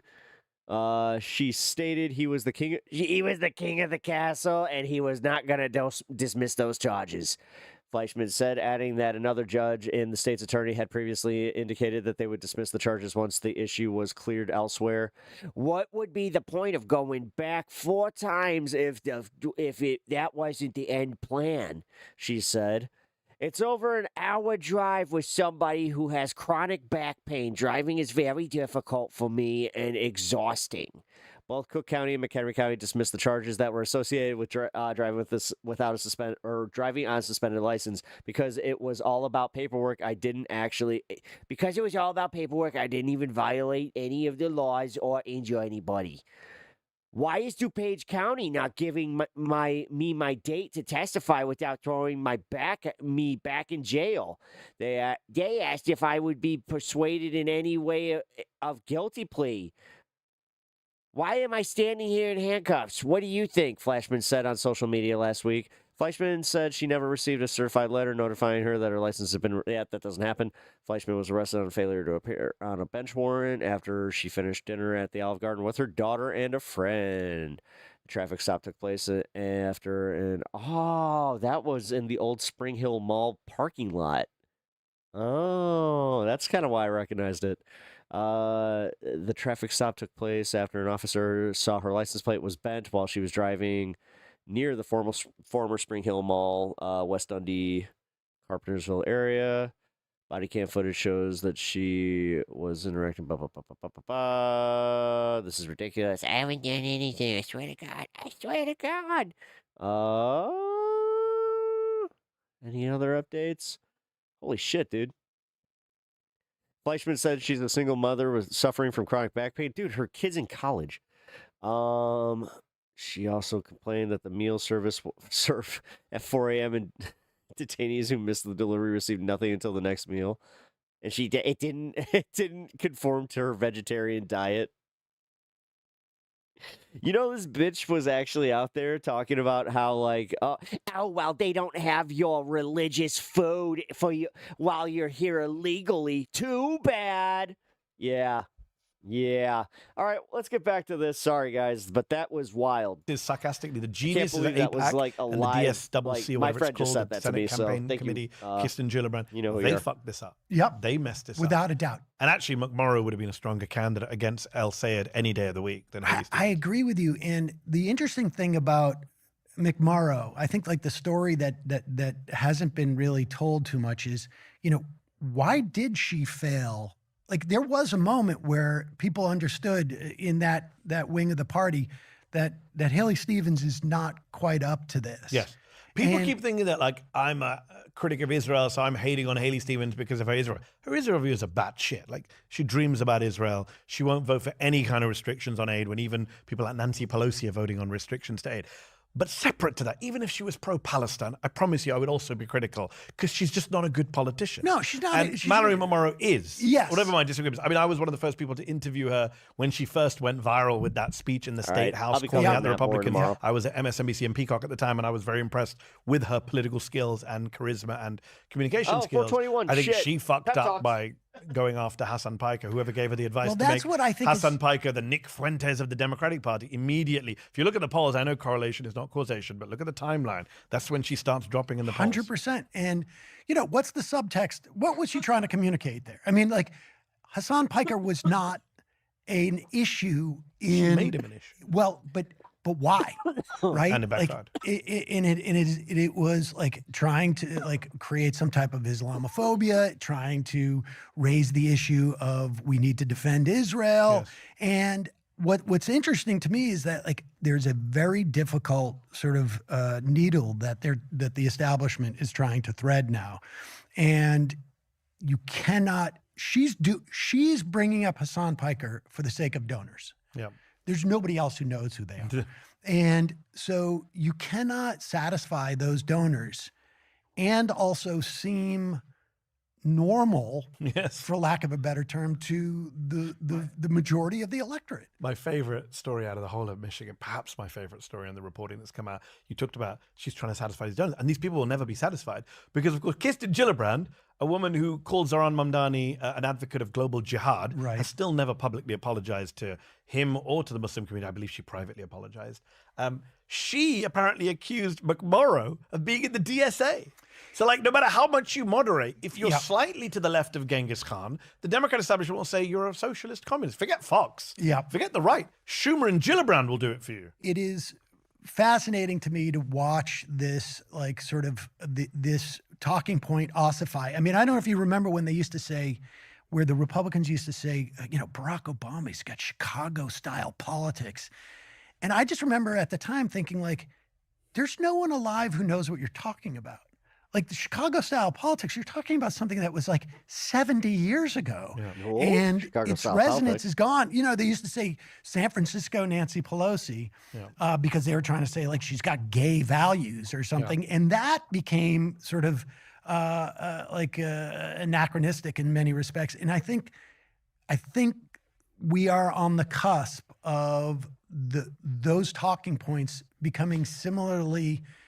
They're already losing their effectiveness, but I think we're a cycle or two away from, like, people just being like, you're a lunatic to talk about that. Not just you're a lunatic, but you're actually emboldening the socialists, right? So they have so devalued the S word by throwing it at Obama, Pelosi. Joe Biden was a communist. Kamala Harris is a Marxist. These people are center-right.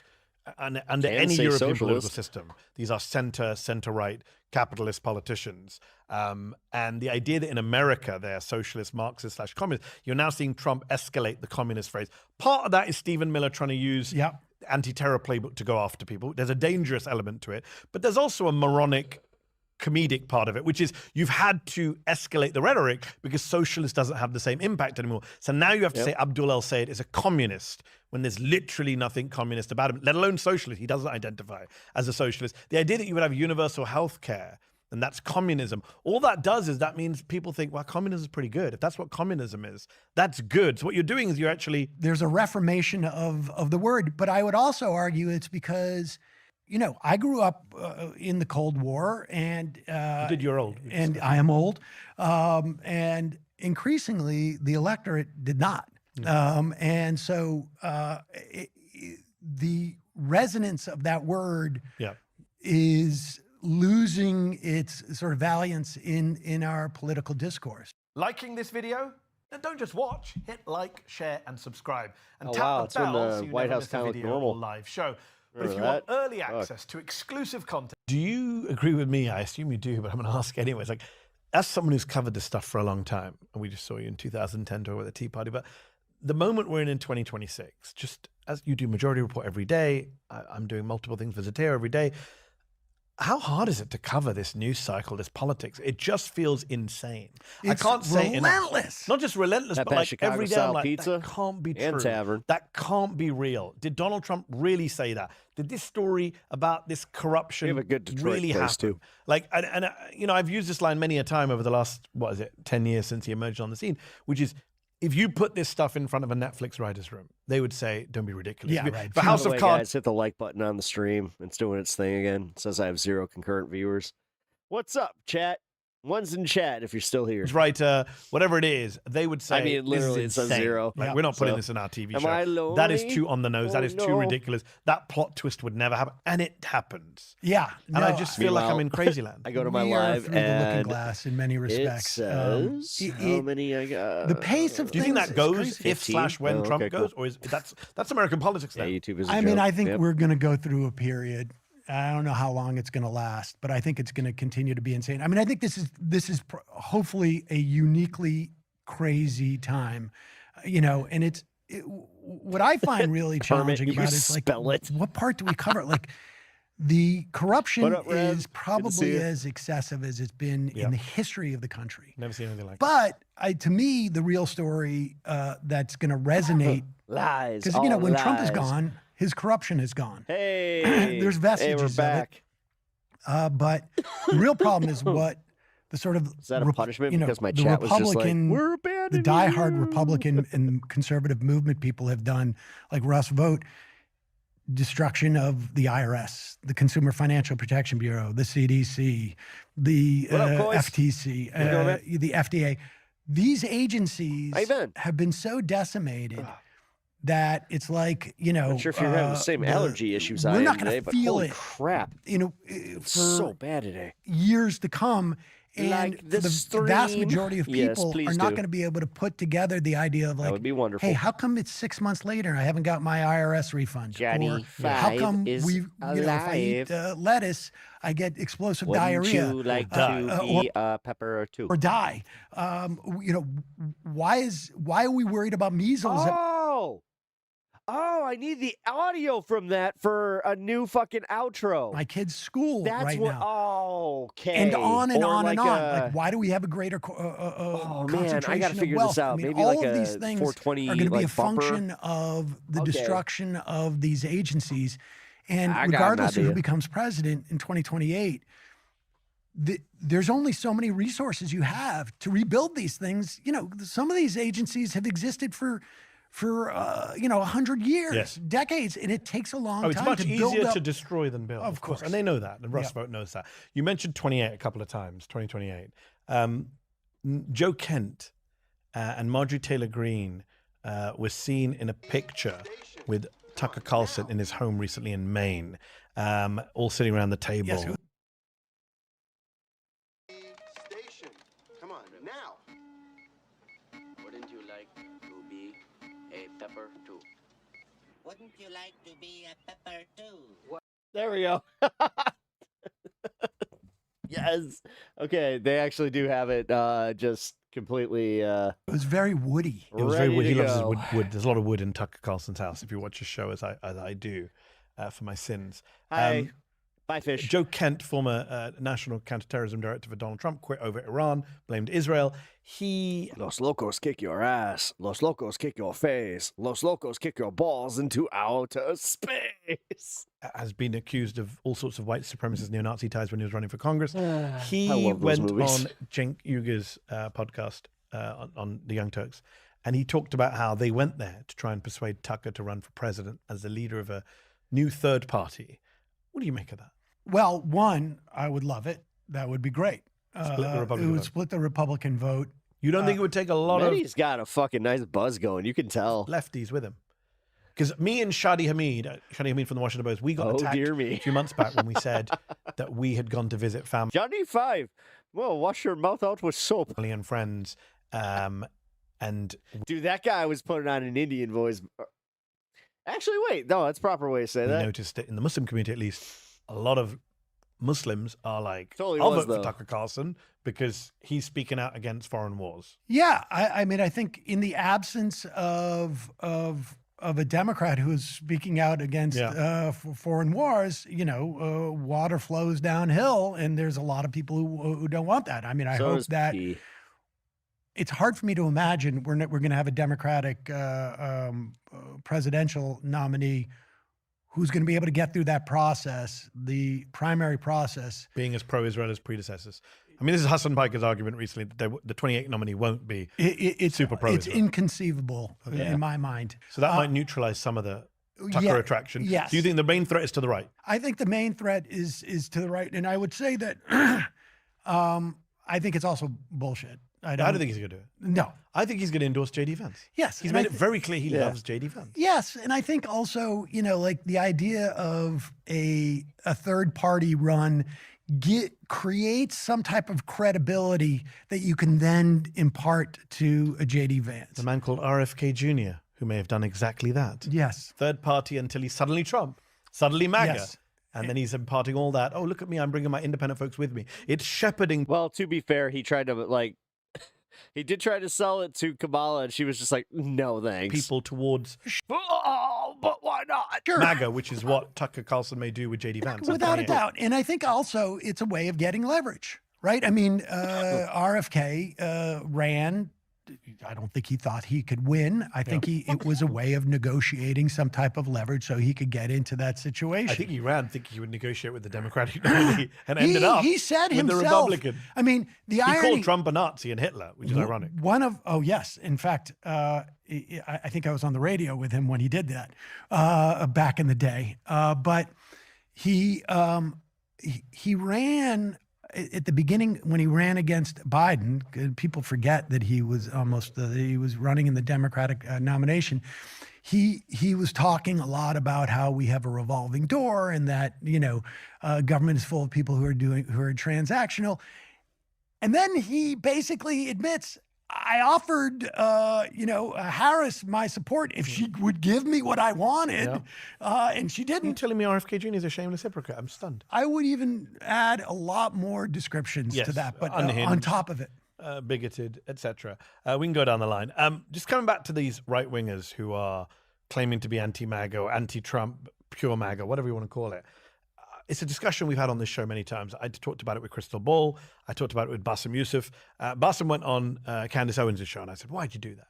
And Bassem's argument is, if the house is on fire, you take a bucket from whoever's nearby.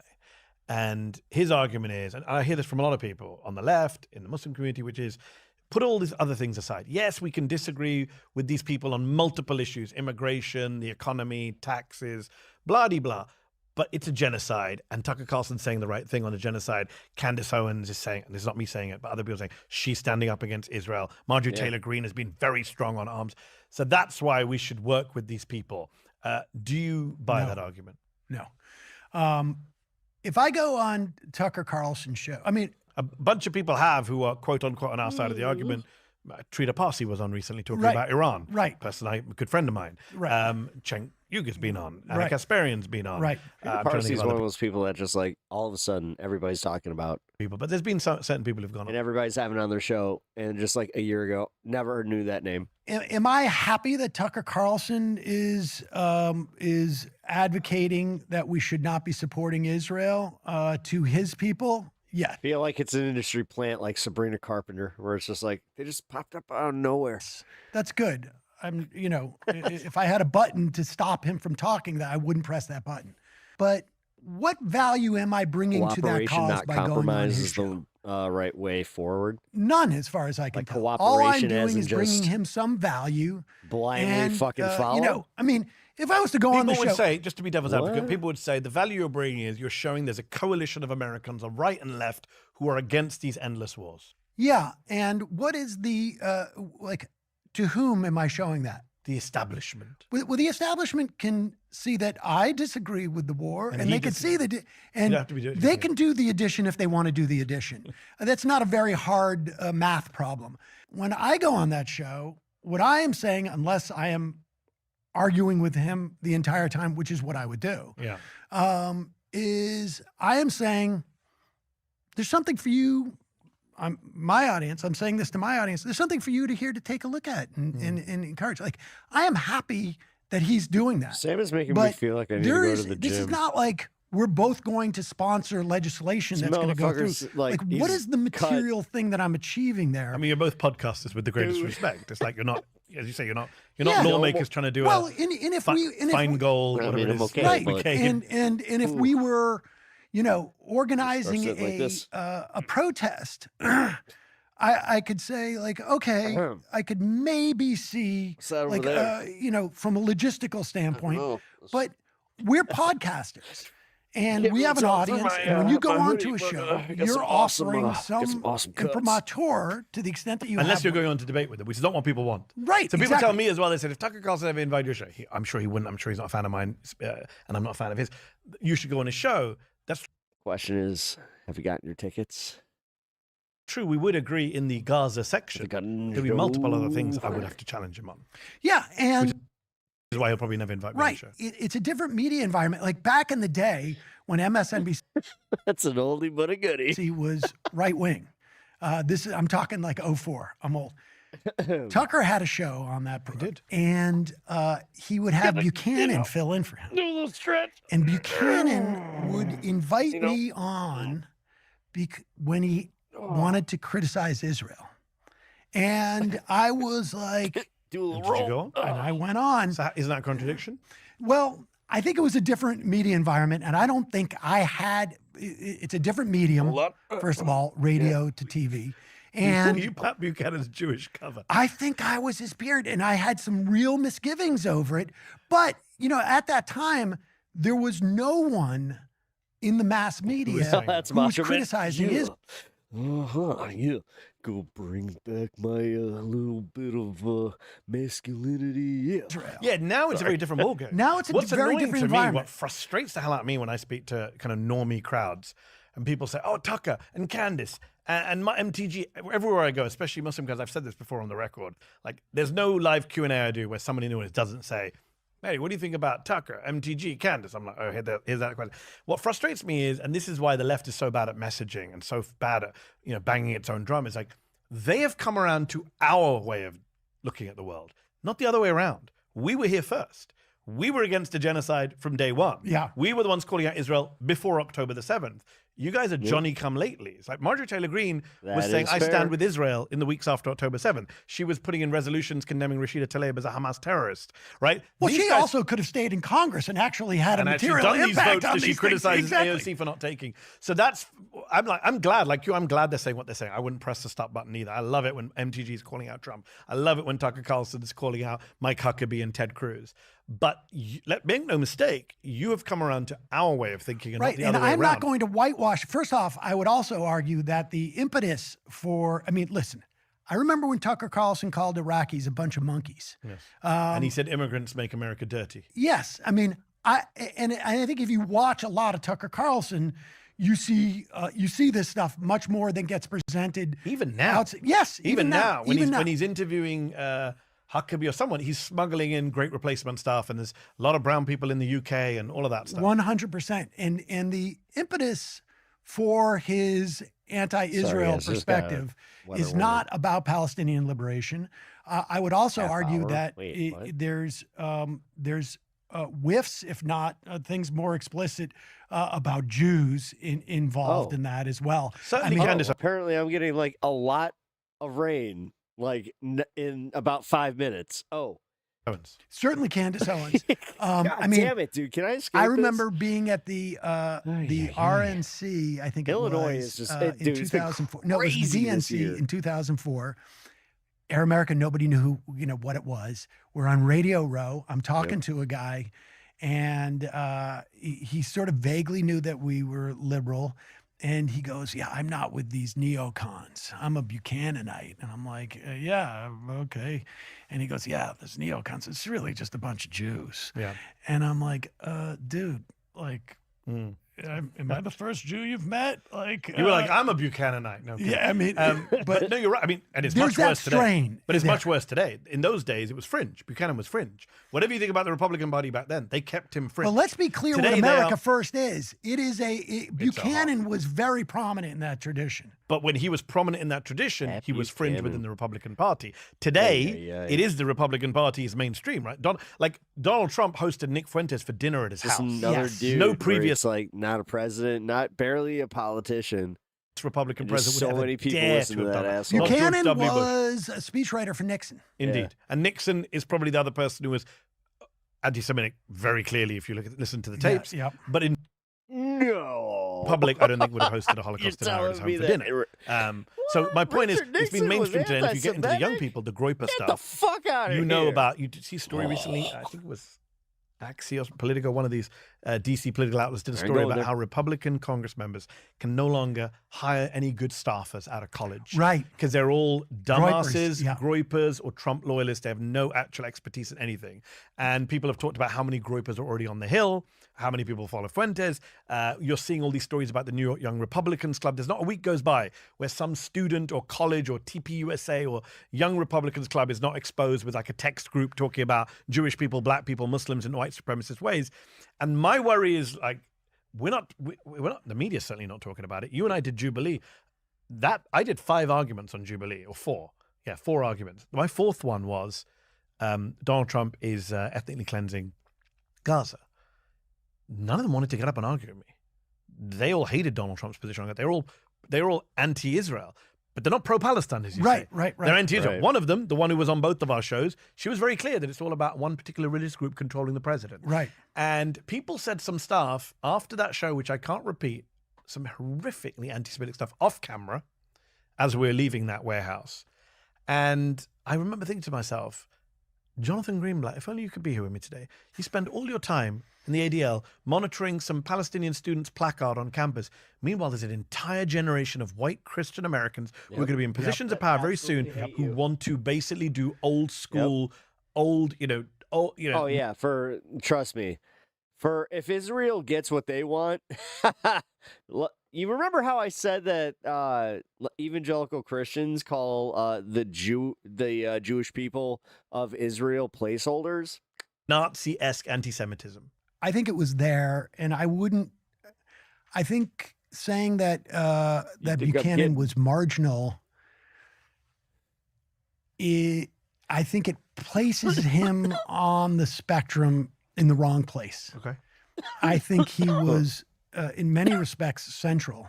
That ilk was there. I agree. And it fueled a lot of stuff. I agree. But they were never allowed to take center stage. They were never. At the They didn't RNC. have the power as much. Although Buchanan also in '93 very famously spoke. But then he also ran as a third-party candidate, Yes, etc. but I think that was used as an electoral quiver. Yes. Or an arrow in the quiver. And now I think they're finding that like almost all the arrows in the quiver are that. And so it has definitely grown and metastasized, but I don't think it grew from the margins. I think it grew out from the center. Okay. And so I think there's a line from Max Boot, the Washington Post columnist, neocon, now never Trumper. I think it's his line, which is the Republican Party used to be a right-wing party with a white supremacist fringe, and now it's a white supremacist party with a right-wing fringe. Yeah, I think that's true. probably I true. feel that's an accurate description of where we are. What happens next, Sam? Where do we go from here in terms of, you've got this insurgent left on the Democratic side, you've got this right-wing split between kind of the traditionalists, maybe it's Rubio Vance is a good reflection of that, the old neocon establishment Republican Party, and J.D. Vance trying to be MAGA. I don't think he believes anything.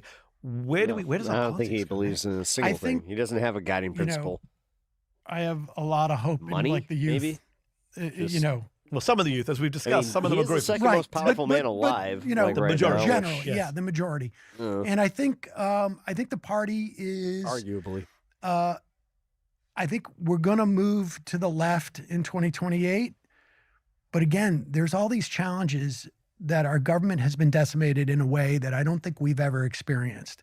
And, what Mamdani is showing in New York is you need to provide material benefits to people in one form or another. And those material benefits can range from, faster buses to free childcare, or to just like a general spirit, like a civic spirit. Yes. And it's going to be a real challenge for whoever's president next to be able to deliver good government, Not just good government, what Mamdani has done so well. And let's see what Abdul Al-Sayed does, is communicate their success. Communicate. I mean, Joe the success, Biden's big yes. failure was his inability, put Gaza to one side, of course, if you can put a genocide to one side. On the domestic policy front, he actually did do some good things. I think you and I can agree, right? But many of them reversed themselves. They sunsetted. Although, again, we can get into that. Joe Manchin, Kyrsten Sinema, et cetera, et cetera. He didn't reverse all of them per se. He did not reverse them. But even the things he didn't reverse, even the things he pulled off. No, the child tax credit was a big one. Whether it's We Inflation Reduction eliminated half of child poverty That's in a insane. year. Thank you, Joe and Manchin. then there he was just gave up on it. There was, but also, how much was this mentioned in the media? Yes. Like, but he didn't go to war with Manchin over it. He didn't do an FDR. No, and, that's and the he problem. didn't talk about his achievements. And He so just providing material conceded. achievements is not enough in the social media climate we're in, where people are able to spin it away. You also have to be a communicator. Zohran Mamdani is in front of us all the time, telling us what he's done, doing it in a fun way to communicate his wins. 100%. He's opening a community swimming pool. He doesn't put out a press release. He goes, jumps in the pool in his suit. So everyone's like, oh, why is he jumping in his suit? Oh, it's a pool. It's a community pool. So I think, look, that is really important. And that leads me to my last question to you, which is, who do you think that 28 candidates should be who can pull off these different things we need to pull off? I don't know who it should be. I really don't have a sense, because I think someone's going to emerge, and it really Do you think it's to quote Donald Rumsfeld, known unknown? You think there's going to be someone we're not thinking about that comes Jesus, through? we're such I political think nerds. it's gonna be I got that reference. a Fucking function of who some of the people that we may know I of, hate that I know that. where how in touch they are with what the future of the Democratic Party is. So, for instance, like a guy like Ossoff, Yeah. I think he's going to win big in Georgia. And I think he is positioned or could position himself to be, like you say, one of the things that Biden did very well is he was cut from a certain mold. Let's put, again, very difficult to put the genocide aside, but in terms of his domestic work in the first year, he basically had to allow Bernie to have influence on the labor side and Warren on the antitrust side. And a lot of great policies came out of that. Yeah. Again, they passed the American Rescue Act in February of 2020. What you're saying is, and I think a lot of people said that Biden was one good skill he had was he understood where the party was and where he needed to be. He was a weather vane. And will John Ossoff do that? Maybe. Will John Ossoff do that? And, like. By the way, he's not the only person who wins in November and becomes a kind of top runner and rider. If James Tallarico wins Texas by some miracle and the polls are showing him up against Paxton, doesn't he automatically I know the Republican governor, maybe. A Republican governor though would fill his seat, which becomes a problem. Yes, and dare I say, Abdul El-Sayed wins in Michigan. I just think 2 years, being a senator for 2 years is a tough proposition to. I mean, even Obama did 4, and so. Although I should remind people, the morning after Barack Obama won in 2004, the very first question at his very first press conference was, "Are you running for president?" I was at that speech. People, at the DNC, No shit. people were talking about that. But he coasted in. Yeah. I mean, the thing about Obama that people could project stuff onto him. Yes. In any way they wanted, because his election, I don't know if you remember that senatorial election. They had 2 candidates. The first guy had to drop out because of a scandal with his ex-wife. Yeah. Then it was Alan Keyes, who was a complete lunatic. And so Obama just sort of coasted Also in. in 2004, there was no social media. There was no Republican machine. You had Fox, of course. Yeah, exactly. But you didn't have what you have today, which is immediate branding of people, disinformation. Like They tried to paint him as and it was much harder to do that then. Well, now, I mean, the explosion in Islamophobia we're going to see in the next 3 months against Abdul El-Sayed, it's going to be like nothing we've seen. Huge. It's gonna forget be Zoran Mamdani, forget Barack Obama, forget Ilhan Omar. They're going to throw the Islamophobic kitchen sink at Abdul El-Sayed. They're already doing it, saying he hates America. He's doing his full name. Ooh. And I think that's going to be a problem. Okay. Who do you want it to be? Who do I want it? Again, I would love to see John Ossoff come out.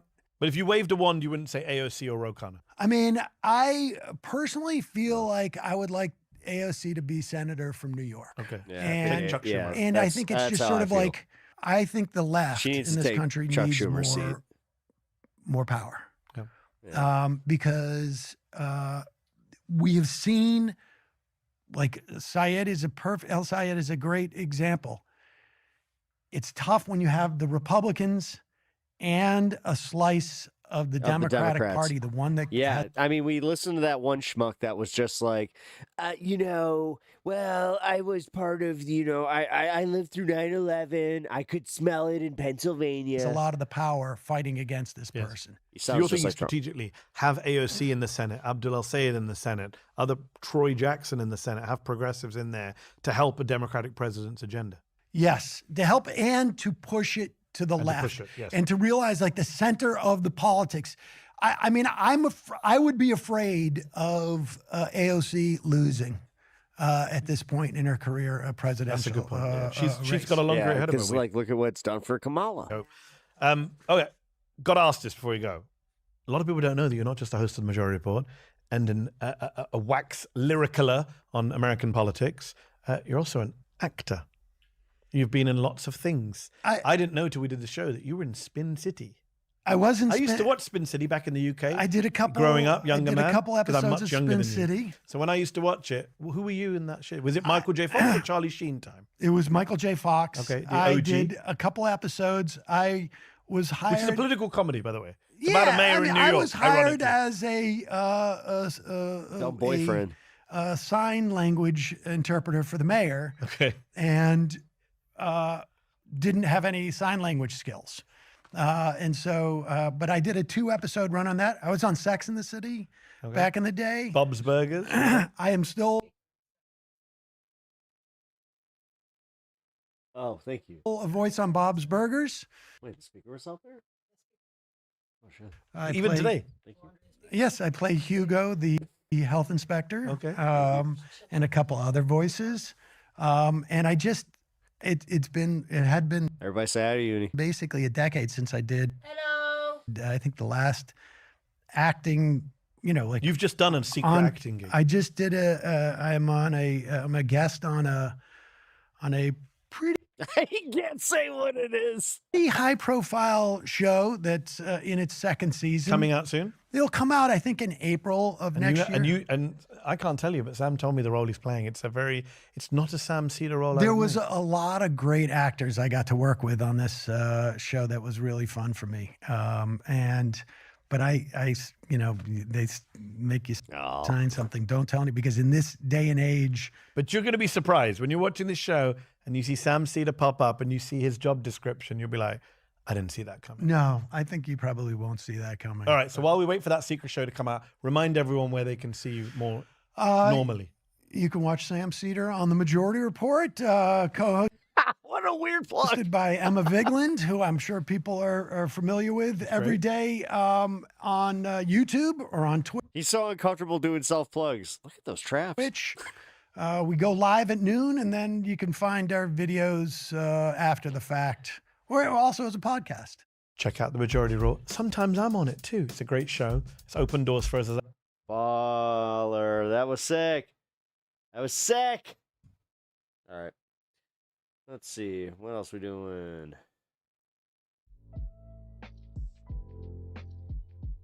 All right. And Majority Report. By the way, welcome to the show. If you're just joining us, we're still covering some politics, hanging out, having a good time, chilling. You're back. Awesome. Welcome back. Hope you all are, having a good time. How are things on this space? I saw that they were doing the movie show. It's not movie trivia. What the hell is it called? Movie night extravaganza. If you guys don't know what this space is, you should check it out. I'm on it. I do exclusive content over there. Also, we got some really kick-ass content creators that do all types of different content, so check it out. But if you also haven't subscribed to my channel, please consider doing so. It really does help me.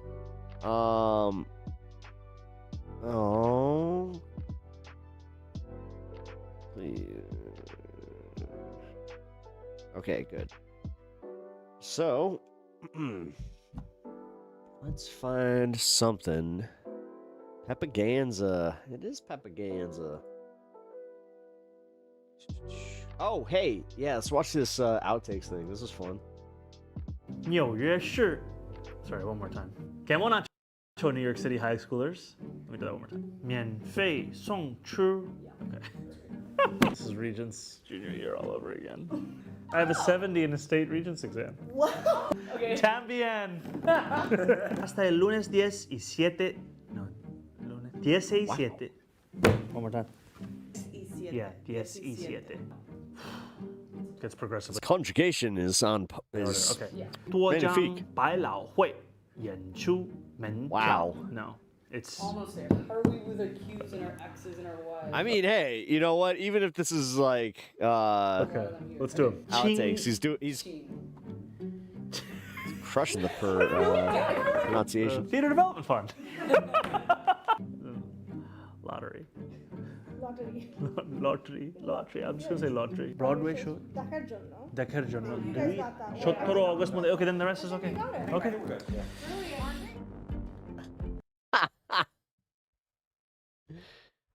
Whoa, what was this? Command, 2 kilometers from insertion. Target, Candace Owens. Primary mission, protect the widow at all cost. Oh my God! Is he dungeon? He's like Dungeon Crawler Carl, just less cool. I am. But he's got pickles and a cat. That's pretty fucking cool. The colloquial sniper. Call sign Pickles. Going dark. Well, Pickles, this is Pepper. Just want you to know I got your back.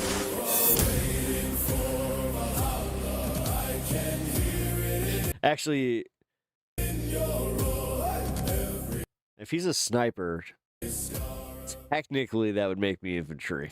Welcome back to the channel, everybody, and I am so excited for this episode today as we will be honoring the legacy of one of this nation's finest war heroes, just a man who puts the military records He put the headphones on the moo cow of heroes like Tim Kennedy to shame. Yes, you already know who we're What talking is about. happening? Command Sergeant Major Master Chief What the fuck?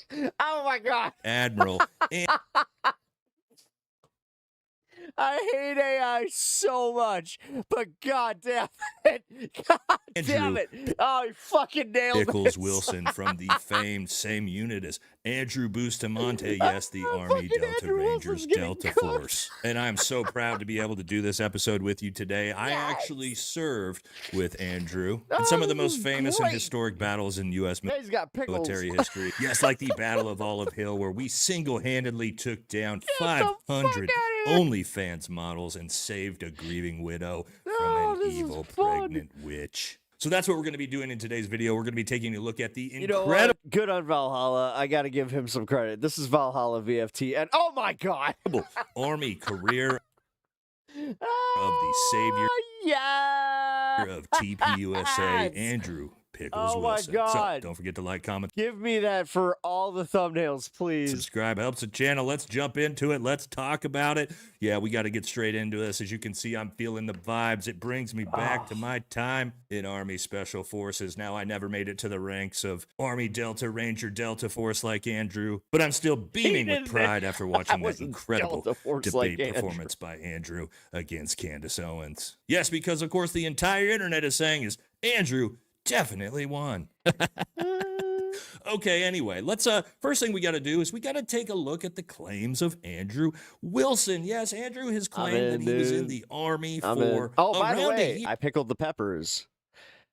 a Pepper long game time coming up ago. I soon. know, an incredible amount of time to Got serve about the 30 nation. days. Absolutely impressive. But he's also claimed that he never served at all. Now, those are two very them in the bizarrely dark different claims. corner I of the mean, cabinet. you either did or you didn't. But let's take a look at what he had to say out of his own mouth before we jump into his records. What's that? When were you in the Army? I was in the Army for a very limited amount of time, years and years ago.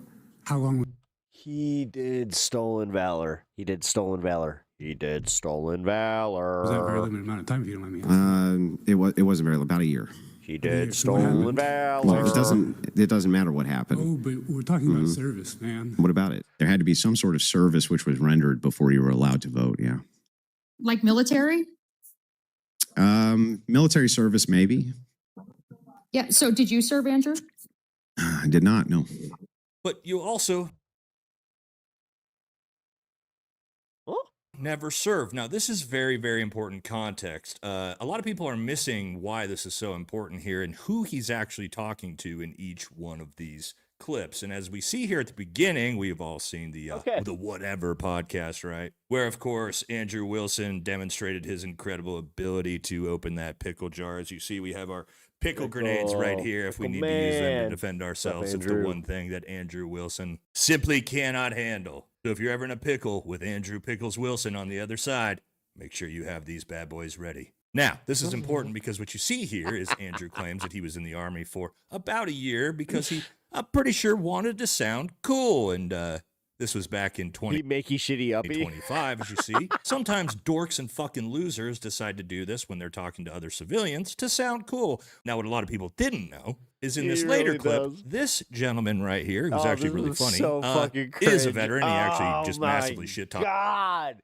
the fact that this guy is like fucking like the audience that he does, and I don't know, man. People are like, he cooked you, bro. It's MAGA nonstop. It's pretty funny. But the important context of this is when Andrew is debating somebody that he knows was in the military, and he's asked if he's ever served in the military. Of course, the answer is much different. It's no, I've never served. Now, we also have to look at things said by his own wife. His own. Well, listen, spousal support.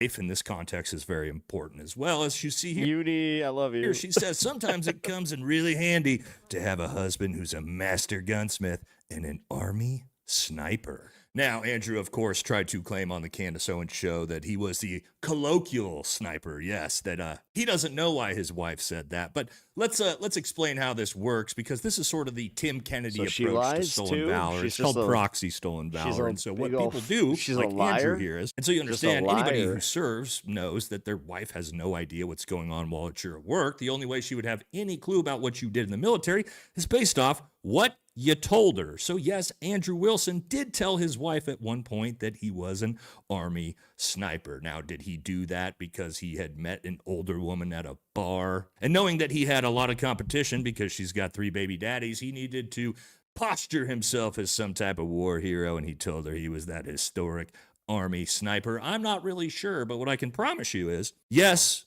that is stolen valor. I love you too. By proxy, I love you, but because, I'm not lying for you. There's I no have way his standards. wife would know that without him telling. You heard it here, ladies and gentlemen. Her that.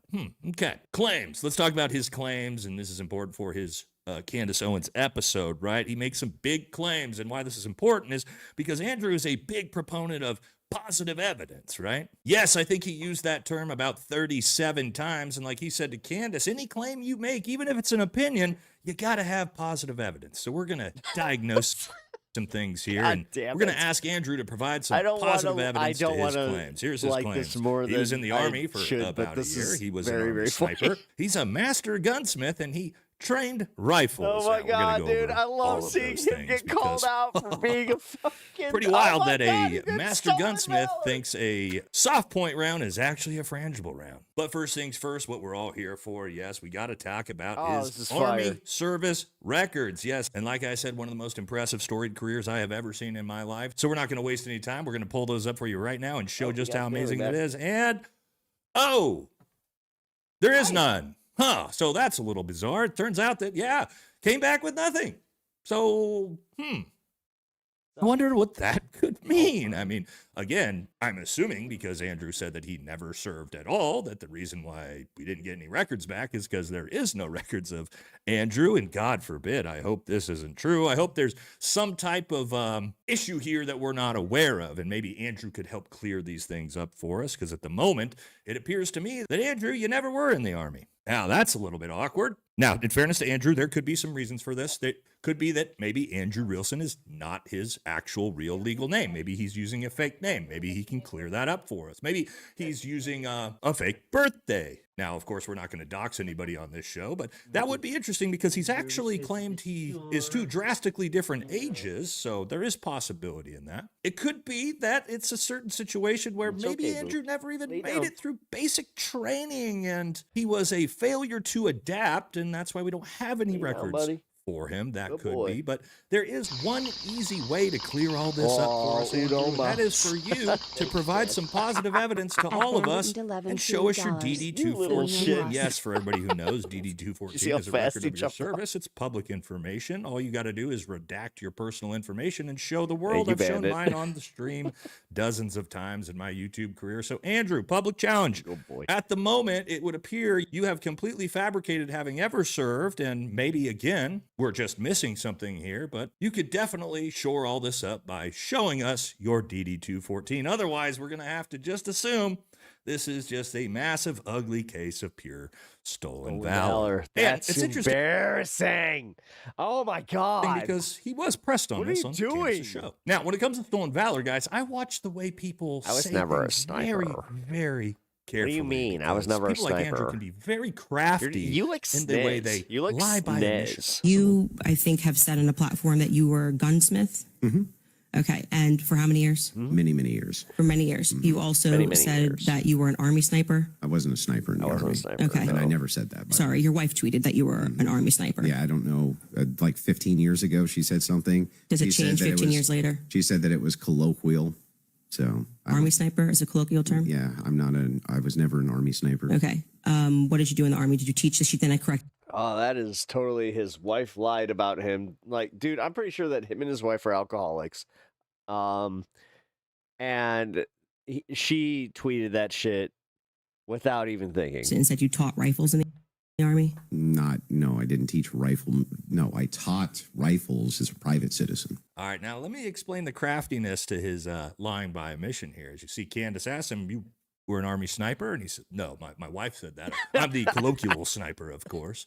And then she said, well, what did you do in the Army? Did you teach rifles in the Army? And he, no, I never taught rifles in the Army. I taught rifles as a civilian. First of all, as an actual firearms instructor myself. Challenge one, I'm going to need you to provide positive evidence of you teaching anybody rifles in the past. Because I don't believe you. You know why? Because there's not a firearms instructor in the fucking world who says, I teach rifles to people.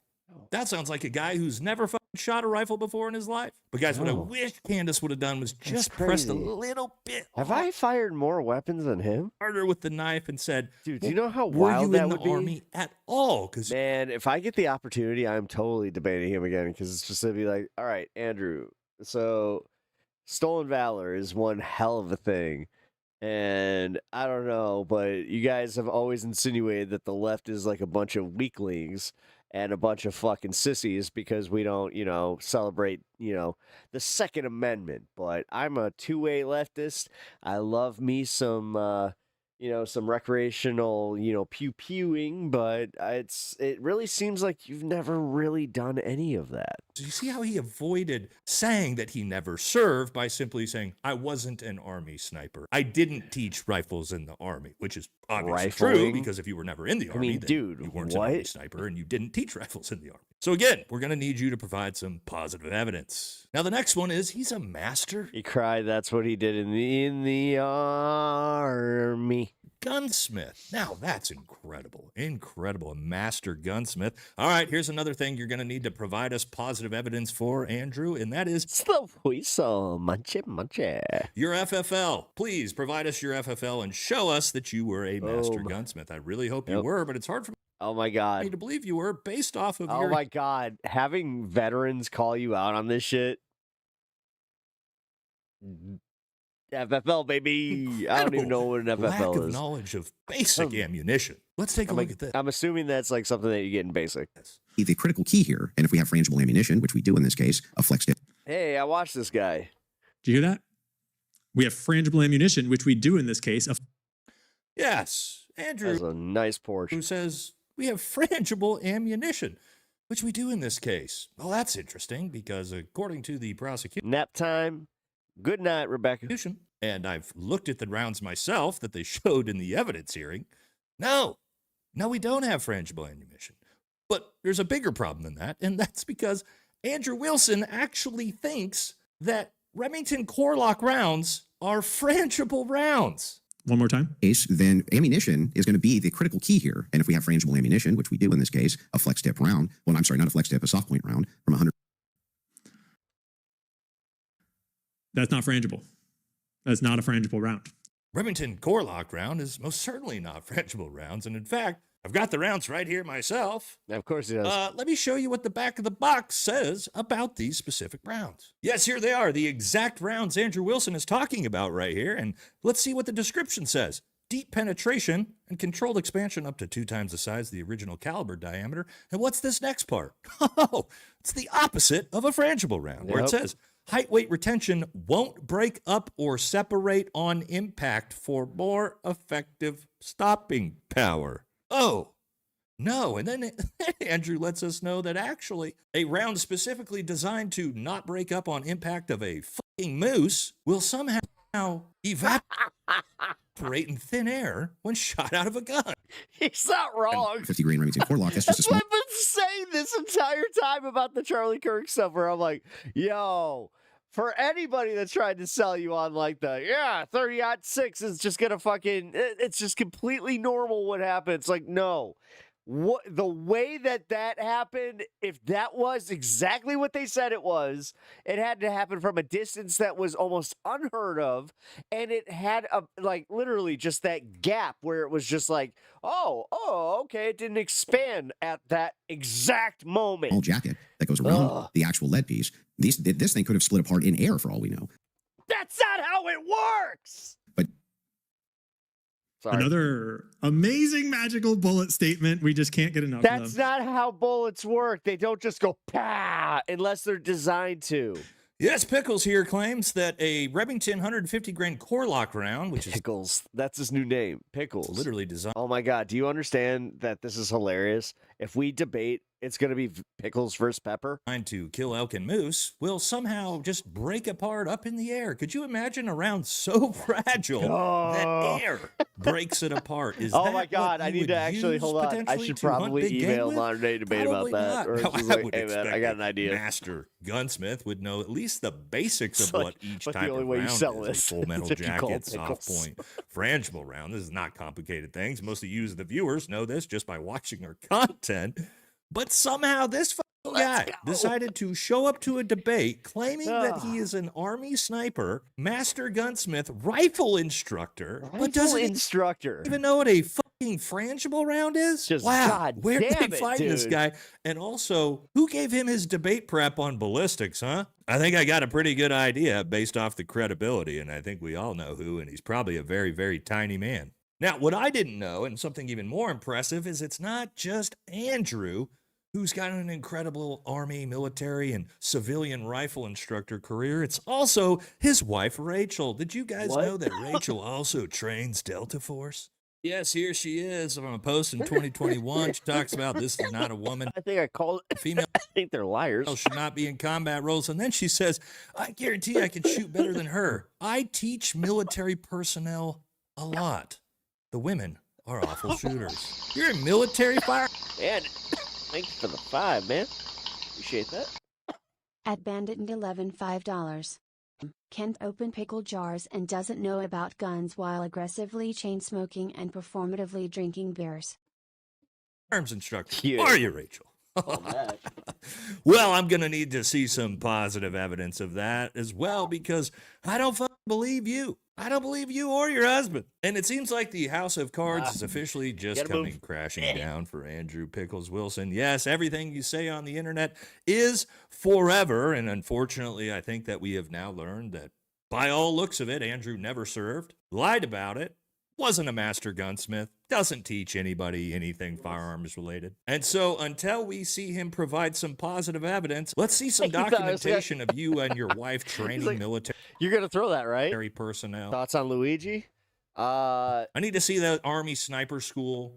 You mean that innocent young boy? Certifications. I'm going to That need I to see totally all have a these alibi things. for? Now, I know it's probably going to be embarrassing if there is a chance that you actually did serve in the Army and it's some type of situation where, again, failure to adapt, you couldn't handle it, you couldn't even make it through basic training. God, that would be embarrassing for your brand, right? The By tough the way, guy, guys, if you're new masculine here and Andrew haven't Wilson subscribed, couldn't even please make it through do. basic training. Ooh. Trying to But make up very for, easy for you pissing to off go some ahead and people today. demonstrate, show us all your actual records. Now, the internet's having an absolute field day with this, so why don't we take a look at that and see what everybody thinks about this as well? Well, our absolute favorite, Anna Kasparian, says, how does one agree to pay $300,000 to debate a criminal case when they don't even know what the suspect is charged with? Candace says it's called One Trip to Turning Point USA headquarters. And here's another one, the colloquial sniper himself out on the range training rifles. Looking good, Pickles. And here's one I made myself, ladies and gentlemen. Yes, as You didn't make that. AI made that for you. you can see here, You said that, and then it generated it for you. man pays I hate AI. I hate it. pregnant woman Yep. Let's just kill artists. Why not? $300,000 to talk to her for 3 hours, officially winning the world's biggest cuck award. Absolutely incredible, Andrew. Then Candace dropped this one herself, a picture of them filming, and as it says, no. By the way, Televani, thank you for the thumbnail from yesterday. Appreciate that. But today was all me, and it was all Canva, and just finding the funny faces. Pickle jars were harmed in the making of this debate. Well, you know there's never a pickle jar harmed. I don't mind AI occasionally. All right, but- here's one from Brad Lay. It says, Mark's safe from spending $300,000 to be humiliated by a woman today. And yes, the ballistics expert, master gunsmith, Army sniper himself says, the bullet could have broken apart in midair for all we know. Yes, here's the exact round. This giant big bastard, of course, very typically disintegrates in midair. Yep. Well done. Yep. Bro. Yeah. And yes, to be a fly on the wall of this conversation later that night, could you imagine TPUSA potentially, I don't know, allegedly, paying $300,000 to a guy just to go on Candace Owens' show and call the CEO of your company retarded? What a return on investment. And guys, I was actually able to track down some of Andrew Wilson's incredible rifle training footage. Let's watch.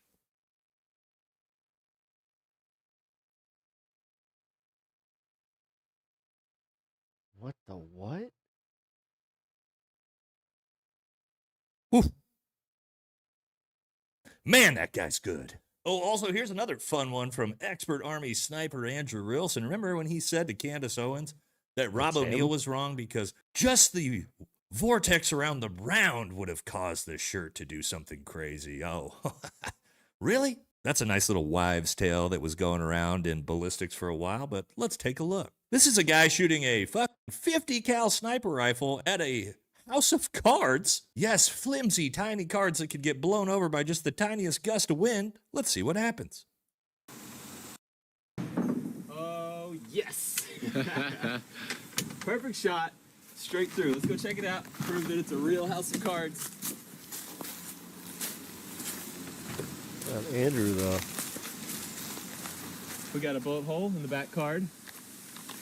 And a 50 cal round right through the center of a little tiny flimsy house of cards didn't even knock the cards over. So I don't really need to cover any more than that. I'm just focused on the things you guys know you wanted me to be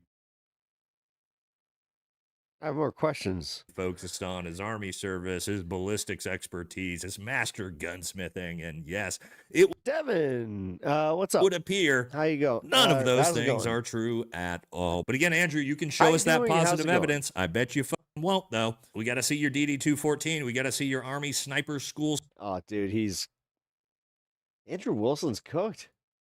He might have ruined his career with that fucking debate. Like, I kind of thought that already, that Andrew, like, he might have gotten paid $300,000 like that. And that, I don't know, man. Like, if that's like what you're paying me to essentially end my YouTube career, maybe. I don't know. No, I couldn't. No, I'm going to be real. You couldn't pay me to fucking, like, end the shit. I love this. That's a problem. Anyway, it is fun to watch Andrew get cooked. Here, there's a few of these things with Andrew that are hilarious. But also, let's check the primary. Yep, no primary results for Alaska. Wouldn't you like to be a pepper too?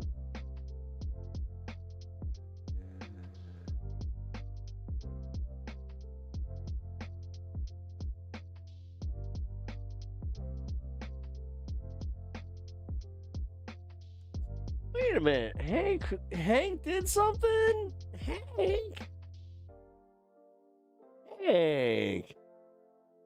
Hank's doing live streams. Hell yeah, man. Fucking boy. Alright, well, hold on. Oh, he's live. That's kind of funny. Valhalla is live. I thought that was not the case. Almost clicked on that. Hank's the man. It's crazy, dude. We grew up like literally like a town over from each other. Like, I hope you guys understand that. Like, East Dundee, or like East-West Dundee, is literally one town away from Elgin, Illinois, and that's where we grew up. That's just crazy to me. But, yep. Got the fuck out of here real fast. He was just like, I'm never going back to Chicago. Fuck that. Nah, I hope he does. I hope he comes back. That'd be cool. That'd be cool as fuck. The shockwave would have blown over the house of cars. Yeah, I know. Yeah, trust me. I know. Also, Johnny Too Lately, thank you for the raid. Oh, this space raid. Thank you. I appreciate that. What's up, guys? Hope you guys are doing well. Hope you are all ready for. Let's see. Is Konaki live? No, Konaki's not live. Konaki live?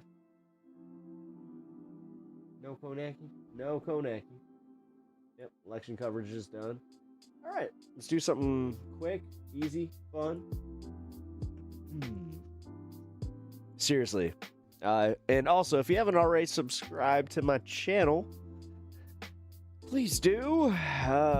Fuck, man. Seriously, it's been one of those days. I lost some subs because I had some spicy opinions, but I'm proud of them regardless.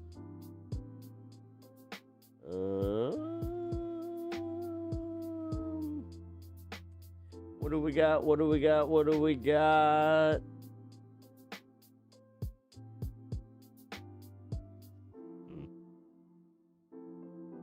Hello, people you cannot see. Wait, Kirk, what? What about Kirk? Oh, is that Charlie Kirk? The Kirk, huge Kirk grift? I was about to say, I'm like, wait, there's a Kirk grift. I miss Spicy Pep. Spicy Pep never left. Spicy Pep's still here. Honestly, today has been one of the most spicy days I think I've had in a while. For real. Like, I've just had it, like, in general, where anytime that, like, I see this infighting or I see this, like, virtue signaling or any of that shit, and I'm not even trying to, like, coin the word, like, because people could easily just be like, oh, look at Pep sowing division. He's using the word. For real, man. They just want us to fight each other. It fucking sucks. Let's not. You know, let's just not. It got even worse. Wasn't that just like one hell of a fucking trap? The Schofield opinions were just right. You know what? I think they were. I think that I don't know. I'm pretty happy with what I did. It's cool. All right, let's see what Josiah has to say. He's gonna say some milk toe shit. Or is he actually going to say something with substance? Well, earlier this morning, Donald Trump made a frankly stunning announcement regarding the disastrous Iran war, which triggered... God, I love that he got bullied out wearing his stupid meta glasses. ...the oil markets to spike as a consequence. And the announcement is that everything is fine, everything's under control, the Hormuz Strait is back and open up for business, everything is fine, and we are not talking to Iran. There are no talks or conversations. In other words, there's no negotiation. And given that to whatever extent the economy has been back and forth regarding Trump's war, it's been in the vain hope by investors that, well, there are negotiations going on behind the scenes. Trump put the kibosh to that, and that caused oil prices to skyrocket. And if he doesn't change it anytime soon, it's going to also continue to cause gas prices to rise as well. But before we unpack all that, if you end up liking this video and you want to support the channel, please be sure to hit the like, subscribe, and notification bells before you go. So, man, priest. We're at the part where it's just like throwing spaghetti at the wall, right? Throw something at the wall, see if it sticks. This is... Well, I mean, Trump's good at that, except his ketchup. the latest spaghetti hurling. He says there are no talks or conversations going on or scheduled with the Islamic Republic of Iran. The naval blockade remains in full force in effect. The Hormuz Strait is open and operating. That's not true. All water mines have been removed or detonated. That's not true. Thank you for your attention to this matter. That's President Donald J. Trump. Okay, again, it's just an alternative reality, as Aaron Rupar notes. Total alternative reality. Now, the immediate effect is that oil markets surged as a consequence of this. So oil futures edged up in cautious trading as the market weighs conflicting reports about how much through is getting through the Strait of Hormuz. Quote, extraordinary workarounds are compensating for a badly impaired shipping route, said Siebert Financial's chief investment officer. Quote, alternative oil routes demonstrate impressive resilience, but resilience is not the same as excess capacity. Oil futures rise as Trump says no Iran scheduled talks no Iran talks are scheduled. Oil futures extend gains after Trump says there are no talks occurring or scheduled with Iran and that the Hormuz Strait is open and operating. Quote, "There's no talks happening, and that's all the market heard," said Ninja Trader Group senior economist Tracy Schuchard. While workarounds have helped keep oil prices from soaring, the stress is showing up in products with Ukrainian attacks on Russian refineries, adding to the problem, she adds. Crude market volatility has eased, but, quote, "I think we're in higher for longer oil, and it seems to be rotating Brent around $90 per barrel and WTI around $85 per barrel, which is $20 to $25 per barrel higher than last year," referring to like the standard benchmarks for crude oil. So that's not good. And then you get back, oil extends gains as Hormuz solution appears distant. So now that people are looking and going, oh my gosh, there's no end in sight here. And we also have a bombshell Wall Street Journal report, which we talked about the day before, about how Iran has a secret plan to exacerbate and expand the conflict in order to stick it to Trump politically, and therefore the rest of us economically. This is not good. And when oil skyrockets, so too does gas. And the midterms are approaching. And I want the Republicans. Yeah, we get it. We get that. Yeah, the gas prices, midterms approaching. It's fucking, we're mid-August. Let's get past the debates. Let's just get to the fucking midterms. I'm at that point. I miss being normal about this shit. You guys remember being normal about politics? Like, I remember, like, just waiting for the election days, or, like, just right before the election, I would start paying attention to this stuff. And, you know, specifically election stuff. Like, that's what's crazy is now I literally listen to bullshit like that where it's just every day, it's just like, we're inching towards the midterms. Ugh. I fucking get it, man. I miss regular corrupt politicians. Yeah, we didn't know what we had. You know, they were corrupt, but goddamn, they weren't this corrupt. Like, this is mob level corruption, dude. This is mob level corruption on a fucking government scale. Like, this is fucking wild. It's wild what the Trump administration is just brazenly doing. And then how some people in America are just like, based. It's just like, all right, cool. All right. Today is the day where I have just given up on fucking caring, where I'm like, oh, okay, cool. You're just going to do this. Well, I hope that my vote and my voice can kind of wake some people up out of this. But realistically, that's all I got. That's all I got. That's all I can do. So that's where we're going with it. But you know, I think that this is more beneficial than a lot of shows. I'll be honest. If I found something like this where somebody was just trying to kind of chill with me through trying to make sense of politics, like, yeah. Pep left his give a fuck in his other pants. Yeah, they're in the laundry. That is definitely what happened. I mean, dude, I lost 3 subs today.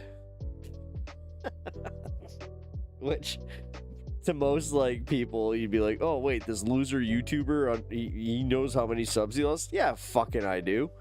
I only have fucking 3K subs, and I can tell you right now that anytime that I lose, even in just 1, I will notice. I'll be honest, but yeah, losing 3, like, I was at fucking, 3,021. I'm at 3,018. All because I gotta open my big ass mouth, gotta make people fucking feel, oh, there's doomer stuff. Look at Pep. Oh, Pep saying uncomfortable stuff. Oh, whatever. For real. I just don't care. Oh, I wish I did. Seriously, I really wish I did. Because I think that would be better for my career, but this is just me. So, hope you appreciate that. Cool. Quality, not quantity. Yeah, well.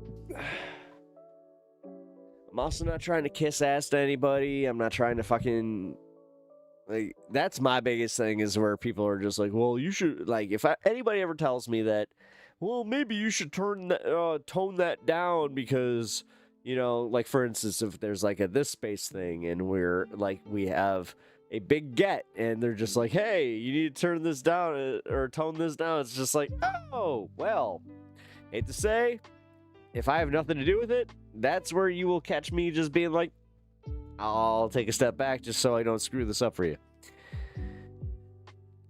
It's all shit you said about the Eternians. Yep, that's exactly what it is.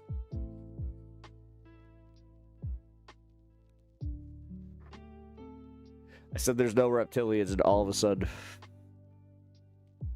You'd think that that would be a thing, though, where, like, they would want me to, like, be like, there's no reptilians.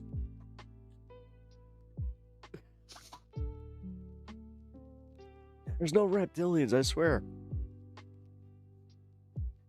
And now everybody's just like, see, Pep's a reptilian. We knew it. We fucking knew it.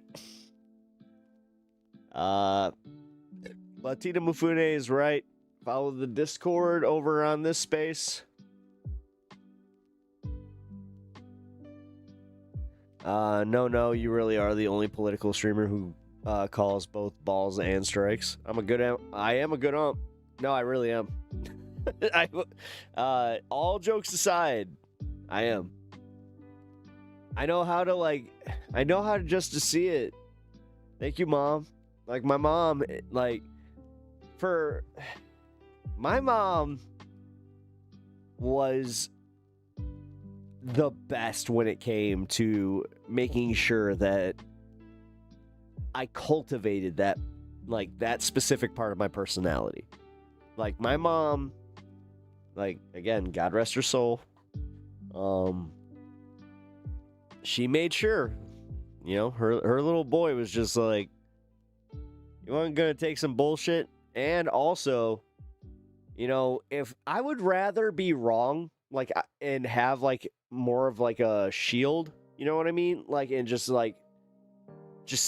kind of be off, you know, putting for a second there and just be like, I'd rather be cautious and then be like, oh, my bad, than do the thing where I do the open arms and then I get burned. Like, that, I don't know, man. Like, maybe that's me getting older. I don't know. But it's how it feels, where I used to be the opposite, where I was just like, no, you gotta have open arms. You gotta, like, really, you gotta listen to everybody, man. Like, you gotta make sure that you can accommodate everybody. And that, like, to my detriment, I've done that here, where I've had, like, because I don't want to live in a bubble, I let MAGA chuds go for almost a little too long sometimes. Like, most people would ban them immediately, which I don't think is cool. You might be able to fucking change your mind or two. Shout out to Mama Pep, the Bison Whisperer. That is what dude, I swear to God. You know what? Because I got my mom's ashes. I gotta get her, like, a bison. Like, I gotta get her something bison related for her shelf. I hate that it's that right now, but that's what it is. But yeah, no, I do gotta do that. That was cool shit. Hey, I appreciate that, Mitch. I don't know, man. Like, I'm also not trying to judge other people. Like, I hope you guys understand. I don't want no drama with fucking other creators. I'm not trying to shit on other creators ever. Like, specifically within the leftist space, I'm really not. If you guys like a leftist creator and I have a disagreement or I say something, don't take that as like you need to hate them. Like, I don't know. Doesn't no take stick. You mean shtick? I mean, I'll just say, like, when I started this, I did have that, like, and this is why I brought the character. I thought about it because in broadcasting school, I learned that you're supposed to do a character. Like, you're supposed to make an on-air persona, is what they used to call it. You would have your on-air persona, and then you would have your off, just your daily life. So my on-air persona, if I was still developing it, like, in the confines of what I learned, it would have been PEP, just Pep, and then maybe Pep and Valentino in the morning, for any of my community folk out there. But yeah, like, I would have, you're listening to Pep and Valentino on 97.9 FM, The Loop. That would have been what I was gunning for.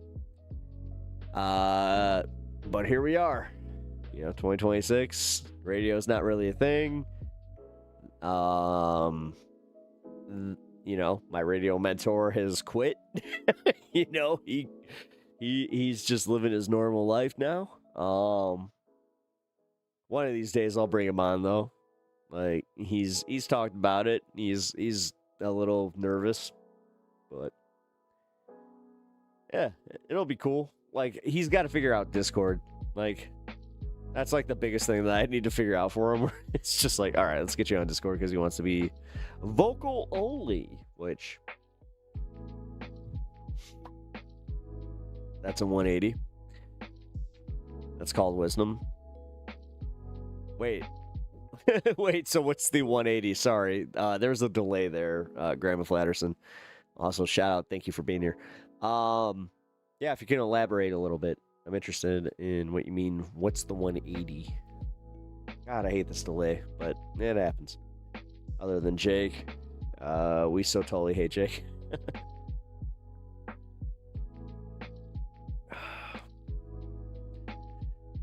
But yeah. Man, there are days that I've thought about that, like just being on radio. Just radio. For the amount of time that I do this, like, dude, I could have gotten paid. The thing is, little secret.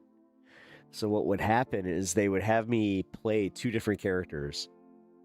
That's why sometimes you would listen to a radio station and you're like, that DJ sounds just like the other DJ. It's like, because it was. Original AM radio jock to political streamer. I wouldn't have been AM. I was actually trained to do FM radio. I was also trained to do AM, but I was working to do FM. My goal when I went to broadcasting school was to end up on Q101 as either an intern, or like, what they would call like a worker, where I would just do the morning slots or whatever the fuck. Yeah, it didn't work out. So, but yeah, I mean, it's kind of crazy. I mean, I do still, I value my training. I'm happy that I did it. I'm happy I put the time in, even though sometimes, like, even now, will feel like, actually, I should be fair about this. So ever since I started doing YouTube, it has felt like it's the least amount of waste as far as like, oh, I spent $10,000 to go learn how to do broadcasting to not end up in broadcasting. Now that I'm a professional broadcaster, which I don't care, fuck you. I have an audience. An audience is an audience. So professional broadcaster, bitch. I need that. So, my bad. I was thinking FM. Oh, don't worry about it. Don't worry about it. Yeah, no, I wanted to be an FM. Well, I wanted to be an FM talk show host that also had a serious adjacent show, just like, Opie and Anthony. The coolest part is, like, I'm about to clear 6 hours, and realistically what I would have done is I would have done 3 hours clean, 3 hours not, you know? In my perfect world, and I would have been simulcast to Sirius XM, and I would have this fat contract. That's the part that I don't have, but you know what? I'm happy. I'll tell you this much, I'm happy. I love doing this. I love broadcasting to you guys. I'm like, if I have fucking 4 of you, I'm happy. I got 19. Yeah, whatever. 23, 24 of you. I'm happy. So, the biggest thing that sucks is like when you like with this is the instant chat. As far as like negativity, that does suck. It doesn't affect me the same way that it does other people. Because I have awesome people in my chat that you guys generally get there before I even do. And it's not even the mods, but you guys will like shut them down. But realistically, yeah, some of the negativity sucks. But yeah, you just go through it. So. Man, I feel like I give these lectures a lot where it's like, hey, if you guys want to do content creation, well, you can second guess that. Nah, for real though. If you guys have the passion for content creation, do it. Like, I have this thing where life's too short to not do the things that you want to do. You know, my mom, she had a lot of shit that she wanted to do. My brother, he had an entire life that he wanted to live. So I feel like I have a lot of living to do, not just for myself, but also in just how I want to honor those that I love. And, you know, this is it. Like, my mom loved how I love, like, if there's one thing that I can appreciate is how much my mom loved that I loved this. And my mom, she didn't know how chat worked. And I think I've said this a lot here, but it was adorable. My mom, because she did not know how chat worked, she would text me and she would tell me, like, hey, respond to this person. And it was just like, oh, okay. And yeah, I mean, I miss those texts, and I've read a few of them.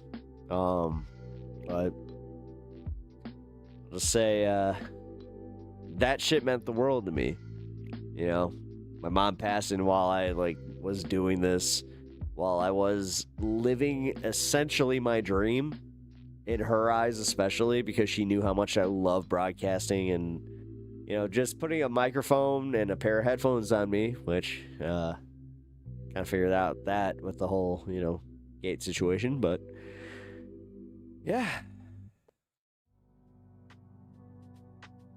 she saw how much I love this shit, so I tried to have them in tears before you had a chance to read a toxic chatter. Pay attention.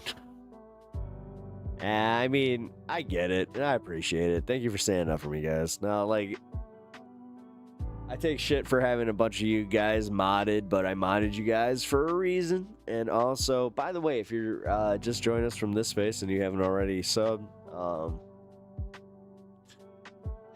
it sounds so desperate, but I'm just like, I just want the 2 back. No, I also appreciate you guys checking out the stream tonight.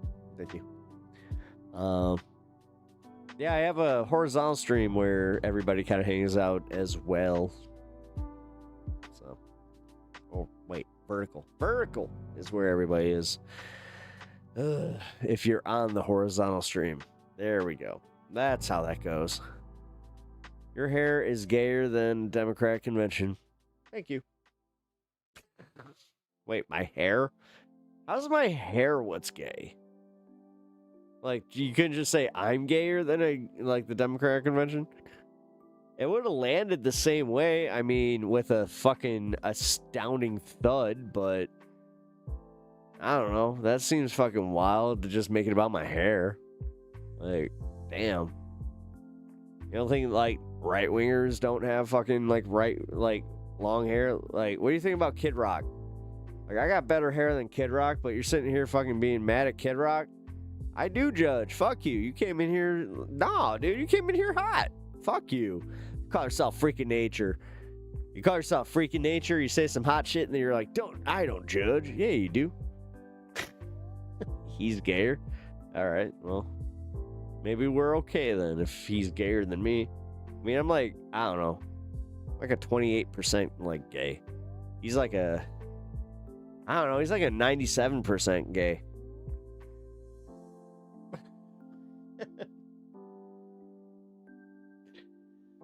Hey, Kid Rock, Hillbilly Vanilla. Hillbilly Vanilla. Dude. Alright, that's fire. I appreciate that, but I bet he don't shower. Who, me? Oh, that's just insulting. I mean, the fact that you think I don't look at this wave in this hair and you think I don't shower. Dude, I use fucking conditioner that takes me 15 minutes to just sit with. You know what that's like as a dude just sitting in the shower, just waiting 15 minutes? And I ain't doing the gross shit that you're thinking of.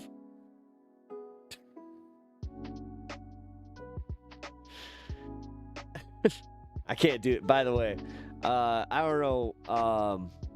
Can't do that in the shower. I know most of us youngins were taught, yeah, that's where you take care of biz. I don't know. I only got shower biz when I'm in the shower. You know what I mean? And immediately people are just like, wait, that took a turn. As an old Gen Xer, I appreciate you aren't toxic. It's rare. Uh-oh. Well, as I'm talking, Grandma Flatterson, right as I make some fucking... That is totally on brand for this damn show. It's like, I appreciate you being a fucking well-adjusted young man. Hey, I don't jerk off in the shower. Well, now. It was literally like verbatim.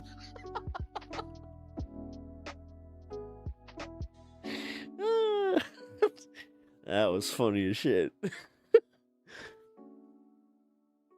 Oh, God. Well,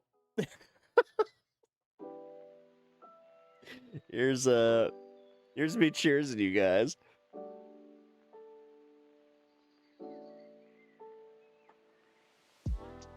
Yeah, I'm definitely not Gen X. I am millennial coded as fuck. But you know what? I'm okay with it. What you gonna do, man? I know that, like, our generation's a little cringe sometimes. We like some nostalgia. We like to live in the moment.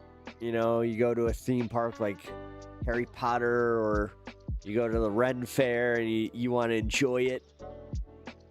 Got sneeze. Uno más. Damn it. I'm supposed to go that way. Well, it's a shower tomorrow. First year, but all years were great.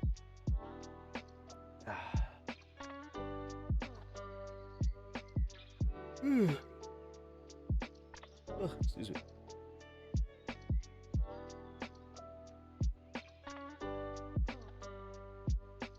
Have you seen the video of the chick getting roasted and calling herself a mineral instead of a millennial? No, I haven't, but...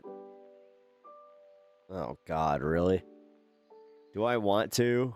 I saw, like, the cringe girl at the Peter Pan thing today, and I was just like, oh, damn it. I don't know. Like, I get it. Like, I told a lot of my friends about this. Like, I got some friends that had a kid, and they were talking about whether their kid would be a Hufflepuff or, like, whatever the fuck, and I was just like, your kids are not going to like Harry Potter. And they're like, oh, you're just being, like, rude. Well, they're 8, and they do not like Harry Potter.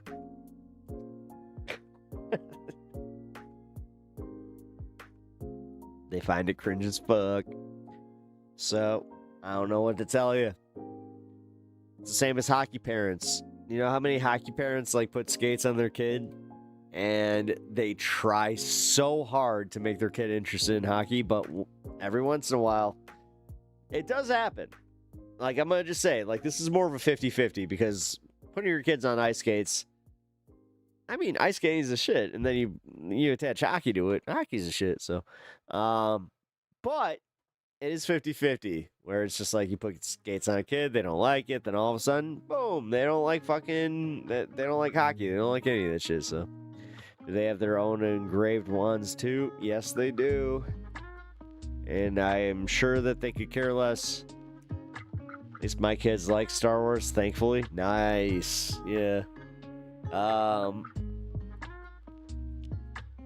You're decent at speed skating? Damn, you had those clicky skates? Dude, speed skating is... That's something I gotta say. Like, it's fucking impressive. No, I will not. That was a very not nice way of asking. And you also...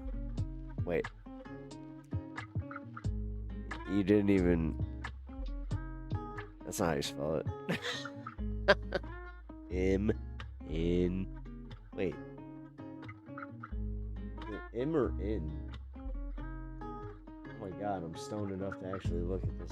Impregnate? No, it's impregnate. Oh. Oh, so I would have been wrong. I decided to, like, go for it. See, this is why I checked. No. No, I won't. I'm sorry. I'm a married man, and you know what? Even though, like, there's some weird stuff there, I'm just gonna say no. I will not.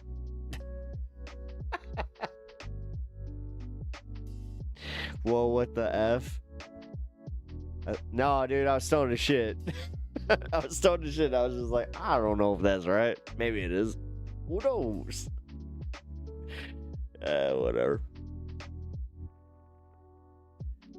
God damn it. Huh? I know. Don't worry, Grandma Flarison. It's okay. I'm more so, like, concerned about the fact that it's just like, yeah. It's ridiculous. The ridiculousness. The fact that people are just like, no. I've tried being a Democrat and a liberal, but my head just wouldn't fit up my own ass. Well, I tried listening to Trump, and you know what? I tried shoving my own head up my own ass just so I could try to understand him. So, we are at an impasse there, my friend. What's up, Ghost Train? Welcome back.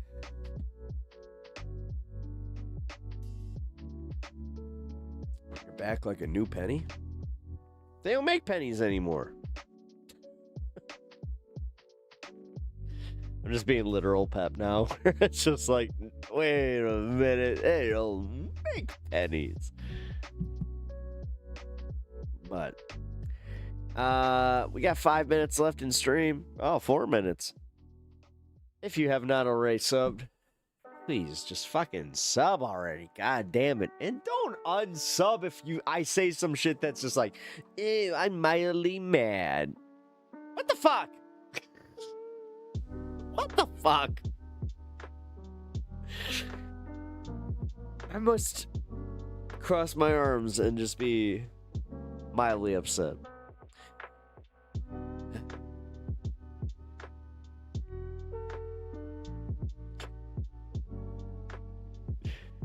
I think that most of you can see it where it's just like, ooh, he's actually upset about that. Yeah. Wait, you can't throw a Democrat or a liberal as far as you can throw one? That doesn't make sense. You can't throw a liberal or a Democrat as far as you can throw one.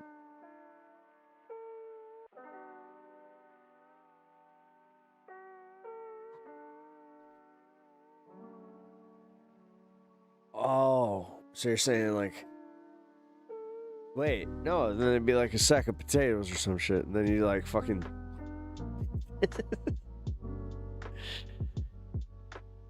Bears nothing? Yeah, I know. I'm thinking of like throwing a sack of potatoes, and I'm just like, oh, that's crazy. You ever read the Communist Manifesto by Karl Marx? No, I'm not a good leftist. I'm a bad leftist. I'm a very uneducated, or I'm an undereducated leftist. I'm not an uneducated, but I'm undereducated. I don't like William Shakespeare-y, like old-timey language. It's a lot to take in, but I get it. I did the Cliff's Notes. I think I get it from most people in chat. I've read Saul Alinsky's Rules for Radicals. I've read Das Kapital. So, boom. And Das Kapital was not exactly an easy read for me. All right, good for you, Sylvie. Pats on the back, pats on the head, gold star. Woohoo! Does it count if it's on audiobook? Yeah, audiobooks count. Ingalls is more approachable.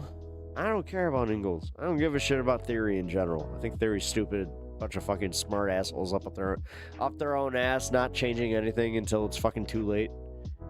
Read Proverbs. I've read Proverbs. I've read fucking Psalms. I've read Thessalonians, Ephesians. I've read fucking Mark, and then I've read all of 2 Corinthians and the Book of Matthew. So yuppie. I don't know. What do you think about the Book of Matthew 7:21 through 23? Please read it. Get back to me. Read Elmo. Elmo reads. Your speech text is horrible. Don't worry about it. But yuppie. As I said, that was Matthew 7:21-23. I would like your take on that one. Oh, wait. I got a minute and a half. If you like theory, go be cadre in the party and bring it to the people. Yuppie. Well, if you haven't already subscribed, do it now. CCN Sword. Fortune cookies are good too. Yeah, I know. I don't actually listen. My belief system can be an enigma to you, but I may know the Bible, I may know the Quran, I even may know the fucking Torah. But you know what I also know? Enough of y'all ain't subscribed to my channel. That's a fact. So if you haven't already subscribed to my channel, you need to do so now, because I'm about to end the show. And also hit that like button.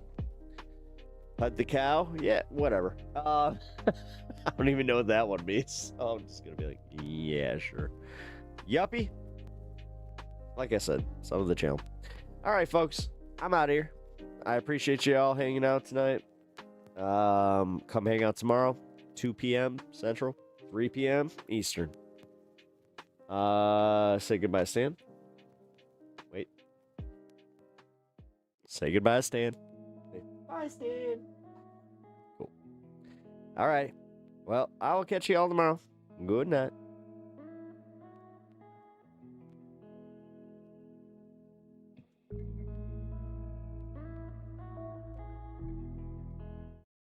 Who the heck is Pep Talks? I'm not gay, but I fantasize about Marco Rubio. Pep Talks. Pep Talks. Pep Talks. Let's eradicate the Kung Flu. I'm literally coming. Pep Talks. Pep Talks. Who the heck is Pep Talk? They want our women. They want our children. Pep Talk. Sometimes no means yes. Grab them by the Pep Talk. Grab them by the Marco Rubio. Obama is a racist. Pep Talk. I'm literally coming. I'm Pep literally coming. Pep Talks. We found weapons of mass destruction. My fellow Americans, it has been confirmed today from Pep Talks that we are indeed all high on politics.